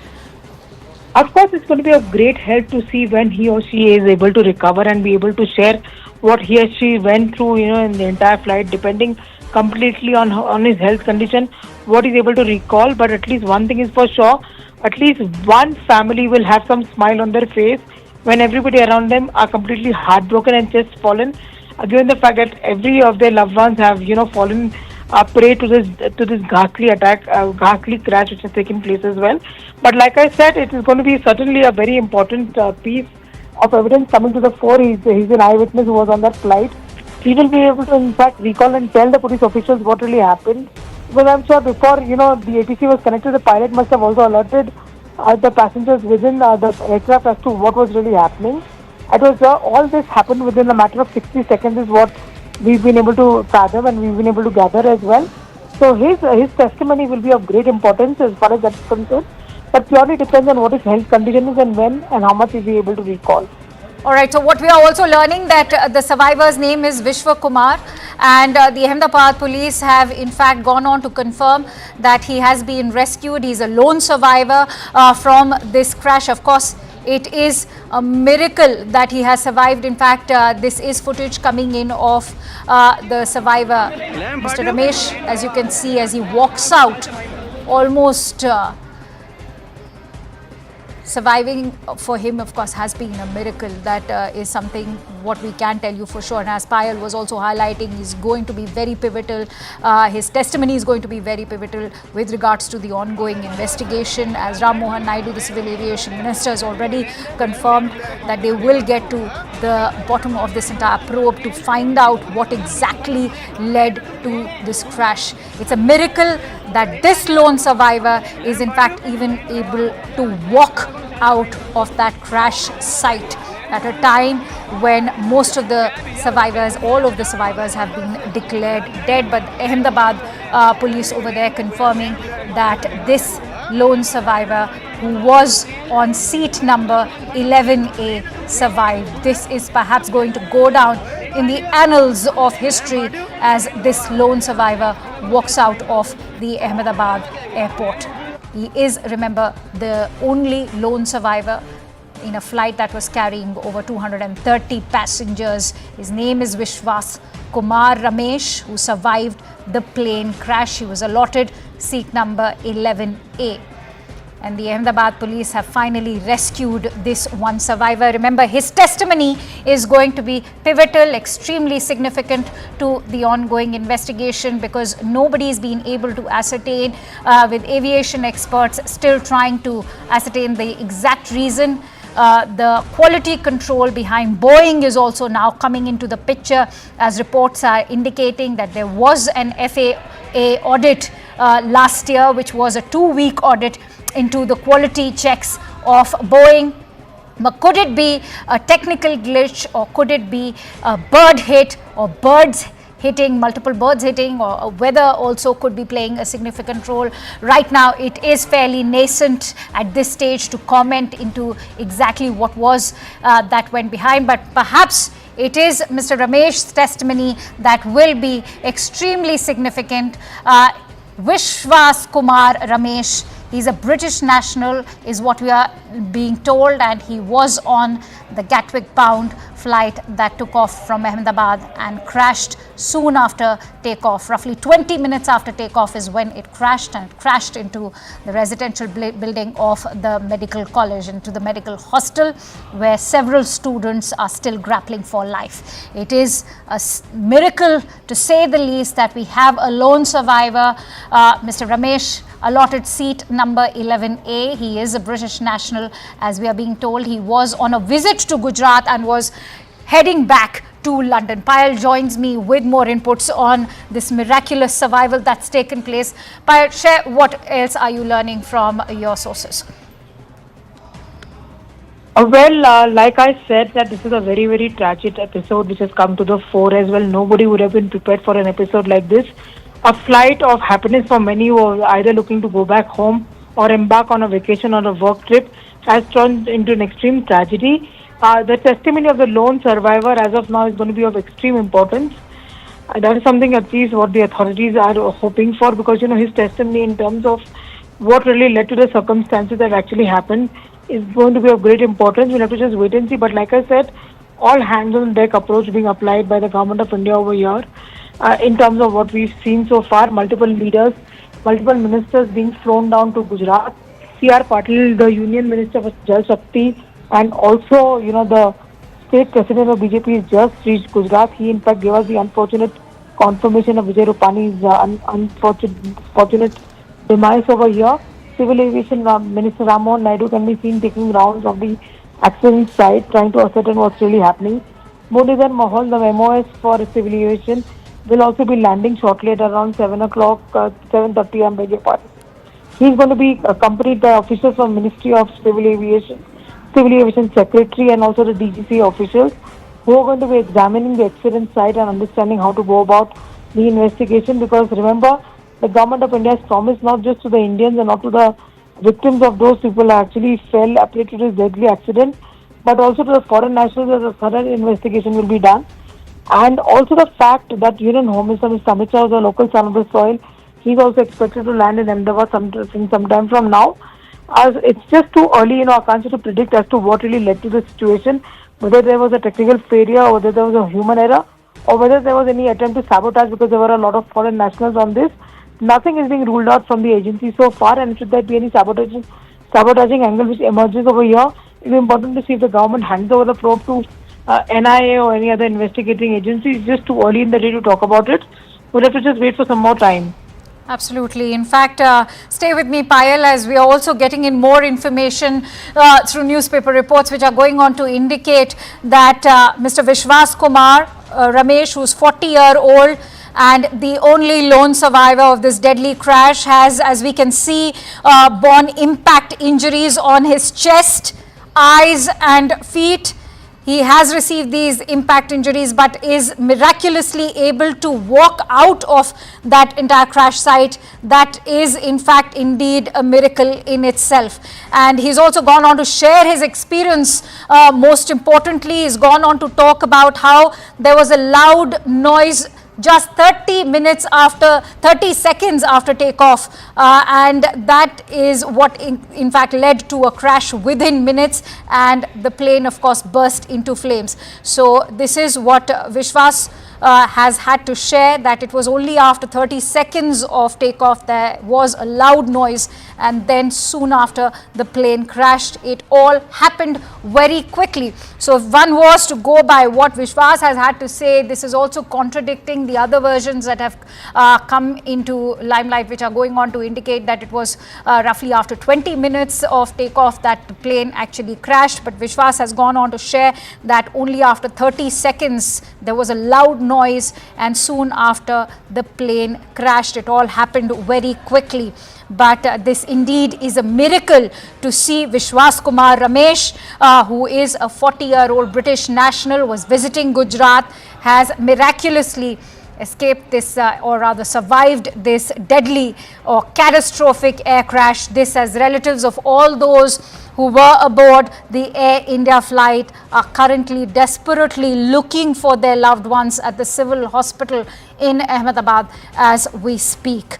All the rest have been declared dead except from Vishwas Kumar Ramesh, who's a 40-year-old, the lone survivor, as he survived this deadly crash. But if you can see that image which is currently being flashed on your screens, he's of course borne injuries on his face. These are impact injuries that he's not just borne on his face but also on his chest.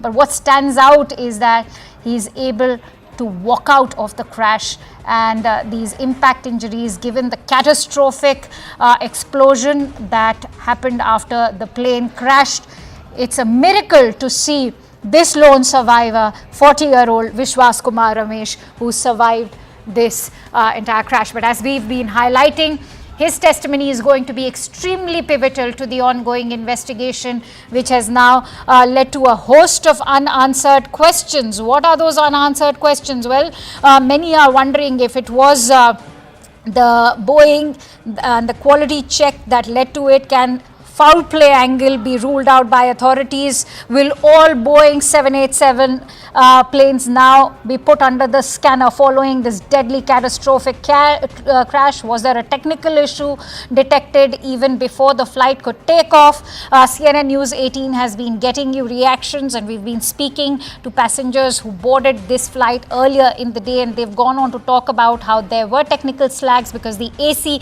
in the aircraft was not working, the in-flight entertainment was not working, which is rather unusual for Air India flights. And those are the testimonies that we are learning from passengers who had boarded this flight earlier during the day. But as of now, there are a host of unanswered questions, and to pinpoint any particular factor would be fairly nascent or premature.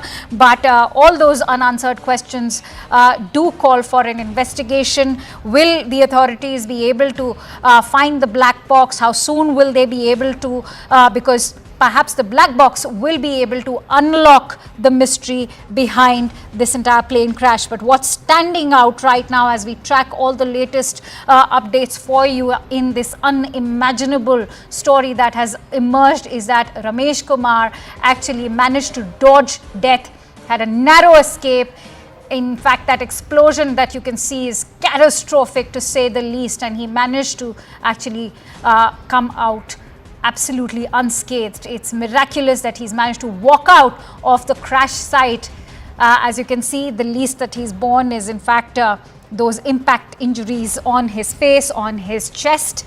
and he's a 40-year-old British national who was in fact visiting the state of Gujarat. He was on this Gatwick bound flight. He was allotted seat 11A, and according to Mr. Ramesh, there was a loud explosion, and that happened soon, 30 seconds after takeoff, and it all happened so quickly, and that is exactly what led the aircraft to nosedive and led to the crash eventually. In fact, aviation experts have also been commenting on the rapid descent of this entire crash and the entire video. But let's quickly go across to Anvit, who's been tracking the latest for us. Anvit, if you could share with us the story of this lone survivor, what is it that you're learning? If you could give us some confirmation regarding the comments that he's shared with other newspaper reports that are indicating that he said that only after 30 seconds did the aircraft crash, and there was a loud explosion before it led to that crash. Anvit, can you hear me? All right, we'll try and reconnect with Anvit, but this is the big story of the hour that has emerged out of this entire air crash. The only silver lining to this deadly catastrophic air crash, as Ramesh Kumar is the lone survivor, is a 40-year-old British national visiting the state of Gujarat. This has several families now look for their loved ones. Vishwas Ramesh, of course, survives this deadly air crash. Anvit is back with us. Anvit, what are you learning about this lone survivor of this catastrophic air crash? One passenger so far has been identified who is the survivor, and so far we are calling him the lone survivor because no other survivor has been reportedly been safe in this flight, and this man has been identified as Vishwas Kumar Ramesh. He had been living in UK for more than 20 years, and he had come to India with his brother, and he was travelling back. They had visited Diu, and he's a 40-year-old man. He had when he was found on the spot, he was put in an ambulance and sent to medical facilities. But as he recalled the incident later for the media, he mentioned that when he when the plane crashed, he was on the seat 11A, and he has said that he realized only after when the plane crashed, he found himself amidst the debris that was on fire, and he said that he has recalled that there were bodies all around and there were human remains all around. And he said that he was scared seeing those visuals and he was terrified. That was the moment when he was put into an ambulance and was sent to medical facility. Now, he has been marked safe. He has injuries. He certainly has injuries all over his body. There are burn marks as well, and there are injuries also. But doctors are saying that he's safe, he has been marked safe. He's out of danger right now, and he's under medical supervision. But so far, he's the only passenger actually who has been found to have survived this crash. Other than that, even though the operations are still underway, it is being the debris also being looked if there would be any more people who can be sent to medical facilities, or the dead who can be shifted to the morgue. But so far, this person is the only survivor that we have spotted and that the agencies have spotted, and he has been marked. Vishwas Kumar Ramesh is his name. He is a 40-year-old resident he is a British national by nationality, and he had come here with his brother. He was traveling back to London when this incident took place. Many thanks to you, Anvit, for bringing us those latest inputs. In fact, in the studio, we are also joined in by Captain Kishore Chinta, who is the chief pilot of the Sirius India Airlines Private Limited. Many thanks to you, sir, for joining in. Captain Chinta, what do you make of this miraculous survival? Also, how crucial and pivotal could this testimony be now of Mr. Ramesh to the entire investigation? Good evening. Thank you for having me on CNN News 18. It is indeed practically grabbing life out of the jaws of death for the survivor. It is indeed miraculous that he survived the crash, considering that the aircraft would have probably had 50 to 60 tons of fuel when it impacted the ground, and that kind of fuel would probably just wipe out everything in the vicinity after the crash.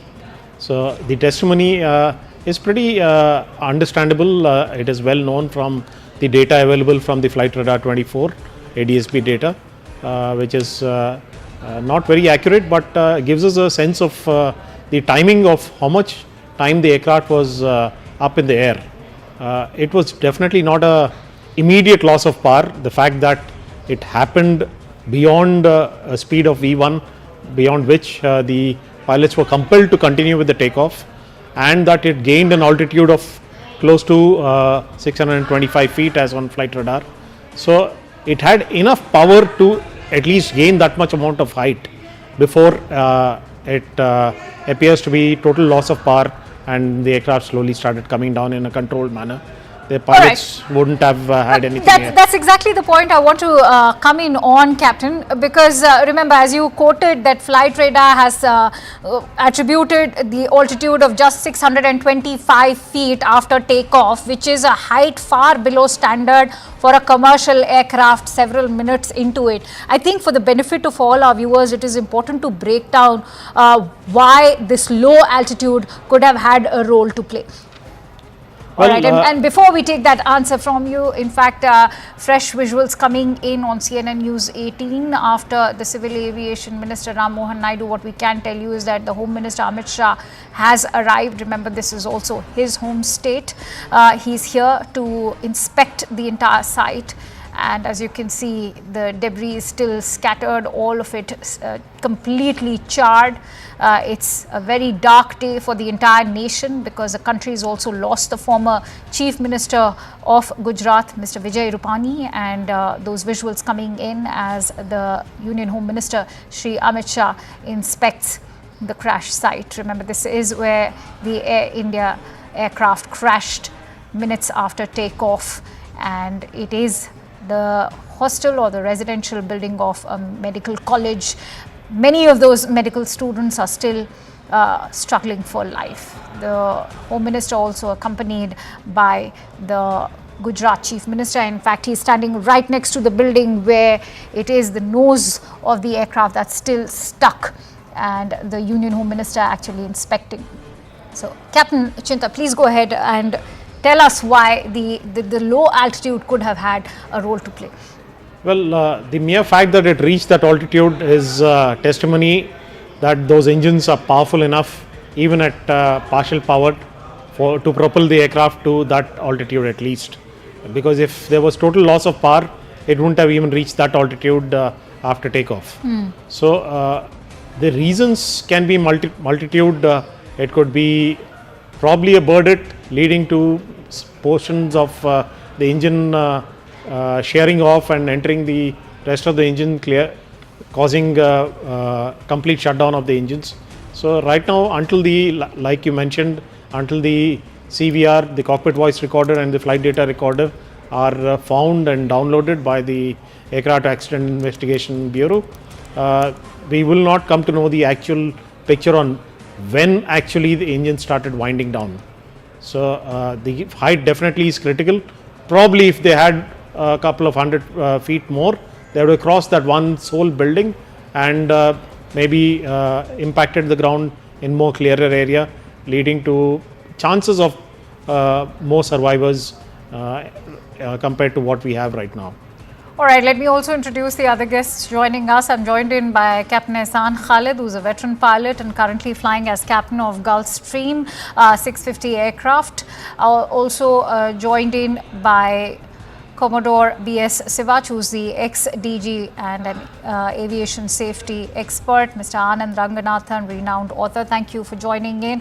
Anand, if I could come to you, what is your assessment of the lone survivor, first of all, who's in fact walked out completely unscathed? It's rather shocking to see him walking out at a time when the loved ones are looking for their family members who could have been on that flight. Good evening, Akanksha. On this terrible hour, my sincere condolences to the families of the bereaved. It's such a tragedy. I think we all feel exactly how each one of those families of 242 on the plane and so many other who were doctors and medical students were in the building where the plane crashed into. My sincere condolences. It's an absolutely ghastly event that has taken place. 3 points I'd like to make. Number one, of course, it is too early to even discuss about the possibilities of what caused the fatal crash. There are many theories floating around, but at the moment, I'm not going to pick one of those, or at least go with some of those theories, because all of them are at present mere conjectures. This Dreamliner, which is a particular type of aircraft, this is the first fatal crash in its history, and it's been there commissioned for the last 15 years. Having said that, there have been whistleblowers who've talked about the deficiencies that have gone on in the construction, in the making of the Dreamliner, who've talked about the cost cutting, or indeed cutting corners by Boeing as far as the commissioning of the plane itself is concerned, who've talked about various inadequacies, especially relating to hydraulics. And a similar loss, sudden descent, loss of height, happened almost a year ago, in fact 14 months ago, on a Dreamliner flight from Sydney to Auckland, if I'm not mistaken. I think it was Chilean Airlines. And there was a sudden descent, which is what we've seen, at least from the visuals that I can see. And the one of the panelists was talking about that after the V1, the descent was reached, and it is highly unusual for a plane to then suddenly lose descent. Right. I think many people have ruled out the possibility of a bird hit at that height. As far as the survivor is concerned, Akanksha, it's an absolute miracle, and I'm so happy, at least in this unearthly hour, ungodly hour, to have this small bit of news, good news, and I hope that he's able to, he looks pretty fit under the circumstances. True. And he could be giving us vital information about what happened. Yes. True. He's the only silver lining at the moment, and perhaps, in fact, latest visuals coming in to take our viewers through these visuals that have just come in. These are critical moments before that Indian Airlines flight took off. Just critical moments of that entire takeoff that have been accessed by CNN News 18 before it crashed. But as flight, this is in fact just the takeoff, and it led to the crash soon after it takes off. This is the entire video that we have accessed for you that shows that entire takeoff till the moment where it leads to that catastrophic explosion, as you can see.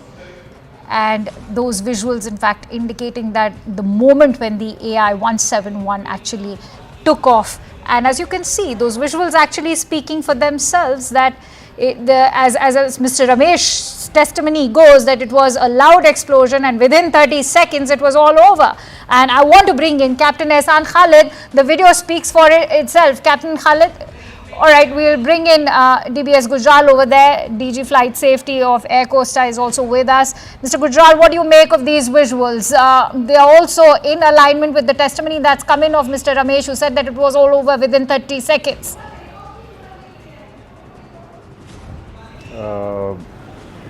First of all, my condolences to the families who have lost their loved ones in this accident. And I would like to say that this particular crash has got an international ramifications as far as Boeing 787 is concerned. Now, I have been watching and listening to the various people who have been coming on the television and expressing their views about this accident.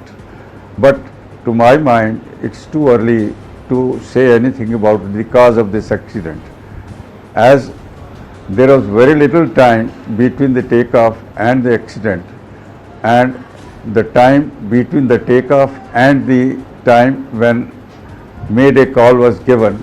After that, there could not have been any conversation between the ATC and the pilot, and all this little time is having all the answers hidden into the black box, that is digital flight data recorder and the cockpit voice recorder. Once we decode it, there may be or may not be, there may be answers to all the questions that everybody is asking. And to my mind, we cannot rule out the role of any one of the factors, that is the controls, the engines and the environmental factors. We have to combine them all and study as to what possibly could have happened when the aircraft just took off and crashed within a few kilometers of the airport and went into a building. As far as the disaster is concerned, this sole survivor, as you have said, is very fortunate, and he is a crucial witness. And the loud thought or noise that he is expressing is must have been recorded in the flight data recorder, and it will have the answer from that. I want to quickly go across to Ji. Tejinder, who's joining us on the phone line with more inputs. Tejinder, this is a very, very crucial piece of footage that has been accessed, which we are playing out for our viewers right now. Very crucial moments of AI-171's takeoff, and in fact, that also goes on to indicate that it was a matter of seconds that soon after the takeoff, the crash happened. Indeed, this is a very crucial piece of information that we have been able to access, which clearly shows that within less than 30 seconds, if you can see that the flight, this ill-fated flight, when it takes off, it crashes, and then we can see a huge plume of fire and smoke coming from the area. Though the various agencies are now looking into this CCTV footage as well. And they are trying to find out because the black box of this ill-fated flight is yet to be retrieved. Fortunately, there has been only one. There has been a survival, while unfortunately every other passenger on the plane have been killed in this unfortunate incident which happened this afternoon. But yes, a crucial piece of CCTV footage which CNN News 18 has been able to access, which clearly show that. Soon after the takeoff, this ill-fated flight, it could not continue with its ascent, and it crashed. And then we can see a huge plume, a fireball and smoke, which led to the death of all the passengers. But yes, there has been one survival in this ill-fated aircraft. Yes. Absolutely, it is, and I actually want to bring in Mr. Air Commodore B.S. Sivach also, who's with us right now. So, what do you make of these visuals? Because contrary to what Flight Radar 24 was reporting, that it was 20 minutes after takeoff, now these visuals actually go on to testify also what Mr. Ramesh has been stating, that it was a loud explosion, and within 30 seconds this entire catastrophic crash took place. Very ghastly, very terrible loss of lives, very shocking news. Our heartfelt condolences from Aviation Safety India, and our prayer to God for the speedy recovery of those who are injured. Now, in this particular accident, the aircraft was fully serviceable. Pilots were absolutely well qualified with good experience. Weather was reasonably good. The aircraft was fully serviceable. The aircraft has taken off. Actually, it has come from Delhi. So, aircraft was fully serviceable. It has landed there, got turned around, loaded its passenger, and again took off. Till takeoff, there was no problem. The aircraft was climbing after takeoff at about 425 feet. That is what is being talked about is 625 feet. The Ahmedabad runway elevation is about 180 odd feet. So let's assume 200 feet. So aircraft was just at 425 feet. It experienced sudden loss of power. We must commend the presence of mind of the pilot that at such low altitude loss of power, he immediately informed ATC in the form of mayday call that there is a serious threat to the safety of the aircraft and passengers. So it's creditable on the part of the pilot without losing cool, and still he continued because now he had loss of power, so he could not continue the climb. He started descending because of the loss of power. Loss of power can be attributed to so many reasons. This Ahmedabad airport is notorious for bird strike. So burst tight to both the engine can lead to the shutdown of both the engines. And the passenger who was survived, he also talked about some loud noise. So loud noise possibly has come from engines, right, which was possibly a maybe bird hit, and thereafter loss of engine power. Pilot transmitted ATC, tried to avoid buildings. Unfortunately, he was helpless. He had no control over the aircraft because there was no power in the aircraft, and eventually the aircraft crashed. Right. Very, very terrible accident. The Boeing 787 Dreamliner is a very safe aircraft. Initially, it had some troubles. These are called teething troubles, which had been resolved. Now, this aircraft is being flown by a large number of airlines. Almost 1,200 aircrafts are flying around the world. They must have conducted millions of flights. There have been no such accident. Remember, in aircraft operation, there are only two phases of flight which are very, very critical. One is takeoff and another landing. Okay. Most of the accident happened during this phase. Okay. Most of the accident take place during landing. Takeoff, there is very rare. This is one of the rarest of the accident. There have been accidents, I'm not saying that, but it is very rare. Landing accidents have been plenty. So this accident, takeoff accident, obviously chances of surviving the crash because the aircraft had more than 1 lakh liters of fuel. So it's like a bomb blast. The fuel caught fire and of course there was a large flame.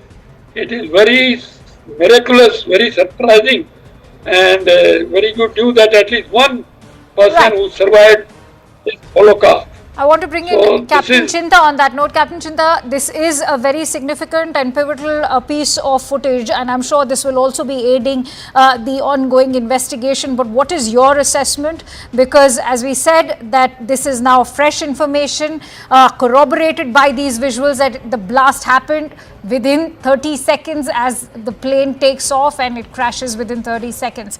What is your assessment and what are the questions that are coming to your mind? Of course, we all know that 65 to 70,000 liters of fuel was being carried in this flight, given that it was Gatwick bound, and that it sort of sheds light on the size of the explosion.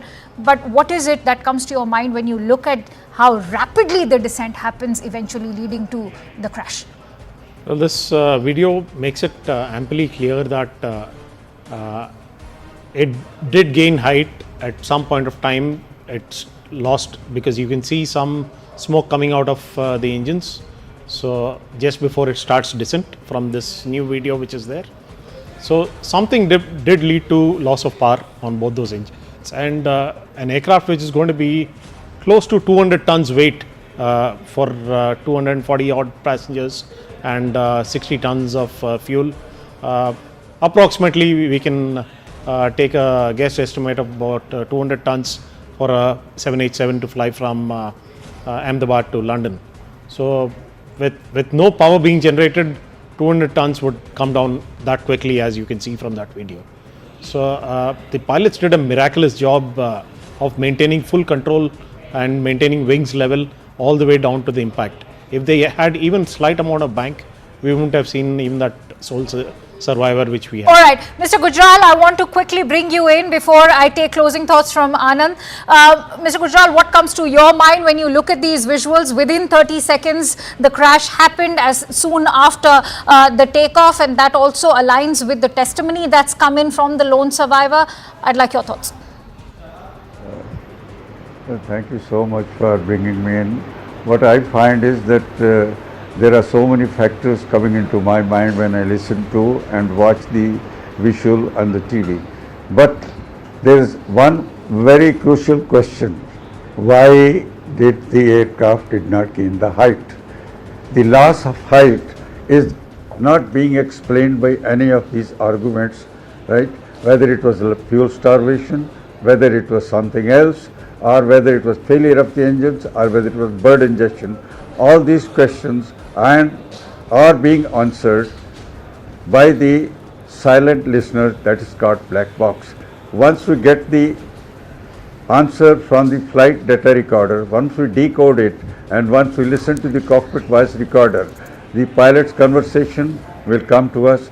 The parameters that are recorded in the flight data recorder will be in front of us for finding out at least as to what exactly at that moment and in a very brief short time happened.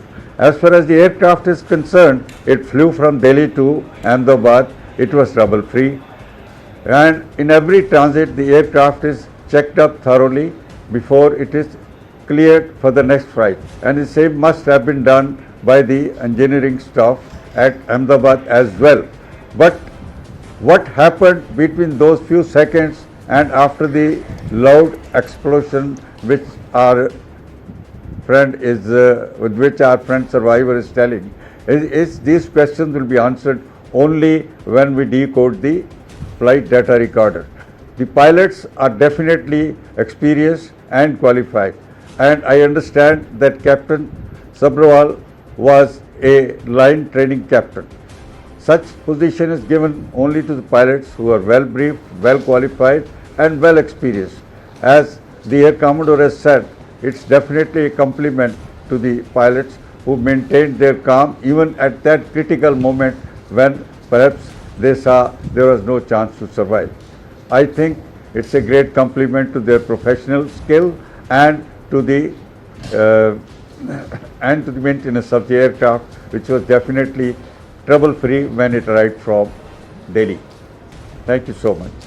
Stay with me, Mr. Gujral. I also want to bring in Anand. Anand, I think you were raising a very critical point. While it is fairly nascent to probe into what exactly led to the air crash, there are many who are also raising questions about whether or not this calls for a quality control for Boeing, because remember there's talk about how the Boeing 787 Dreamliner was also facing numerous quality controls, and the FAA and Boeing both had in fact paused its deliveries between the year 2021 and 2023 because it was not just facing numerous quality control issues but also manufacturing issues, and there were reworks being called for within these Boeing Dreamliners.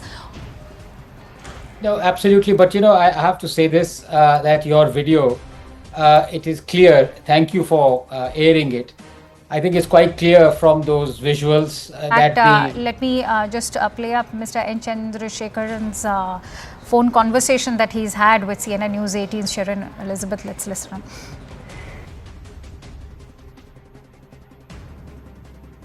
Mr. Chandrasekharan, many thanks for joining us here. To start with, on behalf of everyone here at CNBC TV 18, our deepest condolences to you and the Air India family and to the families of those who've lost their lives.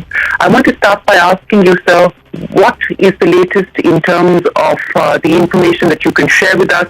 You are in Ahmedabad, you've met with officials. I would appreciate any latest information that you can share with us to elaborate on what has transpired. First of all, Shireen, it is a totally devastating tragedy, and we are all totally shocked and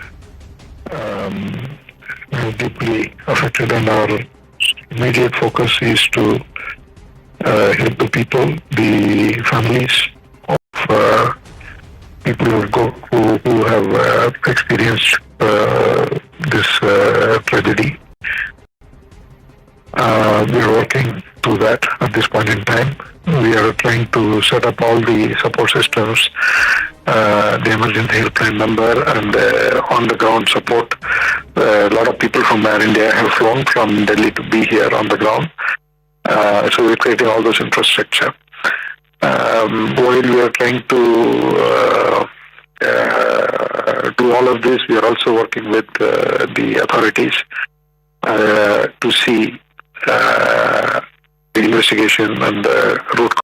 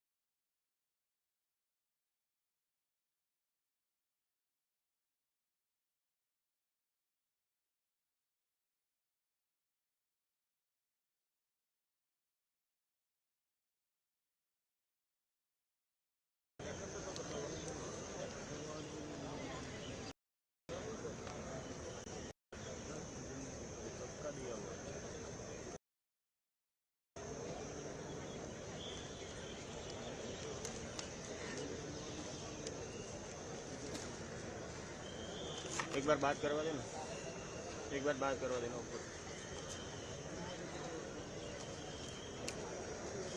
हाँ यार ऐसी तो नहीं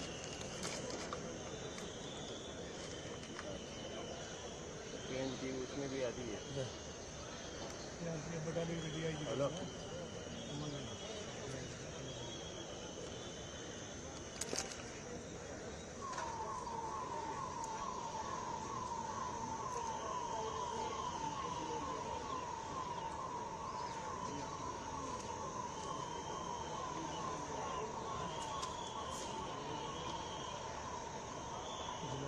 hello Tarun ji, मुझे कहीं और बुला रहे हैं।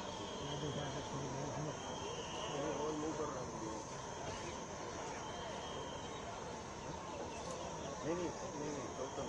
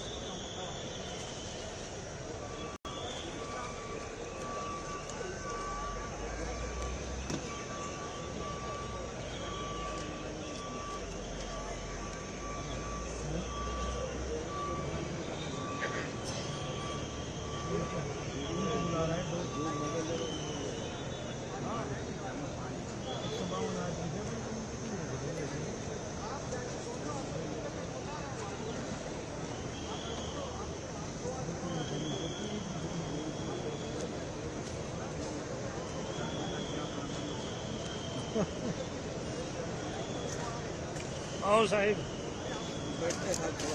आ जाओ। अरे सर ये लाइव फ्रेम है। Thank you. उधर कर लाइव यार, इधर कहाँ से देख रहा है? लाइव हो रहा है। हाँ लाइव पे लिखा हम लोगों को दिखाओ।